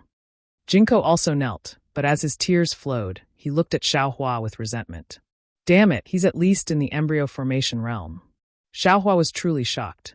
He never would have thought that in the hidden immortal continent, in this Danliang country, there was actually a hidden 7th grade elemental energy. Buddhist expert. I think. Xiaohua bitterly smiled. I'm afraid things are different from what Grandmaster thinks. There must be a mistake. This Xiao. Of course, Xiaohua already knew that he had made a mistake. Furthermore, from the looks of it, this misunderstanding was extremely serious. It was actually related to the life and death of this 7th-level origin power expert. Since he had already forced the other party out, how could a mere misunderstanding be resolved? Moreover, Xiaohua immediately understood why clean clothes and those ordinary monks had blocked him. Not only did they not want him to find this Buddhist expert, they also did not want him to lose his life. Fellow immortal Shao, please. Jingyi stood up. Her expression returned to normal as she raised her hand. Fairy Jing smiled and said, Master Clean Clothes, we must have misunderstood. The master is meditating, so we won't disturb him. As she spoke, she gave Xiaohua a meaningful glance, hinting for him to flee. Xiaohua bitterly smiled. This was a 7th grade elemental energy expert. He had never encountered something like this before. Although he had made a breakthrough in his lightning evasion technique, but Xiaohua wasn't confident that he could escape. And if he escaped, not only would he leave behind Fairy Jing, he would also provoke the other party. There would be no room for negotiation. After thinking for a moment, Xiaohua smiled and said, Fairy Jing, don't be anxious. This is a Buddhist 7th grade elemental energy expert, a Buddhist senior monk. He must have benevolence in his heart. I'll explain it to him clearly. 7th grade elemental energy? Fairy Jing was also stupefied, her face instantly becoming deathly pale. However, she immediately smiled and said, Fellow Taoist, don't be anxious. This concubine will accompany you. Fellow Taoist? Jingyi frowned. She sized up Xiaohua, but did not say anything. Jingyi impatiently said, Fellow Taoist Xiao, what are you dawdling for? Don't you want to find Grandmaster? Grandmaster agreed to meet you. Why are you still not leaving? All right, this little monk will lead the way. Although Xiaohua's heart was pounding, he still believed in his intuition. The benevolence in this old monk's words would not lie. Humph. Jingyi still sneered. He urged his Buddhist light to fly towards the distant mountain peak. Seeing the mountain peak approaching, Xiaohua looked at Jingyi beside him and said softly, Monk Jingyi violated the precepts. This mountain peak is within the single Liang nation.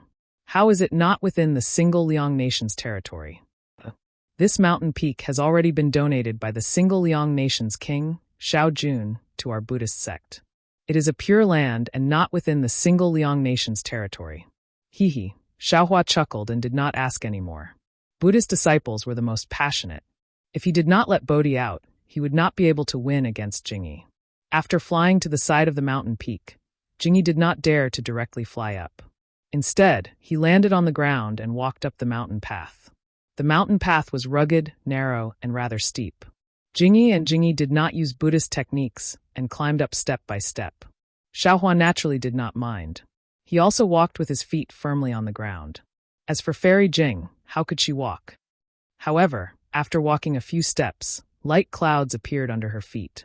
When they arrived at the waist of the mountain, they walked to a cave full of thorns. Jingy and Jingy knelt on the ground and kowtowed.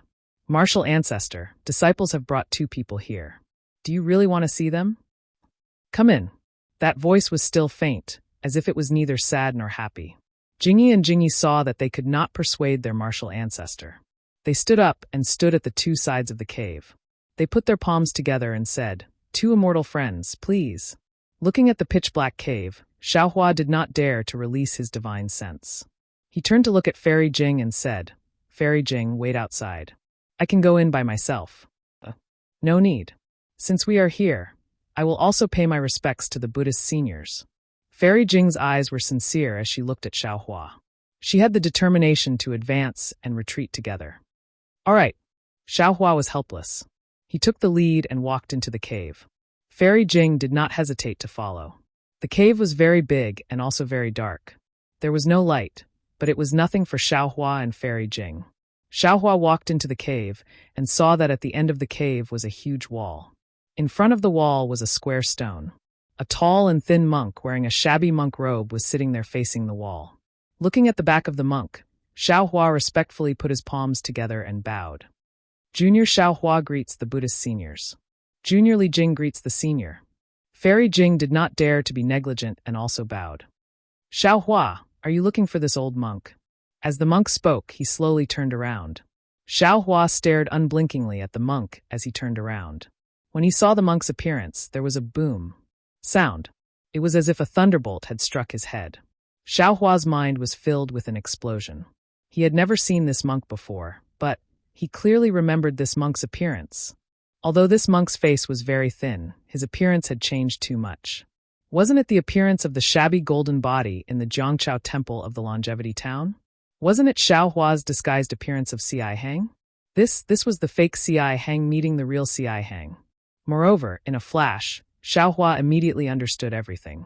It must be what he had said in front of the Chenghui Temple of the Centipede Territory. If all the temples in the world were like Chenghui Temple, then why would there be a Longevity Town in the hidden immortal continent? This attracted the attention of others, who thought that he came from the Longevity Town. Now that his Tao cultivation had not recovered, he only used the cultivation of a Confucian cultivator. They thought that he was a Confucian cultivator. The news was naturally sent from the Chenghui Temple to the state preceptor of the Danliang country, Jingyi. Jingyi only needed a little analysis to conclude that he knew about this monk and came to the Danliang country to look for this monk. Jingyi definitely knew that his grandmaster was not Si Hang, not the owner of the 99 Zhang golden body in the Longevity Town, so he wanted to stop him. However, he could not say it clearly. He could only say that although the Si Hang Xiaohua was looking for looked exactly the same as his grandmaster, and even his grandmaster left merit in the Longevity Town and set up a statue, his grandmaster was not Si Hang. Jingyi did not lie to Xiaohua. Moreover, as the state preceptor, Jingyi could clearly see that the Longevity Town, which was hundreds of thousands of li away, was now at the peak of the storm. As long as his grandmaster appeared, he would definitely be killed by the Confucian cultivators. He naturally did not want Xiaohua to see his grandmaster. It's a misunderstanding. After thinking it through, Xiaohua hurriedly bowed again. Junior came to the Danliang country to verify whether Xiao Jian or Xiao Jun was lying. I never thought of looking for Senior. Besides, this Junior has no idea who Senior is. The monk shook his head slightly. He raised his hand and pointed at the stone wall, asking, Xiaohua, do you see what this is? Xiaohua raised his head and looked at the shadow on the stone wall that seemed to be carved by a knife. He said in surprise, Senior, is this Senior's shadow? That's right. The monk nodded faintly. This old monk has been thinking about the relationship between my skin and the Saraira for the past 1,000 years. I have been meditating in front of this stone wall. This shadow is left behind by this old monk's skin. Great Master's Dharma is powerful. Junior is truly impressed. Xiaohua was so impressed that he prostrated himself on all fours. The monk continued, since the shadow can leave behind traces, how can your eyes not reveal any flaws? Benefactor Xiao, you must recognize this old monk. All right. Xiaohua knew that this monk's dharma was powerful. He might know something like mind reading, heavenly vision, and so on. He simply admitted, This Xiao has seen Senior's statue in the longevity town. There's nothing to hide. The Danliang country's monarch, Xiao Jun, knows. As he spoke, Xiao Hua recounted the events of the past. He smiled bitterly and said, "At that time, when Senior displayed his invincible might in Longevity Town, Junior had already fainted. By the time Junior woke up, Senior had already left without attaining the fruit. However, Junior heard from others and naturally knew who Senior was." Chapter 3688. At this point, Xiaohua honestly admitted, moreover, this Junior also knows that the Longevity Town isn't a good place. Master Jingyi doesn't dare to let people know that Senior CI Hang is here. Therefore, this Junior didn't dare to admit it and wanted to cover it up. "I was afraid that Senior would kill me to silence me." The monk laughed. "So you're a Taoist cultivator. Jingyi should have thought of this long ago." This Junior also understands Confucian cultivation, so Master Jingyi misunderstood. Xiaohua hastily explained, "Benefactor, don't be afraid. How could this old monk kill you to silence you?" Actually, the monk sighed and said, "If this old monk was CI Hang, so what if this old monk went to the Longevity Town? Unfortunately, this old monk's Buddhist name is Benevolent, not CI Hang. That Buddhist fruit isn't this old monk's, so how could this old monk go to the Longevity Town?" How is this possible? Xiaohua was shocked to death. He looked at Fairy Jing, who was also shocked, and exclaimed at the same time. There was a Buddhist disciple who used this old monk's appearance to do good deeds in the Longevity Town. The benevolent Ku Tuchuo sighed and said, "It was misunderstood by others." "Oh, this Junior understands," Xiaohua hastily said with a smile, "just like today's misunderstanding. What a coincidence. Today was a misunderstanding, but the Longevity Town might not be a misunderstanding, and it can't be so coincidental," the benevolent monk said. Hearing this, Xiaohua hastily bowed and said, "Senior CI Hang, as for whether it's a coincidence or a misunderstanding, this Junior doesn't know. This Junior definitely won't speak of what happened here.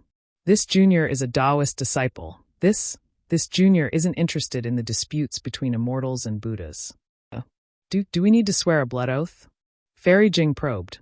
"No need," the benevolent monk said kindly. "This old monk has never forced anyone to swear a blood oath before. Okay, this Junior guarantees that he won't say a single word." Xiaohua solemnly vowed. Of course, Xiaohua had to make a solemn vow. He definitely wouldn't say a single word about this matter, because he was the real CI Hang, a fake CI Hang. How could he reveal the real CI Hang, a fake CI Hang? Fairy Jing was overjoyed as she said, "This Junior is the same. This matter concerns Senior's life. This Junior definitely wouldn't dare." Benevolent Xiong waved his hand and said, "If that's the case, you may leave now." Thank you, Senior." Fairy Jing hadn't thought of such a simple ending. She bowed, looked at Xiaohua, and prepared to leave. But Xiaohua's starry eyes flashed with a strange expression. He looked at the knife-like marks on the stone wall and said in a low voice, "Senior, you said that you've been in this cave for 1,000 years, and you've always been thinking about the relationship between the skin and the saraira. I wonder if you've learned anything? Can you tell me?" "Oh, Benefactor Xiao also knows about Buddhism?" CI Xiong was a little surprised and asked curiously. Xiaohua had a humble expression on his face. This Junior has been curious since young. Regardless of whether it is the Taoist sect, the Confucian sect, or the Buddhist sect, I have some understanding of them. Since Senior has some insights, this Junior is also secretly delighted. I hope to hear it. All right. A smile appeared on CI Xiong's face as he said, "Jingyi, Jinko, wait for the two of you to come in." Xiaohua and CI Xiong's words weren't hidden from Jingyi and Jinko. The two of them heard clearly from outside, and their faces were already red. When they heard the call, they thought it was CI Xiong's scolding. They hurriedly came in and knelt on the ground. This disciple was careless and caused such trouble. "Grandmaster, please punish me." Unexpectedly, CI Xiong didn't answer and instead said, "My Buddha has said that the corporeal body is a skin on the outside, easily decaying. Inside, the saraira is a spirit, immortal for 10,000 years. When Jingyi and Jinko heard this, how could they not know that CI Xiong was lecturing? They hurriedly sat down cross-legged and closed their eyes to listen carefully. Xiaohua hurriedly sat down after seeing this. Similar to Jingyi, he put his palms together and quietly listened to this rare comprehension. This old monk thinks that a person is a person. Everything is based on the corporeal body. The corporeal body's influence is truly important, sometimes even more powerful than the sarira. The corporeal body is the shadow, leaving scars on stone walls. However, the sarira has no light, leaving no traces in the mortal world. The sarira can't leave the corporeal body, and it can't be nourished without the corporeal body. Ci Xiong's words drifted in the cave. Those who were fated to hear it were intoxicated, while those who weren't fated to hear it were irritated. Fairy Jing sat for a moment and saw the joy on Xiaohua's face. It was even more pronounced than Jingyi and Jinko's frown. She was delighted. She knew that she didn't understand this, so she quietly flew up from the ground and landed outside the cave. She also sat down cross-legged and comprehended Xiaohua's teachings in her heart. She stood guard for the 4 people at the side. Time flew by, and 81 days had passed since Ci Xiong's words. On this day, just as Fairy Jing comprehended the beauty of it, an indescribable smile appeared on her face. The magic power around her quietly surged, and layers of multicolored light began to ripple under her snow-like skin. Suddenly, she heard a thunderclap in the pitch-black cave. It was so deafening that even the deaf could hear it. However, Fairy Jing still didn't frown, because this sound was very strange. It seemed to be extremely loud, yet also extremely soft. It seemed to be in her ears, yet it also seemed to be in her heart.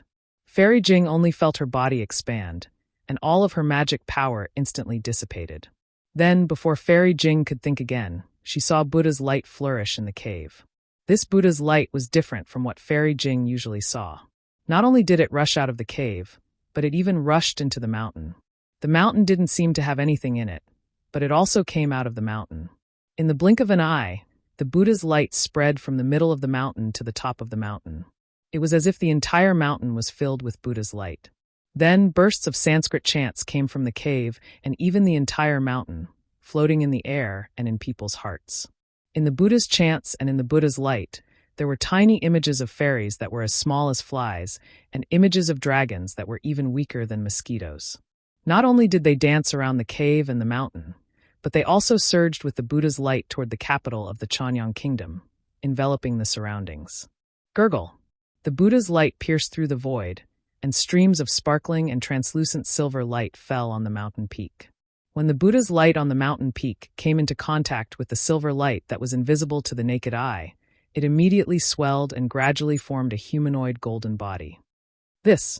Fairy Jing immediately understood that this was the strange phenomenon caused by the benevolent venerable master. She wanted to get up, but in the Buddha's light, her muscles and bones were limp, and she couldn't move at all. Even her mind was drifting. Roar! The strange phenomenon lasted for an hour, and then there was a lion's roar in the cave. The Buddha's light on the mountain, as well as the Buddha's light that rippled for miles, suddenly shrank and disappeared into the cave. In front of Fairy Jing's eyes was still the ordinary cave and the inky darkness. Amitba! As a Taoist Yuanying, Fairy Jing couldn't help but chant Buddha's name. She stood up from the ground, and the benevolent voice sounded in the cave again. Buddha has a saying that a flower is a world, and a leaf is a spring and autumn. We Buddhists are burdened by our physical bodies, and we can't be free for our entire lives. I've cultivated hard for thousands of years, but I still haven't achieved Buddhahood. I don't have any obsessions in my heart, and I'm even comforted. Senior brother Tsihong from afar almost achieved Buddhahood. Although it's senior brother Tsihong's merit, it's also my merit. I have no hope of achieving Buddhahood in this life, so I'll wait for the next life. There's always hope, and there's always an end to life. Everything in the world is arranged by the Buddha. Although I don't know why the Buddha sent Xiao Tanyue to me, I know that I can't remember any merit in my heart, and all cultivation is based on external things. Therefore, I can't not see Tanyue. Jingyi Jinko, do you understand? There was silence in the cave, and no sound could be heard. Fairy Jing shook her head slightly, knowing that Jingyi and Jinko didn't understand Great Master Ci Xiong's Zen theory. Xiao Tanyue. Great Master Ci Xiong's tone was hesitant, and he probed. Have you understood? There's a lamp in the world that illuminates the earth. People see the light, but don't see the lampstand. What's wrong with the lampstand? Xiaohua's voice sounded. There's a lampstand, but there's no light. Who can see the lampstand? There's no need to have a lampstand. There's no need to have light, but there's light that illuminates the world. Amitba. Excellent, excellent. Great Master Ci Xiong chanted Buddha's name and didn't speak again. After a while, Jingyi and Jinko accompanied Xiaohua out of the cave. Fairy Jing's gaze wavered, and the Xiaohua in her eyes seemed to have changed greatly, but also didn't seem to have changed at all. Let's go. Xiaohua quietly transmitted his voice. Great Master Ci Xiong is in seclusion again. All right. Fairy Jing transmitted her voice and moved her body, slowly flying down the mountain path. Xiaohua and the other two respectfully bowed towards the cave and carefully walked down. After leaving the mountain peak, Xiaohua bowed and said, Great Masters, please forgive me for offending you. Jingyi's face was rather dry. Great Master Ci Xiong's rare lecture. But he and Jinko didn't get as much as Xiaohua. They were really disciples of Buddhism in vain. Hearing Xiaohua's words, he hurriedly put his palms together and said, Ba, there's no need to mention this matter.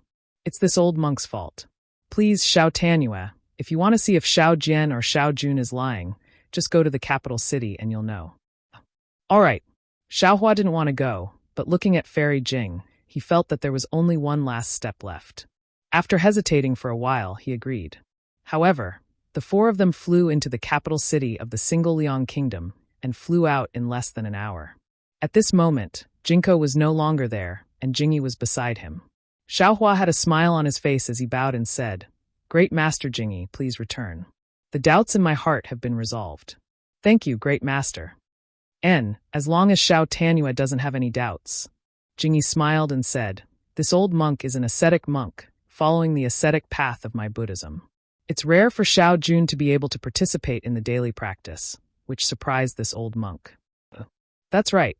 To be able to live in a dilapidated palace, to be able to protect Queen Gigi, and to live in a daily life that's even worse than the ordinary marquises of other kingdoms. This kind of monarch is the fortune of the single Liang kingdom. Xiaohua nodded and then took out a huge Qianquan bag from his sleeve and handed it to Jingyi. He said with a smile, This Xiao has disturbed your kingdom and also listened to Great Master Ci Xiong's lecture. This is this Zhao's sincerity. Please accept it.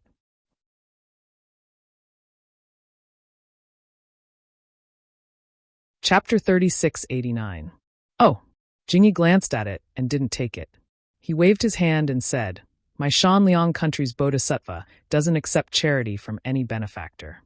Please take it back. Xiaohua explained, This is a gift from me to the king of Shanliang country, Xiao Jun. It's also a gift to the people of Shanliang country. It's not charity.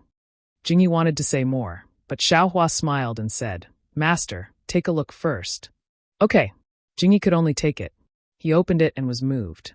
He put his palms together and said, Ba. Since that's the case, this old monk thanks. Just as she said that, Reverend Clean Clothes shuddered, and grief appeared on her face. She turned her head around and looked at the mountain in the distance. She said mournfully, Ba. Grandmaster has passed away. Ah? Xiaohua was also shocked. In his heart, he instantly understood why Great Master Ci Xiong still wanted to see him even though he had some misgivings. Why Great Master Ci Xiong still had to spend 81 days of hard work to give them an explanation. This old monk won't send you off. Jingyi bowed and said, I hope the two of you can remember your words. Master, don't worry. This Xiao understands. Xiaohua hurriedly replied. Fairy Jing also nodded in agreement. Jingyi didn't say anything else. He put away the Qianquan bag and hurriedly flew to the mountain peak. Xiaohua stood in the air and bowed deeply to the mountain peak where Master Ci Xiong was. Then he flew away without saying a word. Fairy Jing knew that Xiaohua was in a bad mood, so she didn't say anything. She silently followed behind. The two flew for half a day. Xiaohua suddenly stopped and looked around. He asked curiously, Where are we flying to? How would this concubine know? This concubine is following behind you. Fairy Jing smiled and said softly, Although Master Ci Xiong left, this concubine heard him say that if he couldn't achieve karma in this life, he would be able to in the next life. Moreover, Buddhism's cultivation is different from my Taoism. They emphasize reincarnation the most. Today's death is tomorrow's life. Today's karma is tomorrow's cause. Fellow Taoist, you don't have to be too sad. Xiaohua nodded. He understood. He knew that he had thought of many things. Oh right, what did you give Jingyi Master? At first, he didn't want it no matter what, but in the end, he refused to let it go. Fairy Jing tried to find something to talk about. Xiaohua smiled. He took out another Qingquan pouch from his sleeve and tossed it to Fairy Jing. Then I'll give you one too. Oh! Fairy Jing was truly surprised. When she opened it, she unconsciously beamed with joy. So it's so much rice. Then I will kindly accept it. On behalf of the people of my country, I thank Taoist Master Xiao. That's right. If it were ordinary spiritual herbs, Fairy Jing might not lack them, and there were plenty of them in this world. But with so much rice, who could take out so much in such a short time? With so much rice at the critical moment, who knew how many lives could be saved? No wonder even the clean-clothes master was moved. Let's go. Xiaohua waved his hand, and the Pegasus and flying chariot rushed out of the space. He said, let's return to Black Wind Ridge. This Xiao wants to see how Xiao Jian will face this Xiao. Fellow Taoist, have you forgotten? Fairy Jing didn't get on the chariot. She sweetly smiled and said, you promised me that after arriving at the Danliang country, you would follow me to a place. Yes, this Xiao remembers. But when this Xiao was discussing with Xue Ping about going to the secret area, didn't you also say so? Xiaohua was somewhat confused. I thought you were going to that place with me. Fairy Jing rolled her eyes at Xiaohua. Xue Ping asked for my opinion. No matter what, he is still a junior. How can this Xiaohua not answer? Just because this Xiaohua gave advice doesn't mean this Xiaohua has to go. Hee, this Xiaohua thought that the things inside moved Fairy Jing's heart. Xiaohua giggled. Unexpectedly, Fairy Jing didn't laugh. Instead, she solemnly reminded him, fellow Taoist Xiao, my Tao sect has many ruins on the hidden immortal continent. Those that are easy to find or not too dangerous have all been found by fellow Taoists. The ruins that have been found today are all left behind from the ancient times. The restrictions inside are very powerful, and the methods are also unimaginable.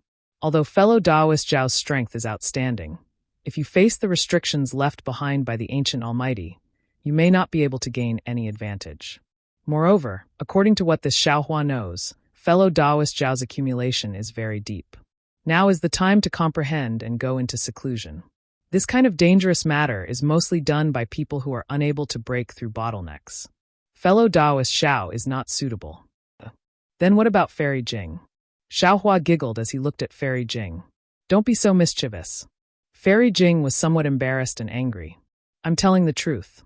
My cultivation is different from others. Although I do need some ancient items, ordinary things. I can solve them myself. Seeing that Fairy Jing was angry, Xiaohua hurriedly smiled and said, Fairy Jing, please calm down.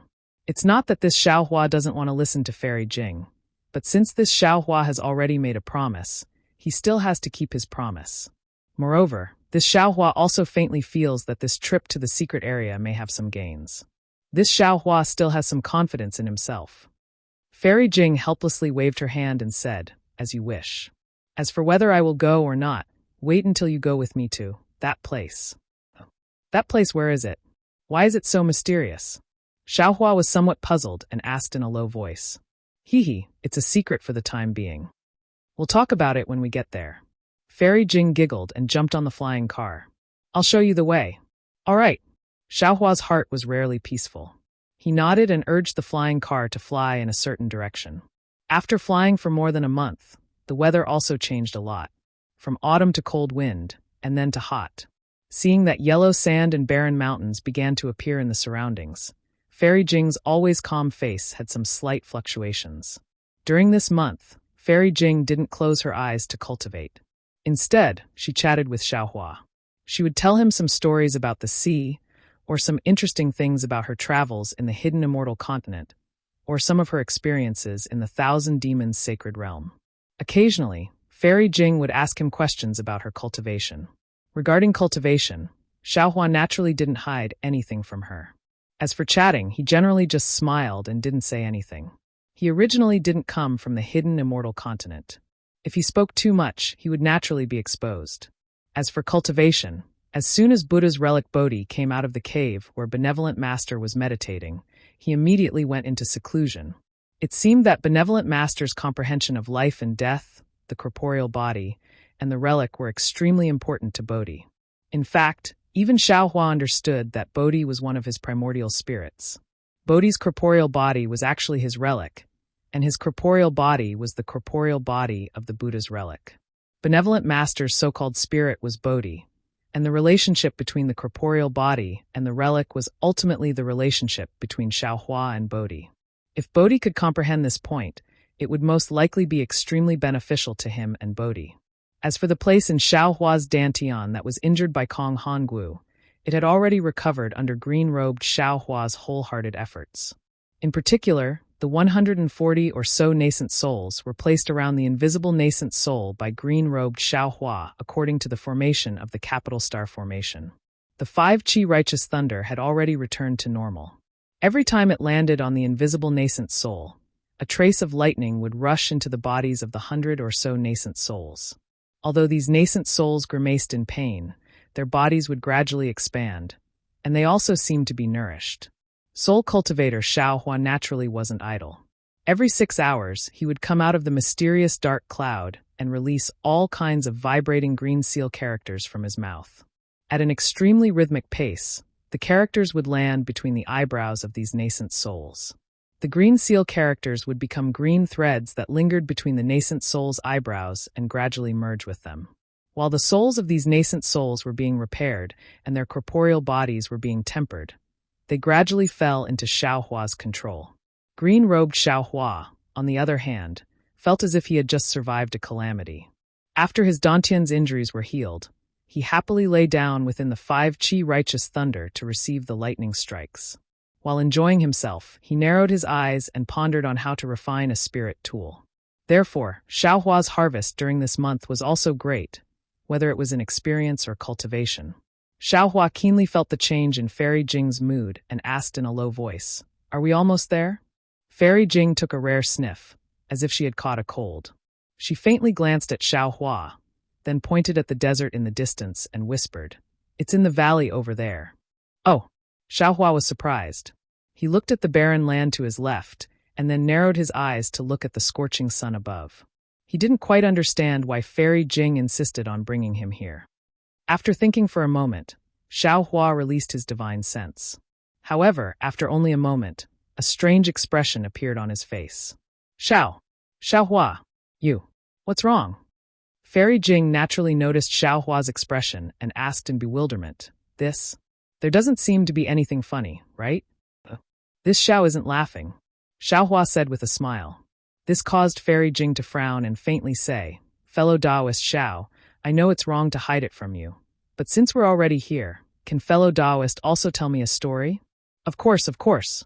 Seeing that Fairy Jing, who hadn't called herself concubine for a long time, suddenly called herself concubine without saying I, Xiaohua hurriedly stopped smiling and said very sincerely, "This Xiao didn't see the place Fairy Jing talked about, but this Xiao saw something interesting. Fairy Jing will know about it after a while." This Xiao isn't laughing at Fairy Jing. "That's good." Fairy Jing knew she was overthinking and blushed. She nodded and said, "Then, let's fly there?" "Okay." Xiaohua pointed in a direction similar to where Fairy Jing was going. A long time ago, there was a girl who liked to cultivate. Fairy Jing sat on the flying carriage and said in an indifferent tone, as if she was really telling a story. However, Xiaohua understood that this should be Fairy Jing's own experience, just like how he told Shui.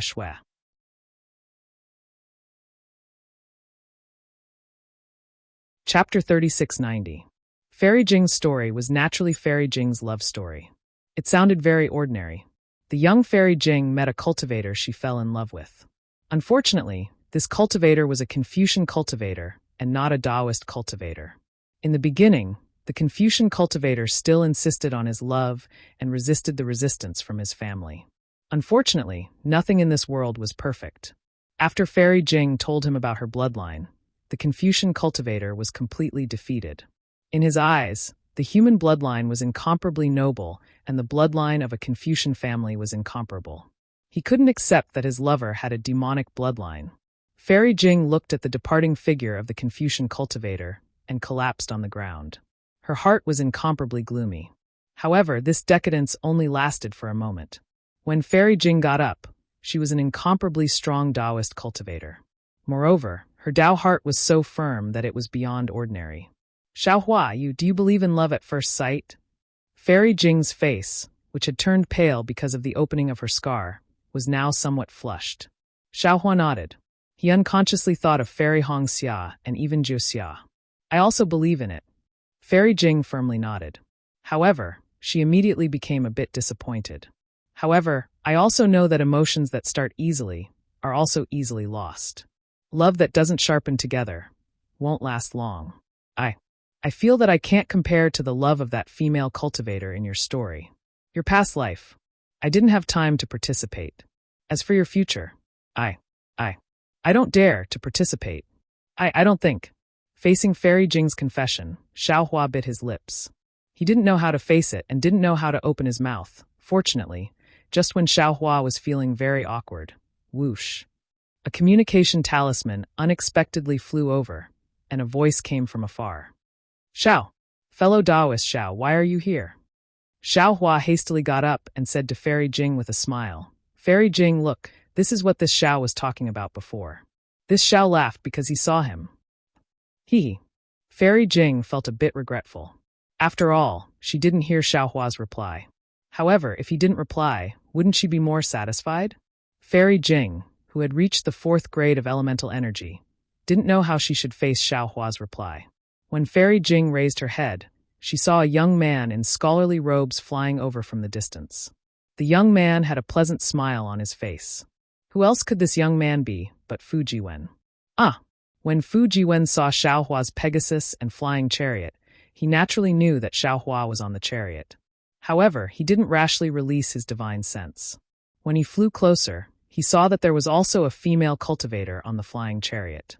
He swept his divine sense and involuntarily cast a spell. However, he couldn't help but be shocked. This female cultivator's cultivation was actually unfathomable. How could he not know that this female cultivator was a Dao sect senior? When Fu Jiwen flew closer, he immediately bowed and respectfully said, Junior Fu Jiwen greets senior. Get up. Fairy Jing flicked her sleeves and smiled. I hope that fellow Taoist Xiao doesn't mind. You should address him as an equal. Little friend Fu, there is no need to be so polite. Hearing Fairy Jing's words, Fu Jiwen was even more shocked. When he first met Xiaohua, although Xiaohua displayed his invincible might and charged into the Copper Pillar Nation's Imperial Academy alone, Xiaohua's cultivation was only around the middle of the 3rd grade. It had only been a few years. How could Fu Jiwen believe that even Fairy Jing was inferior to him? However, Fu Jiwen used a spell to probe again. Just like before, he couldn't see through Xiaohua's cultivation at all. Little friend Fu, don't look. Even I can't see through fellow Taoist Zhao's cultivation. Fairy Jing naturally noticed Fu Jiwen's spell and smiled. Even an early nascent soul cultivator became his disciple. What do you think his cultivation is? Xiaohua looked at Fu Jiwen's shocked face and said self-deprecatingly, a few years ago, this Xiao took the initiative to ask someone to become his disciple. Someone even made excuses. Fu Jiwen's face suddenly turned red. Wasn't this talking about him? Xiao. Senior Xiao. Fu Jiwen didn't dare to call Xiaohua fellow Taoist anymore. He whispered, Why is Senior here? Xiaohua laughed. Come up and talk. You've seen this heavenly horse before.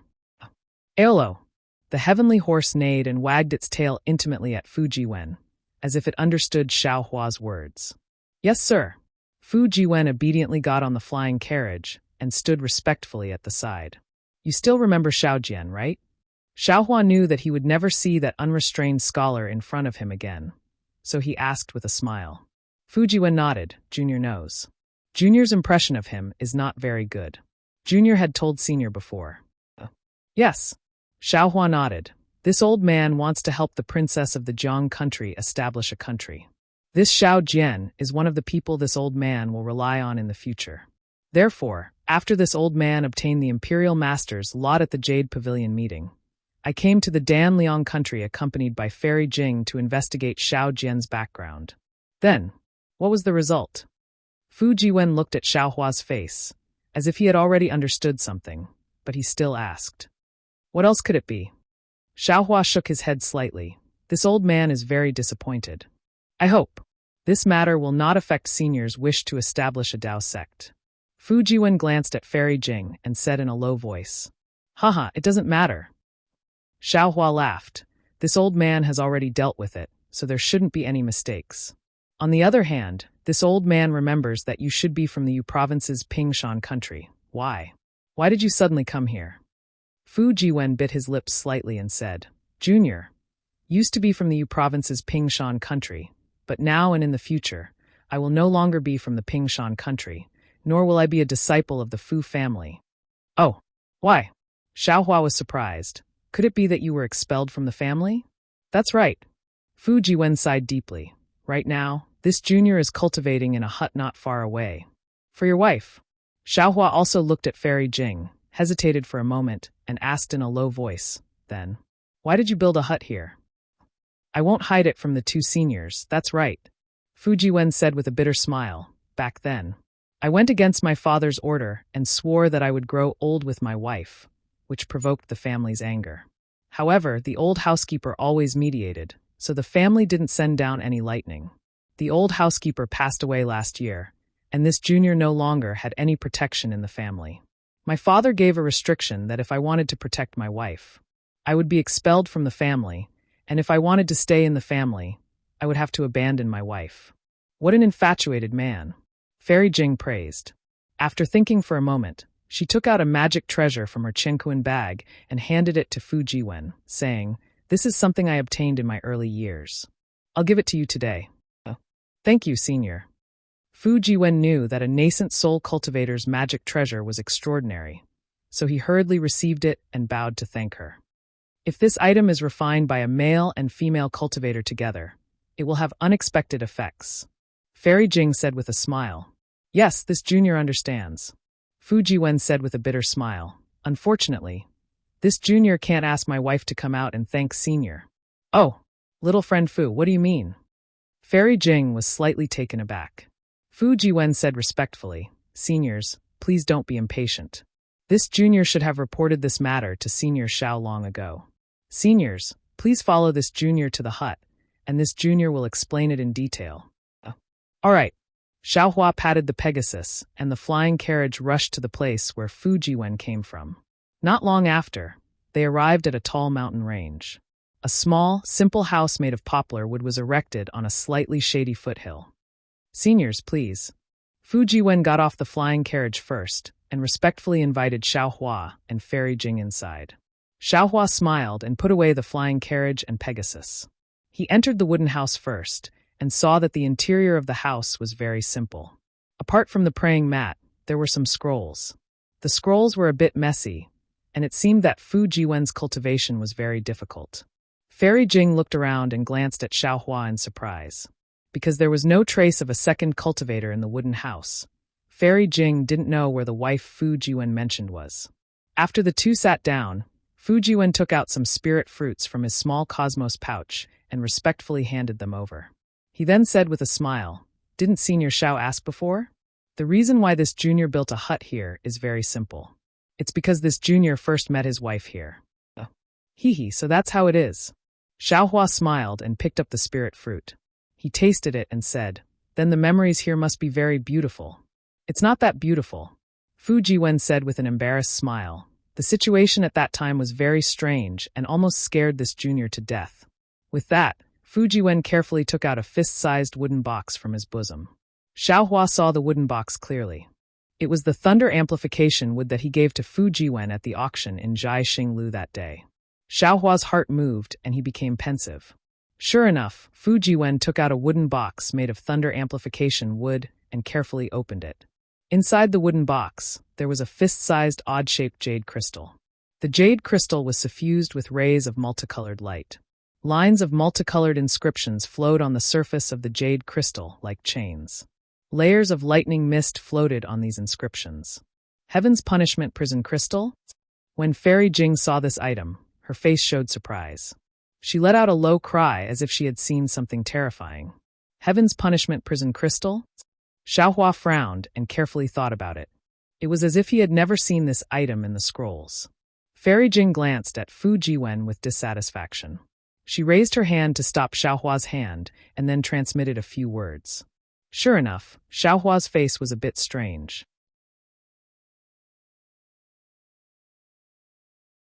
Chapter 3691. On the other hand, Fu Jiwen blinked, not understanding what Fairy Jing was talking about. He then looked at Xiao Hua and Fairy Jing in surprise and awkwardly put away the wooden box in his hand. Hearing Fairy Jing's words, Xiao Hua stared into Fu Jiwen's eyes and kindly asked, Fu Jiwen, do you know that this is a Heaven's Punishment Prison crystal? Reporting to Senior, this junior doesn't know. Fu Jiwen honestly replied. Fairy Jing sneered, even if you don't know, does your family not know? But at this point, Fairy Jing seemed to realize something and shook her head. This old one understands. As the saying goes, knowing the law and breaking the law adds 3 levels of punishment. If you don't know that this is a Heaven's Punishment Prison crystal, even if the Immortal Palace's law enforcers catch you, your punishment won't be too strict. This is your Fu family protecting you. The Immortal Palace's law enforcers? Fu Jiwen's face instantly paled. Although he didn't know what a Heaven's Punishment Prison crystal was, he knew what a law enforcer was. After a while, he said in a low voice, My Fu family is originally a small family in the peaceful mountain country.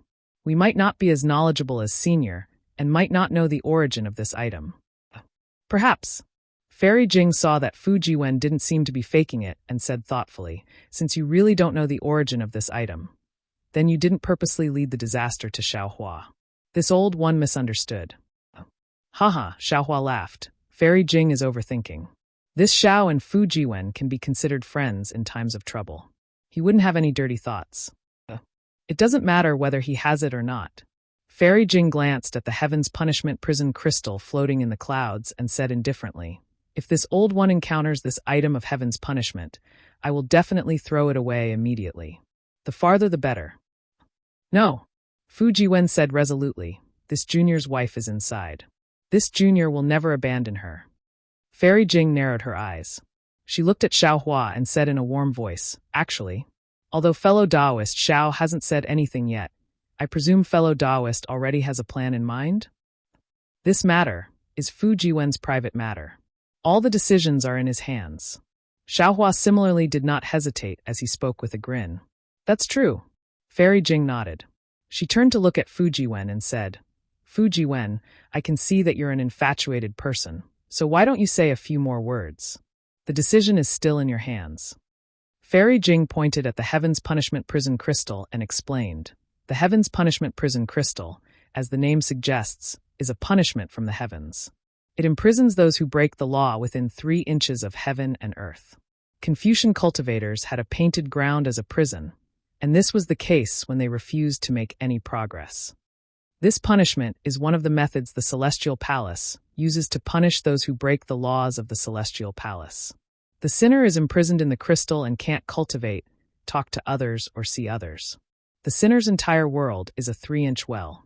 It's worse than being a frog in a well. Moreover, during the imprisonment, there will be divine lightning from the heavens every day to destroy their body and soul. It's said that the suffering inside is unbearable for ordinary people. I see. This junior understands. Fu Jiwen's eyes were filled with tenderness. He was very grateful for Fairy Jing's explanation. Fairy Jing continued, Above the Heaven's Punishment Prison crystal is the law chain of the Celestial Palace. Without the jade seal of the Celestial Palace, it can't be unlocked. Only at the end of the punishment will the law chain be unlocked. Anyone who dares to try to break it will be seen as going against the Celestial Palace and violating the laws of the heavens. If the punishment is light, the Celestial Palace will send celestial soldiers to encircle them. If the punishment is heavy, the Celestial Palace will send law enforcers to the lower realm to kill them. At this point, Fairy Jing paused again and looked deeply at Fu Jiwen. She said warmly, Fu Jiwen, you are infatuated with your wife, but she clearly lied to you. She is using you. Yes, since Fu Jiwen still didn't know this was the Heaven's Punishment Prison crystal, it meant that the sinner inside the crystal didn't tell Fu Jiwen the truth. The Heaven's Punishment Prison crystal was such an important punishment that even Fairy Jing knew about it. How could the sinner not know? If she didn't tell Fu Jiwen, wouldn't she be pulling Fu Jiwen into this whirlpool? Who would have thought that when Fu Jiwen heard this, his eyes would be filled with deep emotions? He bowed respectfully and said, Senior, thank you for your concern for me. Things are not as you think.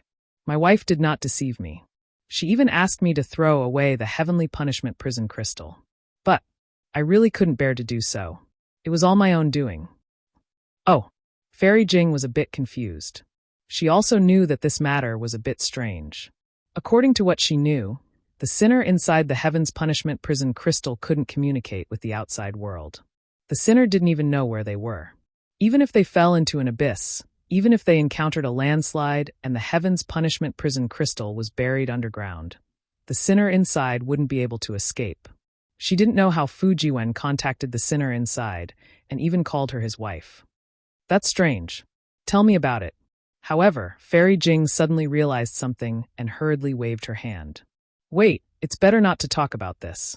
Fairy Jing said to Xiao Hua, fellow Taoist Xiao, this matter involves the law of the Celestial Palace. It's not something that Taoist cultivators like us can come into contact with. Even a first-rate scholarly cultivator clan would probably avoid it if they were to encounter it. Hee. How could Xiao Hua, who had even killed the Hall Master of Star Lord Hall, be afraid of this? Especially Fujiwen, who he admired a lot. Xiao Hua smiled faintly and said, Fairy Jing, don't be afraid. Let's listen first. I'm very curious. What kind of law did the woman who made Fujiwen fall in love with her commit? All right. Fairy Jing knew that she couldn't persuade Xiao Hua, so she could only nod. Fujiwen carefully put the Heaven's Punishment prison crystal into the wooden box. Looking at the time, he hid it close to his body again. He stood there and explained the whole matter in detail. It was really a sad but beautiful story. As early as a few years ago, Fujiwen traveled to this place. Seeing that the time was late, he rested at the foot of the mountain. When night fell, the stone wall behind Fujiwen suddenly shone with extraordinary splendor. Then, a beautiful woman flew out from the mountain rock. Fujiwen was dumbfounded, and a strange ripple appeared in his heart. The woman was also very happy to see Fujiwen, and she immediately had a long talk with Fujiwen. The woman's name was Worry Cloud, and she was a mountain spirit. However, the woman was very knowledgeable and witty.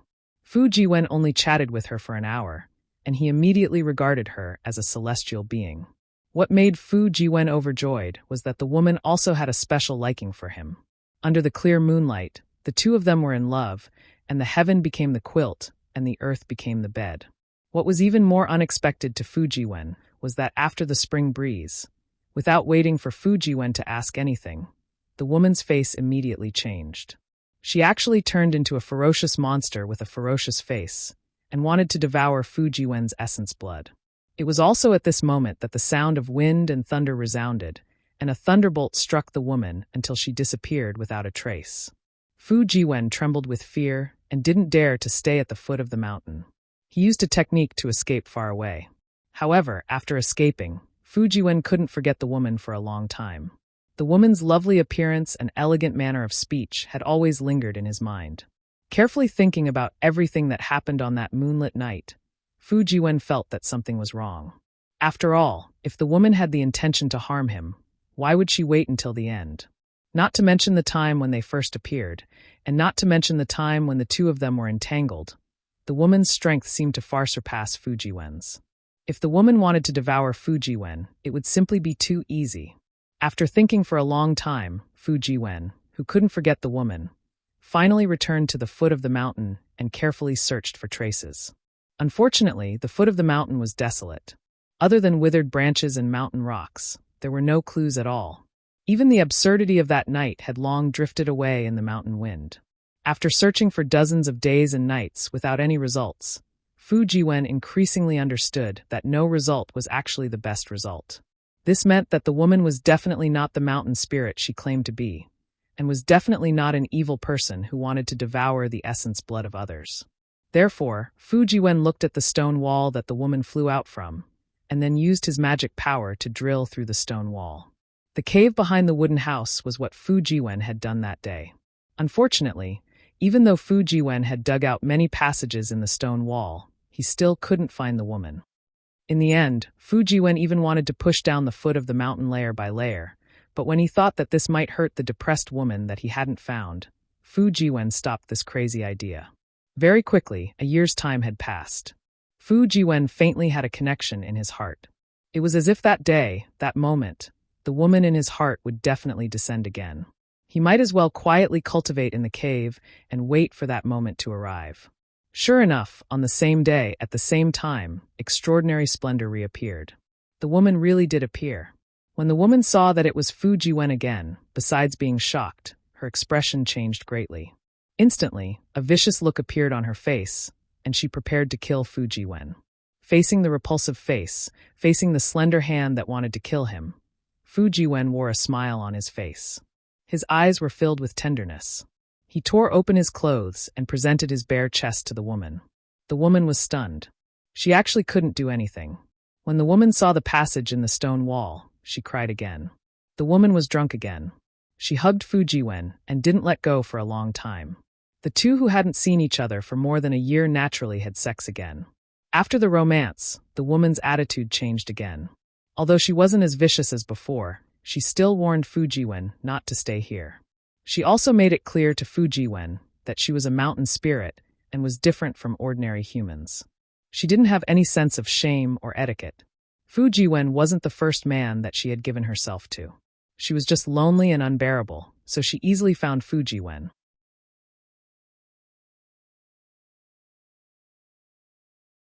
Chapter 3692. That night's ending was no different from the first time. After the thunderbolt, the woman disappeared. However, this time Fujiwen was careful and used his divine sense to follow her. However, the moment his divine sense was released, it was immediately destroyed by the thunderbolt. Not only did Fujiwen not find the woman's whereabouts, but he was also injured. Fujiwen was unwilling to admit defeat. He immediately thought hard and used the runes of the Tian Shu in his chest as a guide to seal the areas near the cave and explore one by one. Hard work paid off. After nearly half a year of hard work, Fujiwen finally found an area in the depths of the mountain with faint lightning and found the Tian Fa prison crystal inside. Although Fujiwen didn't know what this thing was, his intuition told him that this thing was the woman named Yutan. Looking at the lightning that would appear from the void above the heaven punishment prison crystal every once in a while, his heart would ache when the lightning landed inside. He could imagine how his lover would be suffering inside. Sure enough, on the same day in the second year, the Tian Fa prison crystal flashed with dazzling clouds. The binding inscriptions on it broke and turned into strokes. Yutan flew out of the clouds. Worry-tan looked at Fujiwen, and then at the Heaven's Punishment prison crystal in front of Fujiwen. She sighed slightly and didn't say another unpleasant word. She held Fujiwen's hand and looked at the crescent moon in the night sky. She told him how much she missed him in the past year. The two of them made love to each other until 2 hours were up. The inscriptions on the crystal recast and produced a thunderbolt that pulled the woman into it. The woman didn't mention her origin, let alone what the Tian Fa prison crystal was. Fujiwen brought the Tian Fa prison crystal back from the foot of the mountain. From then on, he regarded the woman as his wife and told this to his parents. Of course, Fujiwen's parents didn't agree. They even threatened to expel Fujiwen from the family and exterminate the mountain spirits. However, just as Fairy Jing had guessed, Fujiwen's parents didn't ask to see the Tian Fa prison crystal and the so-called mountain spirit, Yutan. Fujiwen didn't give in. He took Xiao Rui and the old housekeeper out of the house and made a living alone. In order to help Yutan resist the sky thunder in the void, he went to Zhai Xinglu in the Bronze Pillar country, met Xiao Hua, and obtained the thunder amplification wood. I see. Fairy Jing nodded and said, "It seems that this old one has wronged you and Yutan. Your relationship is truly admirable. Unfortunately, you are a cultivator of the mortal world. Your Confucian cultivation base is not high, and you have also mixed Taoist cultivation methods. It is very difficult for you to marry someone from the Immortal Palace. Not to mention that this woman has violated the laws of the Immortal Palace and is a sinner. How can you be with her? Even if you're sneaking around right now. If you're discovered by the law enforcers, you won't be able to keep your lives. I'm afraid that Yutan also knew this. That's why he decided to separate from you. He didn't want you to be implicated." Fairy Jing. Xiao Hua was a little bewildered. Didn't you say that the sinners in the Heavenly Punishment prison crystal are unable to communicate with the outside world? Why can this sorrow cloud come out for 2 hours every year? I can't answer fellow Taoist Zhao's question. Fairy Jing shook her head. I've only heard rumors and don't know the truth. There might be 2 possibilities. Xiao Hua nodded and said, the first possibility is that the Heavenly Punishment prison crystal has been in there for too long. The engraved law chains inside have already lost some of their effectiveness.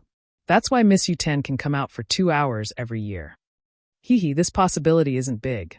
Fairy Jing said with a smile. The engraved law chains are made of the Immortal Palace's most authentic engraved law chains. They can absorb the awe-inspiring chi from the heavenly lightning. No matter how long it has been, it can still bind the sinners. Then it's the second possibility, Xiaohua said with a smile. The engraved law chains of the heavenly punishment prison crystal have been tampered with. Every once in a while, it has to be unlocked for 2 hours to let Miss Yutan come out for a breath of fresh air. And under this possibility, Fairy Jing nodded. Then Miss Yutan's identity is rather interesting. Indeed. Xiaohua looked at Fujiwen. That Miss Yutan is most likely a member of the Immortal Palace's inner family. She has committed a great crime. Although there is the punishment of the Immortal Palace, there is still someone who can reach out and block some of it for her. In her family? Impossible. Fairy Jing said with a smile. How could the Empress bloodline be so carelessly left in the hidden immortal continent? I'm afraid she has some relationship with the inner family, a female official, or a side branch of the Empress. However, judging from this woman's scheming, it's more likely that she's a female official. Scheming? Xiaohua was slightly taken aback. Soon after, he understood a little. Disregarding everything else, this woman had been with Fujiwen for so many years without revealing any of her background. It was impossible for an ordinary woman to do that. It doesn't matter who she is. Fujiwen didn't care. He smiled and said, since this junior believes that she is my wife, this junior will stay with her for a lifetime. A lifetime? That's your lifetime. Fairy Jing sneered. Even if you turn into a skeleton, that woman will still live well. Unless you can cultivate to the 9th grade of essence energy. To be able to have such a wife, this junior is already satisfied. Fu Jiwen seemed to have steeled his heart. He turned a deaf ear to Fairy Jing's reminder. Forget it. Either way, it's your own matter. Xiaohua smiled. You can decide for yourself. 2 seniors came at the right time. In a dozen or so days, worried Tan will come out. If 2 seniors are willing, this junior would like to invite seniors to see her. Fu Jiwen thought for a moment and asked with an earnest expression, aside from the old housekeeper, no one has seen her yet. No need. Fairy Jing refused very simply. This old one has other matters to attend to with fellow Taoist Xiao. Xiaohua faced Fu Jiwen's earnest gaze and said to Fairy Jing, since we're already here, why don't you wait for a few more days? Fairy Jing didn't know which heartstring had been touched. She shook her head and said, this concubine doesn't want to get involved in this kind of trouble.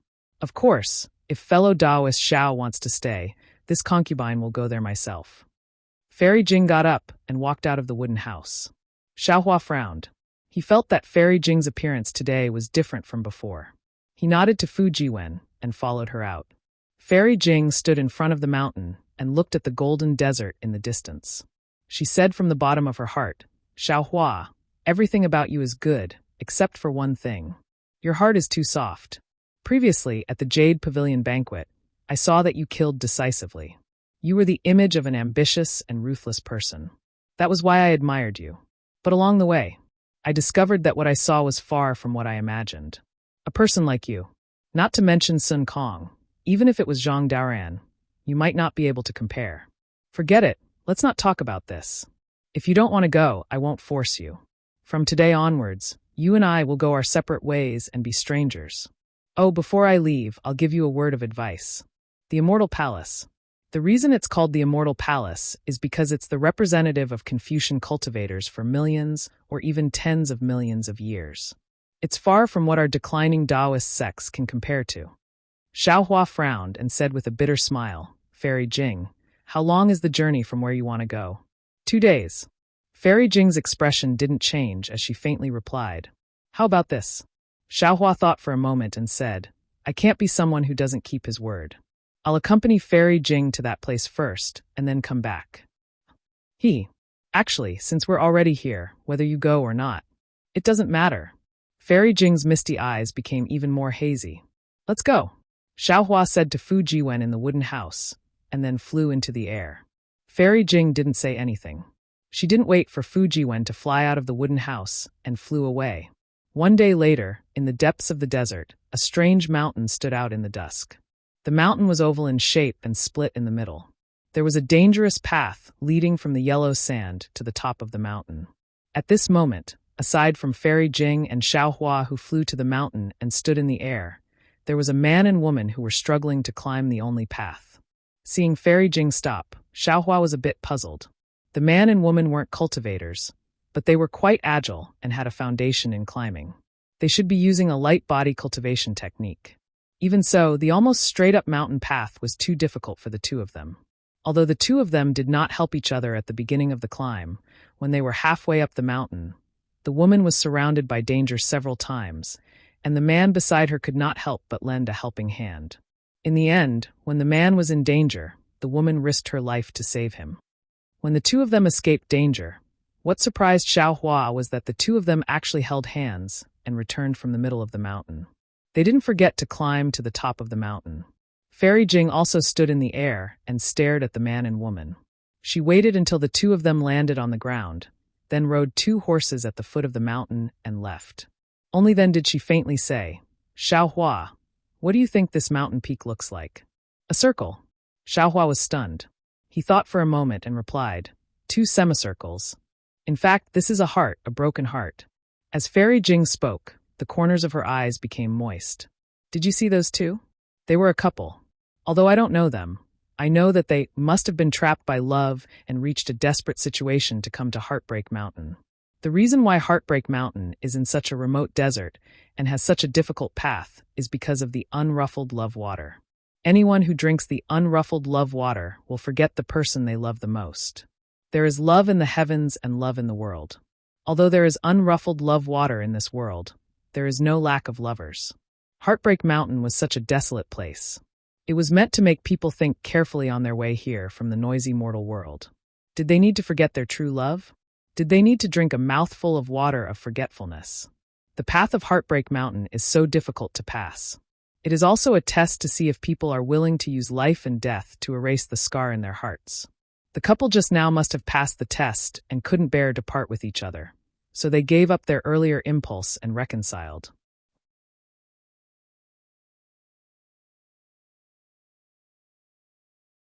Chapter 3693. After she finished talking about the origin of Heartbreak Mountain and the forgotten love water, Fairy Jing held back the tears in her eyes and said with a smile, "I have already told you a story before. Now, can you accompany me to the top of Heartbreak Mountain and watch me drink a mouthful of the forgotten love water? Watch as this concubine forgets about that person?" See, Xiaohua had an indescribable feeling in his heart. He stared at Fairy Jing and couldn't figure out whether her words were true or false. He vaguely felt that Fairy Jing had feelings for him, but her story clearly didn't mention him. Xiaohua really didn't know what Fairy Jing meant by this. As the saying goes, a man can't guess a woman's thoughts. Even someone as strong as Xiaohua was at a loss when facing Fairy Jing's unfathomable heart. Perhaps I'm just being paranoid, Xiaohua thought to himself. Then he followed Fairy Jing and slowly flew up Heartbreak Mountain. He probed in a low voice, "Is there really forgotten love water in this world? Can it really erase the love in a person's heart?" "Of course," Fairy Jing said decisively. "Don't think that this is a desert where not a drop of water exists. Although the forgotten love water on Heartbreak Mountain is only the size of a fist, it can last for tens of thousands of years. There's an ancient saying, hearts are united on Heartbreak Mountain, but the person on Heartbreak Mountain is heartbroken.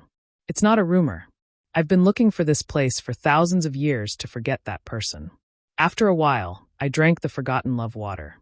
Fellow Taoist Xiao will know when he sees it." "Oh, so that's how it is." Xiaohua suddenly understood. His heart suddenly lightened, but he sighed and said, "AI, it's really hard on Fairy Jing. Actually, sometimes, a true love is a rare memory that doesn't necessarily have to be forgotten." For a male cultivator like fellow Taoist Xiao, it's a beautiful memory. But for female cultivators like me, it might be a disgrace. How can I cultivate when I have to face the unhappiness in my heart every day? The danger of an unstable Tao heart doesn't disappear. I'll tell fellow Taoist Xiao. Fairy Jing smiled sweetly, as if she could really forget that person after drinking the forgotten love water. "Forget it, I'll listen to your decision." Xiaohua knew that for Fairy Jing, forgetting someone was much more realistic than missing someone. This method of severing emotions was the best choice for a cultivator like Fairy Jing. While the two of them were speechless, they had already landed on the peak of Heartbreak Mountain. The mountain peak was not big, only a few hundred feet. There was a deep crack across the mountain peak, which was where the mountain peak had split open. In the center of the crack, there was a stone stool that looked like a wine cup. The stone stool was as tall as a person and was extremely clean. In the center of the stone stool was a heart-shaped groove, and within it, there was a fist-sized spring that flashed with a blood-red color. "Are you sure this Wangqing water is not poisonous?" Xiaohua was a bit worried. He looked at the color of the spring water, and then looked at the setting sun that was only left with a smear of blood red at the edge of the desert. And at this time, Fairy Jing was really tender. Although she didn't look at Xiaohua, her face that was looking at the setting sun in the distance revealed a kind of deep longing. She then looked at Xiaohua as if she would never recognize him again in the future. Xiaohua smiled and said, "Don't worry. If it's as Fairy Jing said, this Wangqing water can only make you forget the person you love the most. Then after drinking the Wangqing water, you will definitely remember this Xiao." This Xiao, Shi. Fairy Jing stretched out her white hand, placed it in front of Xiaohua's lips, and said in a low voice, "Fellow Taoist Xiao, I still have a very important matter to ask of you." "Oh, is there any danger?" Xiaohua's heart trembled. "No." Fairy Jing smiled sadly and said, "There is no danger. I just want to ask fellow Taoist Xiao that after I drink the Wangqing water, fellow Taoist Xiao must not tell the story I told you before. Otherwise, all my previous efforts will be wasted." "Don't worry," Xiaohua said with a smile. "When did Fairy tell this Xiao a story? This Xiao seems to have never heard of it." If Xiaohua was joking like this normally, Fairy Jing would have already laughed. But today, Fairy Jing couldn't laugh no matter what.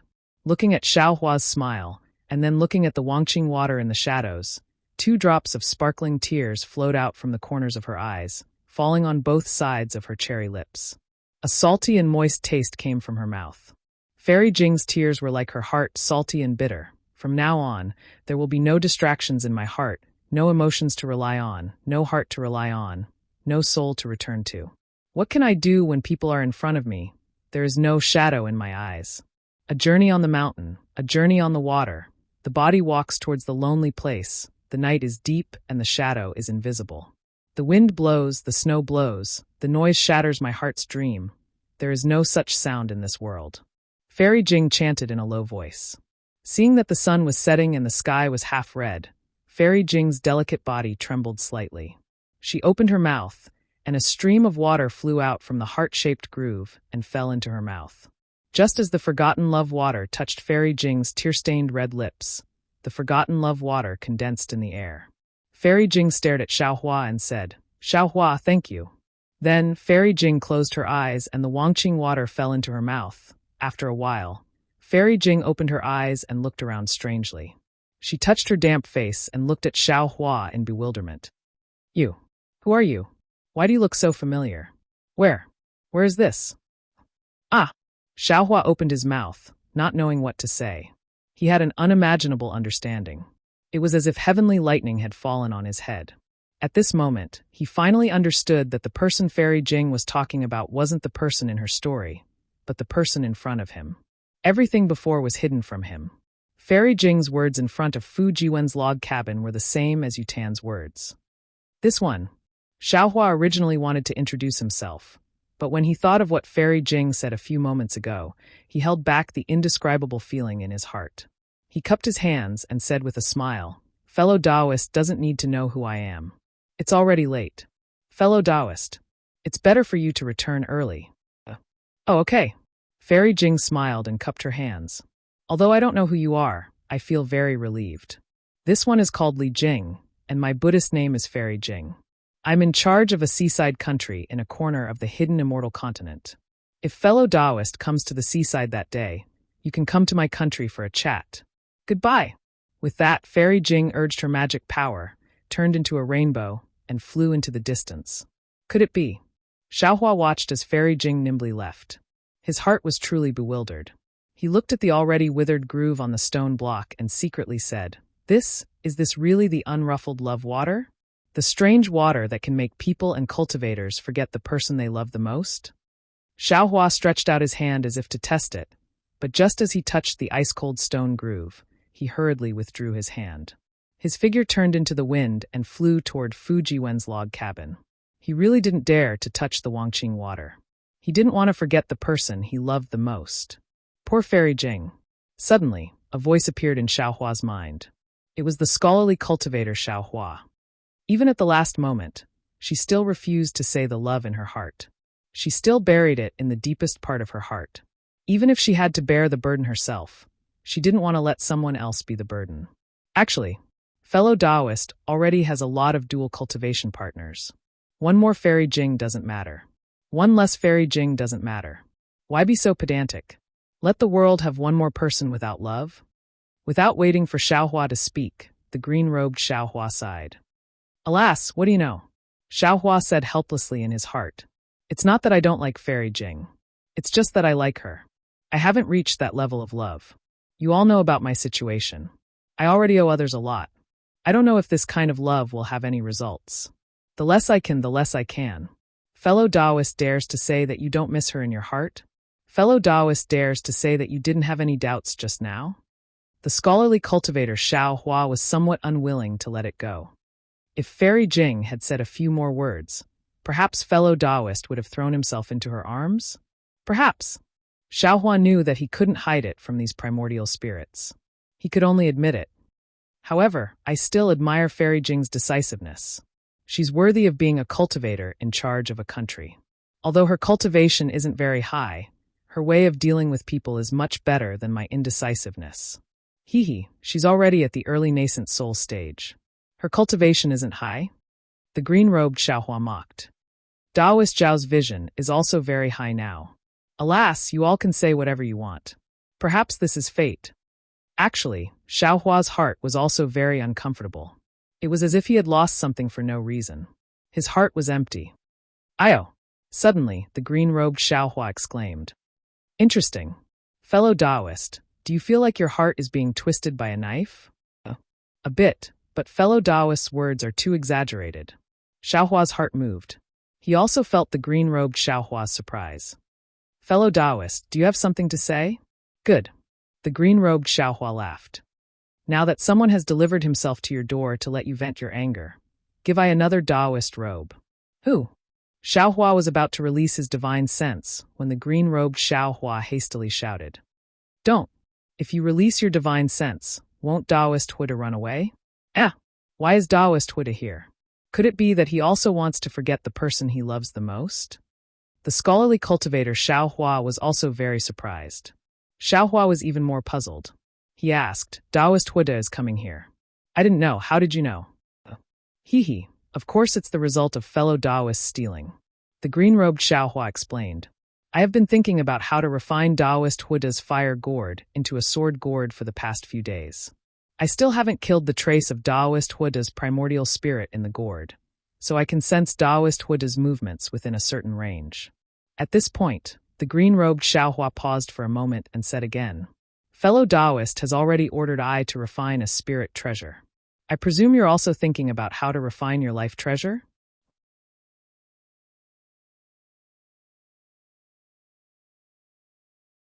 Chapter 3694. Xiaohua smiled bitterly. Looking at the desolate Heartbreak Mountain in the night, he sighed and said, Fairy Jing said it well. On Cast Emotion Mountain, one's heart is united, but on Heartbreak Mountain, one's heart is broken. The night on Heartbreak Mountain is truly desolate. Over there. The green-robed Xiaohua pointed in a direction. Xiaohua used the wind evasion technique and flew for a while. Under the guidance of the green-robed Xiaohua, he used the trace concealing technique to hide. Only then did he use his mind to enter his body. He saw that around the tricolored heaven's heart in his dantian, balls of true energy were constantly surging like flames. They seemed to have some spirituality, but if one looked carefully, they would feel that this spirituality was a bit forced, or rather, it was a bit passive. It wasn't the kind of rare spirituality. Looking outside the 5 brocade cloud painting, the endless amount of righteous qi was much more vast than before. The true energy that Xiaohua had bitterly cultivated for who knows how many years had already been condensed into true energy by the 5 brocade cloud painting. There was not a trace of impurities in his dantian. Fellow immortal Confucian cultivator, how do you feel? Jade Archive Xiaohua looked at the scholar's primordial spirit and asked with a smile. The Confucian cultivator Xiaohua waved his hand, and the scroll in his hand turned into countless words. These words turned into birds and fishes or plants. Some of them turned into birds and fishes, and some of them turned into plants, and some of them turned into plants, and they covered the nearby area with green leaves. If fellow immortal had asked me before the year, I might have proudly shown off to fellow immortal. Xiaohua indifferently replied, "After all, fellow immortal has been tempering the true energy in your chest for the longest time. After the seal was broken, I worked hard to catch up. Now my strength is close to fellow immortals. Of course, according to the realm of Confucian cultivators, my cultivation is not worth mentioning. However, fellow immortal from the Buddhist sect received guidance from Grandmaster C.I. Xiong and went into seclusion. His thoughts made me feel a lot. Just as fellow immortal has been pondering, Buddhism, Taoism, and Confucianism have their own strengths. What is the true essence of each sect's cultivation? Perhaps I already know a little bit. Fellow immortal, please speak." Jade Archive Xiaohua said with a smile.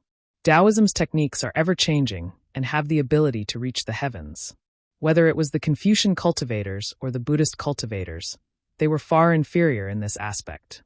If I simply pursue the ability of Confucianism and cultivate the Tao of primordial spirit, I will follow the prescribed path of refining essence into qi, refining qi into spirit, refining spirit into void, and refining void into heaven. In the end, I will be neglecting the essentials and pursuing the trifles. It is better for me to abandon these appearances and search for the foundation of Confucianism. When Xiaohua heard this, he clapped his hands and said, "Immortal friend is right. I also feel that Great Master C.I. Xiong's words are right. If the Buddhist sect's Fozi doesn't properly handle the relationship between the corporeal body and the Saraira, even if he reincarnates for 10,000 years, he still won't be able to reach the peak. If Confucian scholars don't understand the essence of true energy and cultivation, what can they do even if they reach the void refinement and heaven fusion stage? Taoist cultivators are the same. They don't know the foundation of Taoist cultivation. Even if they cultivate to the transcending tribulation stage, I'm afraid they won't be able to achieve anything." Xiaohua echoed, "That's why we each have our own responsibilities. There's no need to compete with each other. The so-called realm, the so-called means they are all just appearances. Only by grasping the foundation can we achieve the great Tao." Green-robed Xiaohua also spoke from his lower dantian. "Good." Xiaohua clapped his hands and opened his mouth. The imperial star spike and imperial shield flew out. He said with a smile, "To be honest, I already don't want to refine these two imperial tools. This is because the Tao of imperial tools of Confucianism is far inferior to the Tao of Taoist magic tools. It has already deviated from the foundation of Confucianism. Immortal friend, you should still slowly refine them." Xiaohua waved his hand and said, "It's currently a chaotic world. You and I can't cultivate peacefully. One more life-saving means is one more opportunity to explore the essence of cultivation." Xiaohua agreed and sucked the two imperial tools into his mouth. Green-robed fellow Taoist. Xiaohua said with a smile, "Presumably, you also understand. The so-called life origin magic treasure is to separate a part of the primordial spirit and refine it into the magic treasure. Using one's own primordial spirit to drive the magic treasure is far more convenient than using one's divine sense to drive it. It's like another magic treasure controlled by oneself.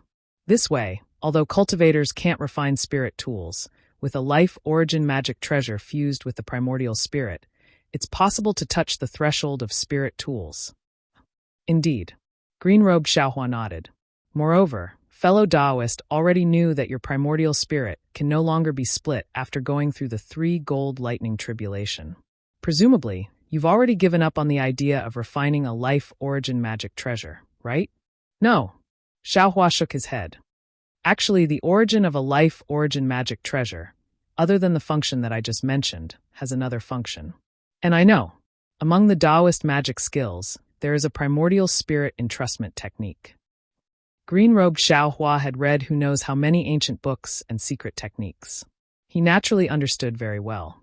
A small part of the refining method of this life origin magic treasure was born from this.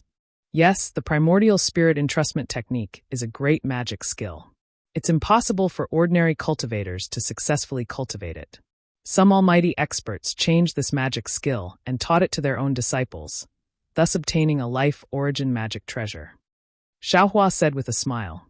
"Similarly, If a cultivator's main body dies, with only the primordial spirit in the life origin magic treasure, it's impossible to achieve the goal of primordial spirit entrustment technique. However, other methods can be thought of, such as possession, to leave a chance of survival. If that's the case, to be honest, I and the others, I'm afraid we're all fellow Taoists' life origin magic treasure. Green-robed Xiaohua said with a sigh. Why is fellow Taoist still entangled with the life origin magic treasure? I don't want to give up on the life origin magic treasure, not because I have to refine it, but because I want to see the mysterious primordial spirit entrustment technique. Xiaohua replied. Unfortunately, the secret technique we obtained is abnormally incomplete. We can't see anything from it at all. Don't think about it. Fellow Taoist already has a spirit tool. In the future, when this spirit tool is complete, it may even be a spiritual treasure. Why bother about the life origin magic treasure? Green-robed Xiaohua said with a smile. Speaking up to hear, green-robed Xiaohua seemed to have thought of something and hurriedly said, That's right. If fellow Taoist has nothing to do in the future, don't use the yin and yang dual magic treasure to block disasters. Thinking about Taoist Jingru's cauldron, I feel a bit of heartache. See, so that's how it is.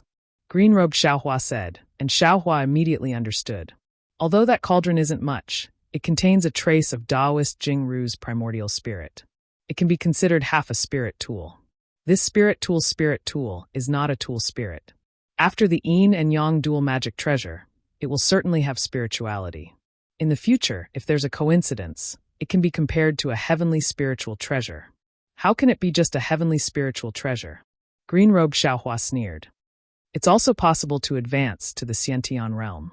Fellow Taoist, you're more prodigal than I. I'm happy, so what? Xiaohua rolled his eyes. Who asked I to be rich? Not only do I have the ocean-overturning seal, but I also have the Tungjiao scissors and the Kunlun mirror.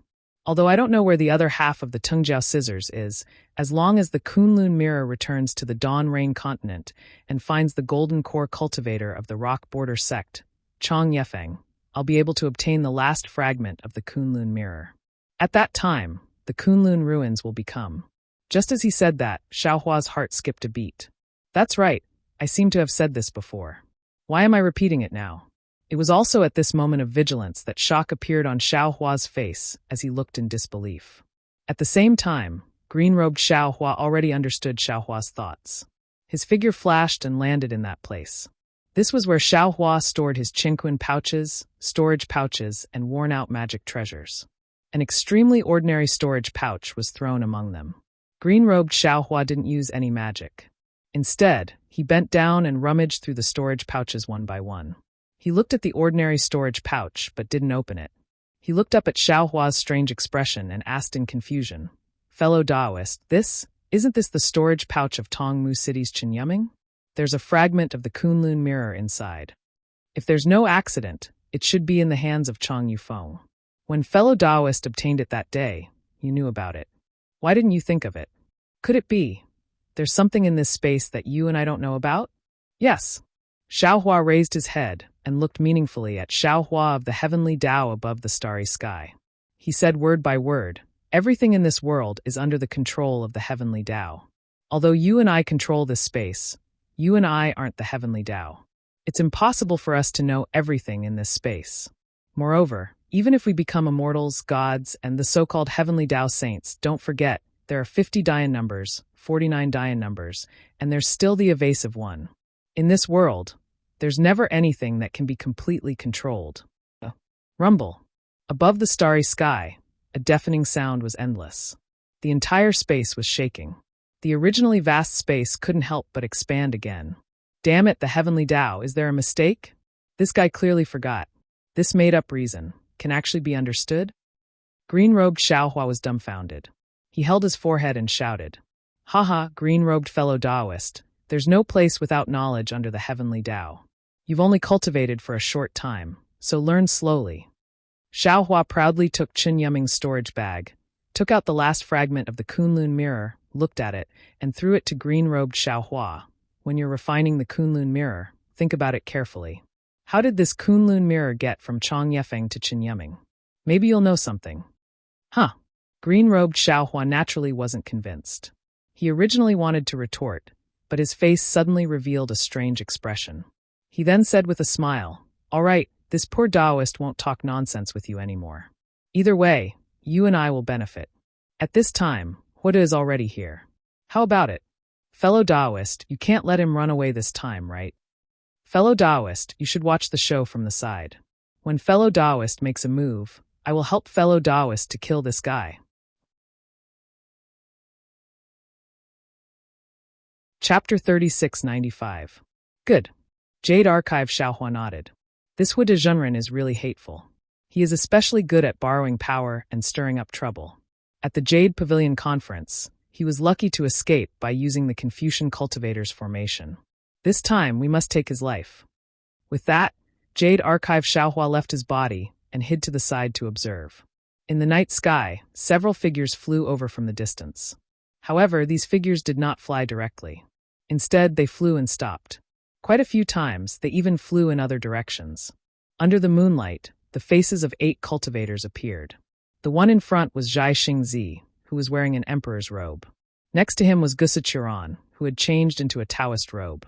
At this time, Gusichuran had a smile in her eyes, unwilling to leave Zhai Xingzi for a moment. Although the two were not flying hand in hand, their hearts were vaguely limitless. Behind Gusichuran was the smiling Huda Zhenren, but he deliberately kept a certain distance from the two and did not disturb them. Behind Taoist Huda were 5 mid-stage nascent soul cultivators. They all had different appearances and expressions, but all of them had respectful expressions on their faces as they carefully followed behind the 3. Zhai Xingzi accompanied Gusichuran to a mountain peak. The two circled around the mountain and met again in the air above the mountain peak. Their faces were full of disappointment as they shook their heads. "What? Isn't this the place that you 2 fellow cultivators are looking for?" Huda Zhenren flew forward and asked anxiously when he saw this. "Well, fellow Taoist Huda, it's not here." Zhai Xingzi looked at the somewhat oval mountain peak below and sighed. "That mountain peak is cracked." "Oh? Could it be? Zhai Xingzi is looking for Heartbreak Mountain?" Xiaohua was slightly stunned. Who is the female cultivator beside Zhai Xingzi? But within 400 miles of my spiritual sense, there is no such mountain. Fellow Taoist and fairy are mistaken? Huda Zhenren was somewhat puzzled. No, it must be nearby. I know. Gusichuran thought for a moment and shook her head. Although I don't know why, I know that as long as I find that place, I will be able to solve my confusion.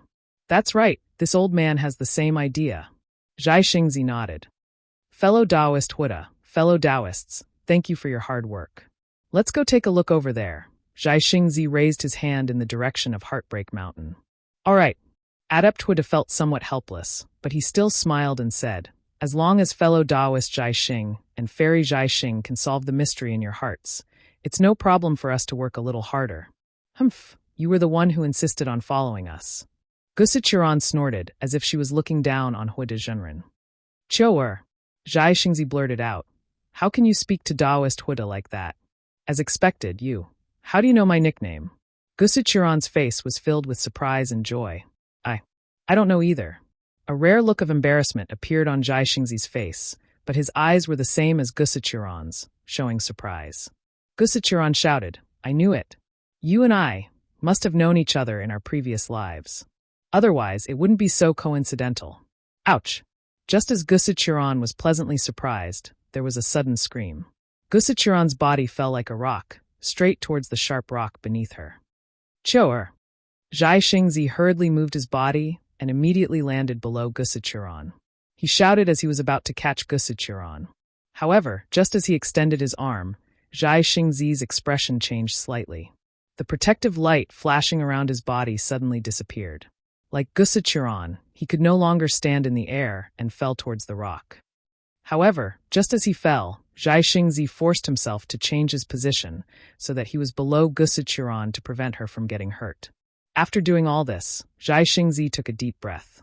He wanted to circulate his true origin and fly up again. Unfortunately, the light on the surface of Zhai Xingzi's body flickered a few times like a candle in the wind. In the end, it was extinguished. Bang bang! With 2 loud sounds, Zhai Xingzi, who was a late nascent soul master, fell powerlessly on the rock. Gusichuran landed on Zhai Xingzi's face, knocking his jade crown askew. Huda Zhenren, what's going on? Zhai Xingzi raised his hand and picked up Gusichuran, who was on top of him. He struggled to stand up and sat on a big rock. He looked at Huide Zhenren, who was looking at him with a cold smile in the distance, and asked faintly. Gusichuran, who was sitting in Zhai Xingzi's arms, lowered her head shyly at first. When she heard Zhai Xingzi's words, she immediately came to her senses. If it weren't for Huide Zhenren's plot, even if they were in danger, Huide Zhenren would only need to wave his hand, and they would not fall from the sky. Gusichuran could not help but rage. Jin Yuda. You dare to plot against me? Gusichuran's words were beyond her expectations. She could not believe it was Huide Zhenren who did this. Fellow Taoist Zhai Xing, don't worry. Huide Zhenren had a faint smile on his face. He did not fly closer but stood on the side. He waved his hand, and the 5 mid-nascent soul cultivators quickly flew around the mountain and surrounded Zhai Xingzi and Gusichuran. Huide Zhenren then spoke. I just want to ask, who is this fellow Taoist with Confucian cultivation? How does she know the name of I's nascent soul? I don't remember. I don't know this fellow Taoist. Jin Yuda, you. Gusichuran's face was a bit pale. She called out a few times but did not know what to say. You're too bold. Fellow Taoist. Huide Zhenren sneered. I don't even know who you are. How is this bold? Then Huide Zhenren looked up at the 5 mid-nascent soul cultivators who had surrounded Zhai Xingzi and Gusichuran and said, Fellow Taoists, please be the judge. This fellow Taoist appeared out of nowhere and met Zhai Xingzi alone when we returned from the Jadestage meeting. Zhai Xingzi brought her out and did not mention her origin. He only said she was Qiu Xianzi. The strangest thing is that Zhai Xingzi actually sent all the fellow Taoists away while he brought this strange Qiu Xianzi to a strange place. We have already discussed the rules that we will get after the Yaotai meeting. He has already forgotten about the rare treasures and other things that we will get. If I didn't argue with him, he would have brought the 6 of us here. Otherwise, who knows what Zhai Xingzi is up to? Zhai Xingzi looked coldly at Huide Zhenren and did not speak. There was no sign of surrender in his eyes. If I didn't bring you fellow Taoists to follow behind them, how would we have discovered that this so-called Qiu Xianzi is not a Taoist cultivator? Perhaps she knows the simple spells of our Taoism, or perhaps she has our Taoism's mental cultivation method. But this old man can see clearly that she is a genuine Confucian cultivator. Huide Zhenren did not hesitate to reveal Gusichuran's background. Since we know that Qiu Xianzi is a Confucian cultivator, then, fellow Taoists, can you think about it more?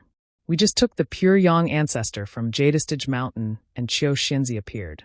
What does this mean? Think about it. What else can it mean?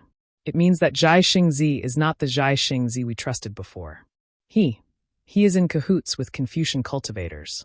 And this Qiu Xianzi, if I'm not wrong, she should be someone from Jadestage Mountain's Star Lord Palace. This so-called pure Yang ancestor must be Star Lord Palace's bait. Zhai Xingzi wants to return the treasure we risked our lives for to Star Lord Palace through Qiu Xianzi. Damn Jin Yuda, you yourself are Kong Hongwu's subordinate star general. You unexpectedly slander others, falsely accuse the star plucking? The matter involved the star plucking. Gusichuran could not help but be furious, cursing. Oh, Qiu Xianzi is truly incredible. How do you know that I am Kong Hongwu's star general? Huide Zhenren asked thoughtfully. If you are not from Star Lord Palace, how do you know? Since you are not from Star Lord Palace, are you not slandering me? However, Huide Zhenren only said this. He then said to the 5 middle-stage nascent soul cultivators, You didn't believe me before, not daring to help me kill the lackeys of Confucian cultivators. Do you understand now? Jin Yuda.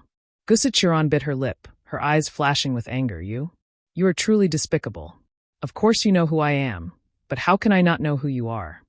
Gusichuran turned to the nascent soul state cultivator next to her and said, Jin Yuda was a pawn that Star Lord Palace placed among the Tao cultivators.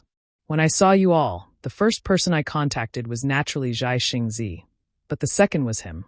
You may not have noticed Jin Yuda's expression at that time. It was very interesting. His face was ashen. Why? He was afraid I would expose his true face. Fine, now that things have come to this, I will make it clear to you.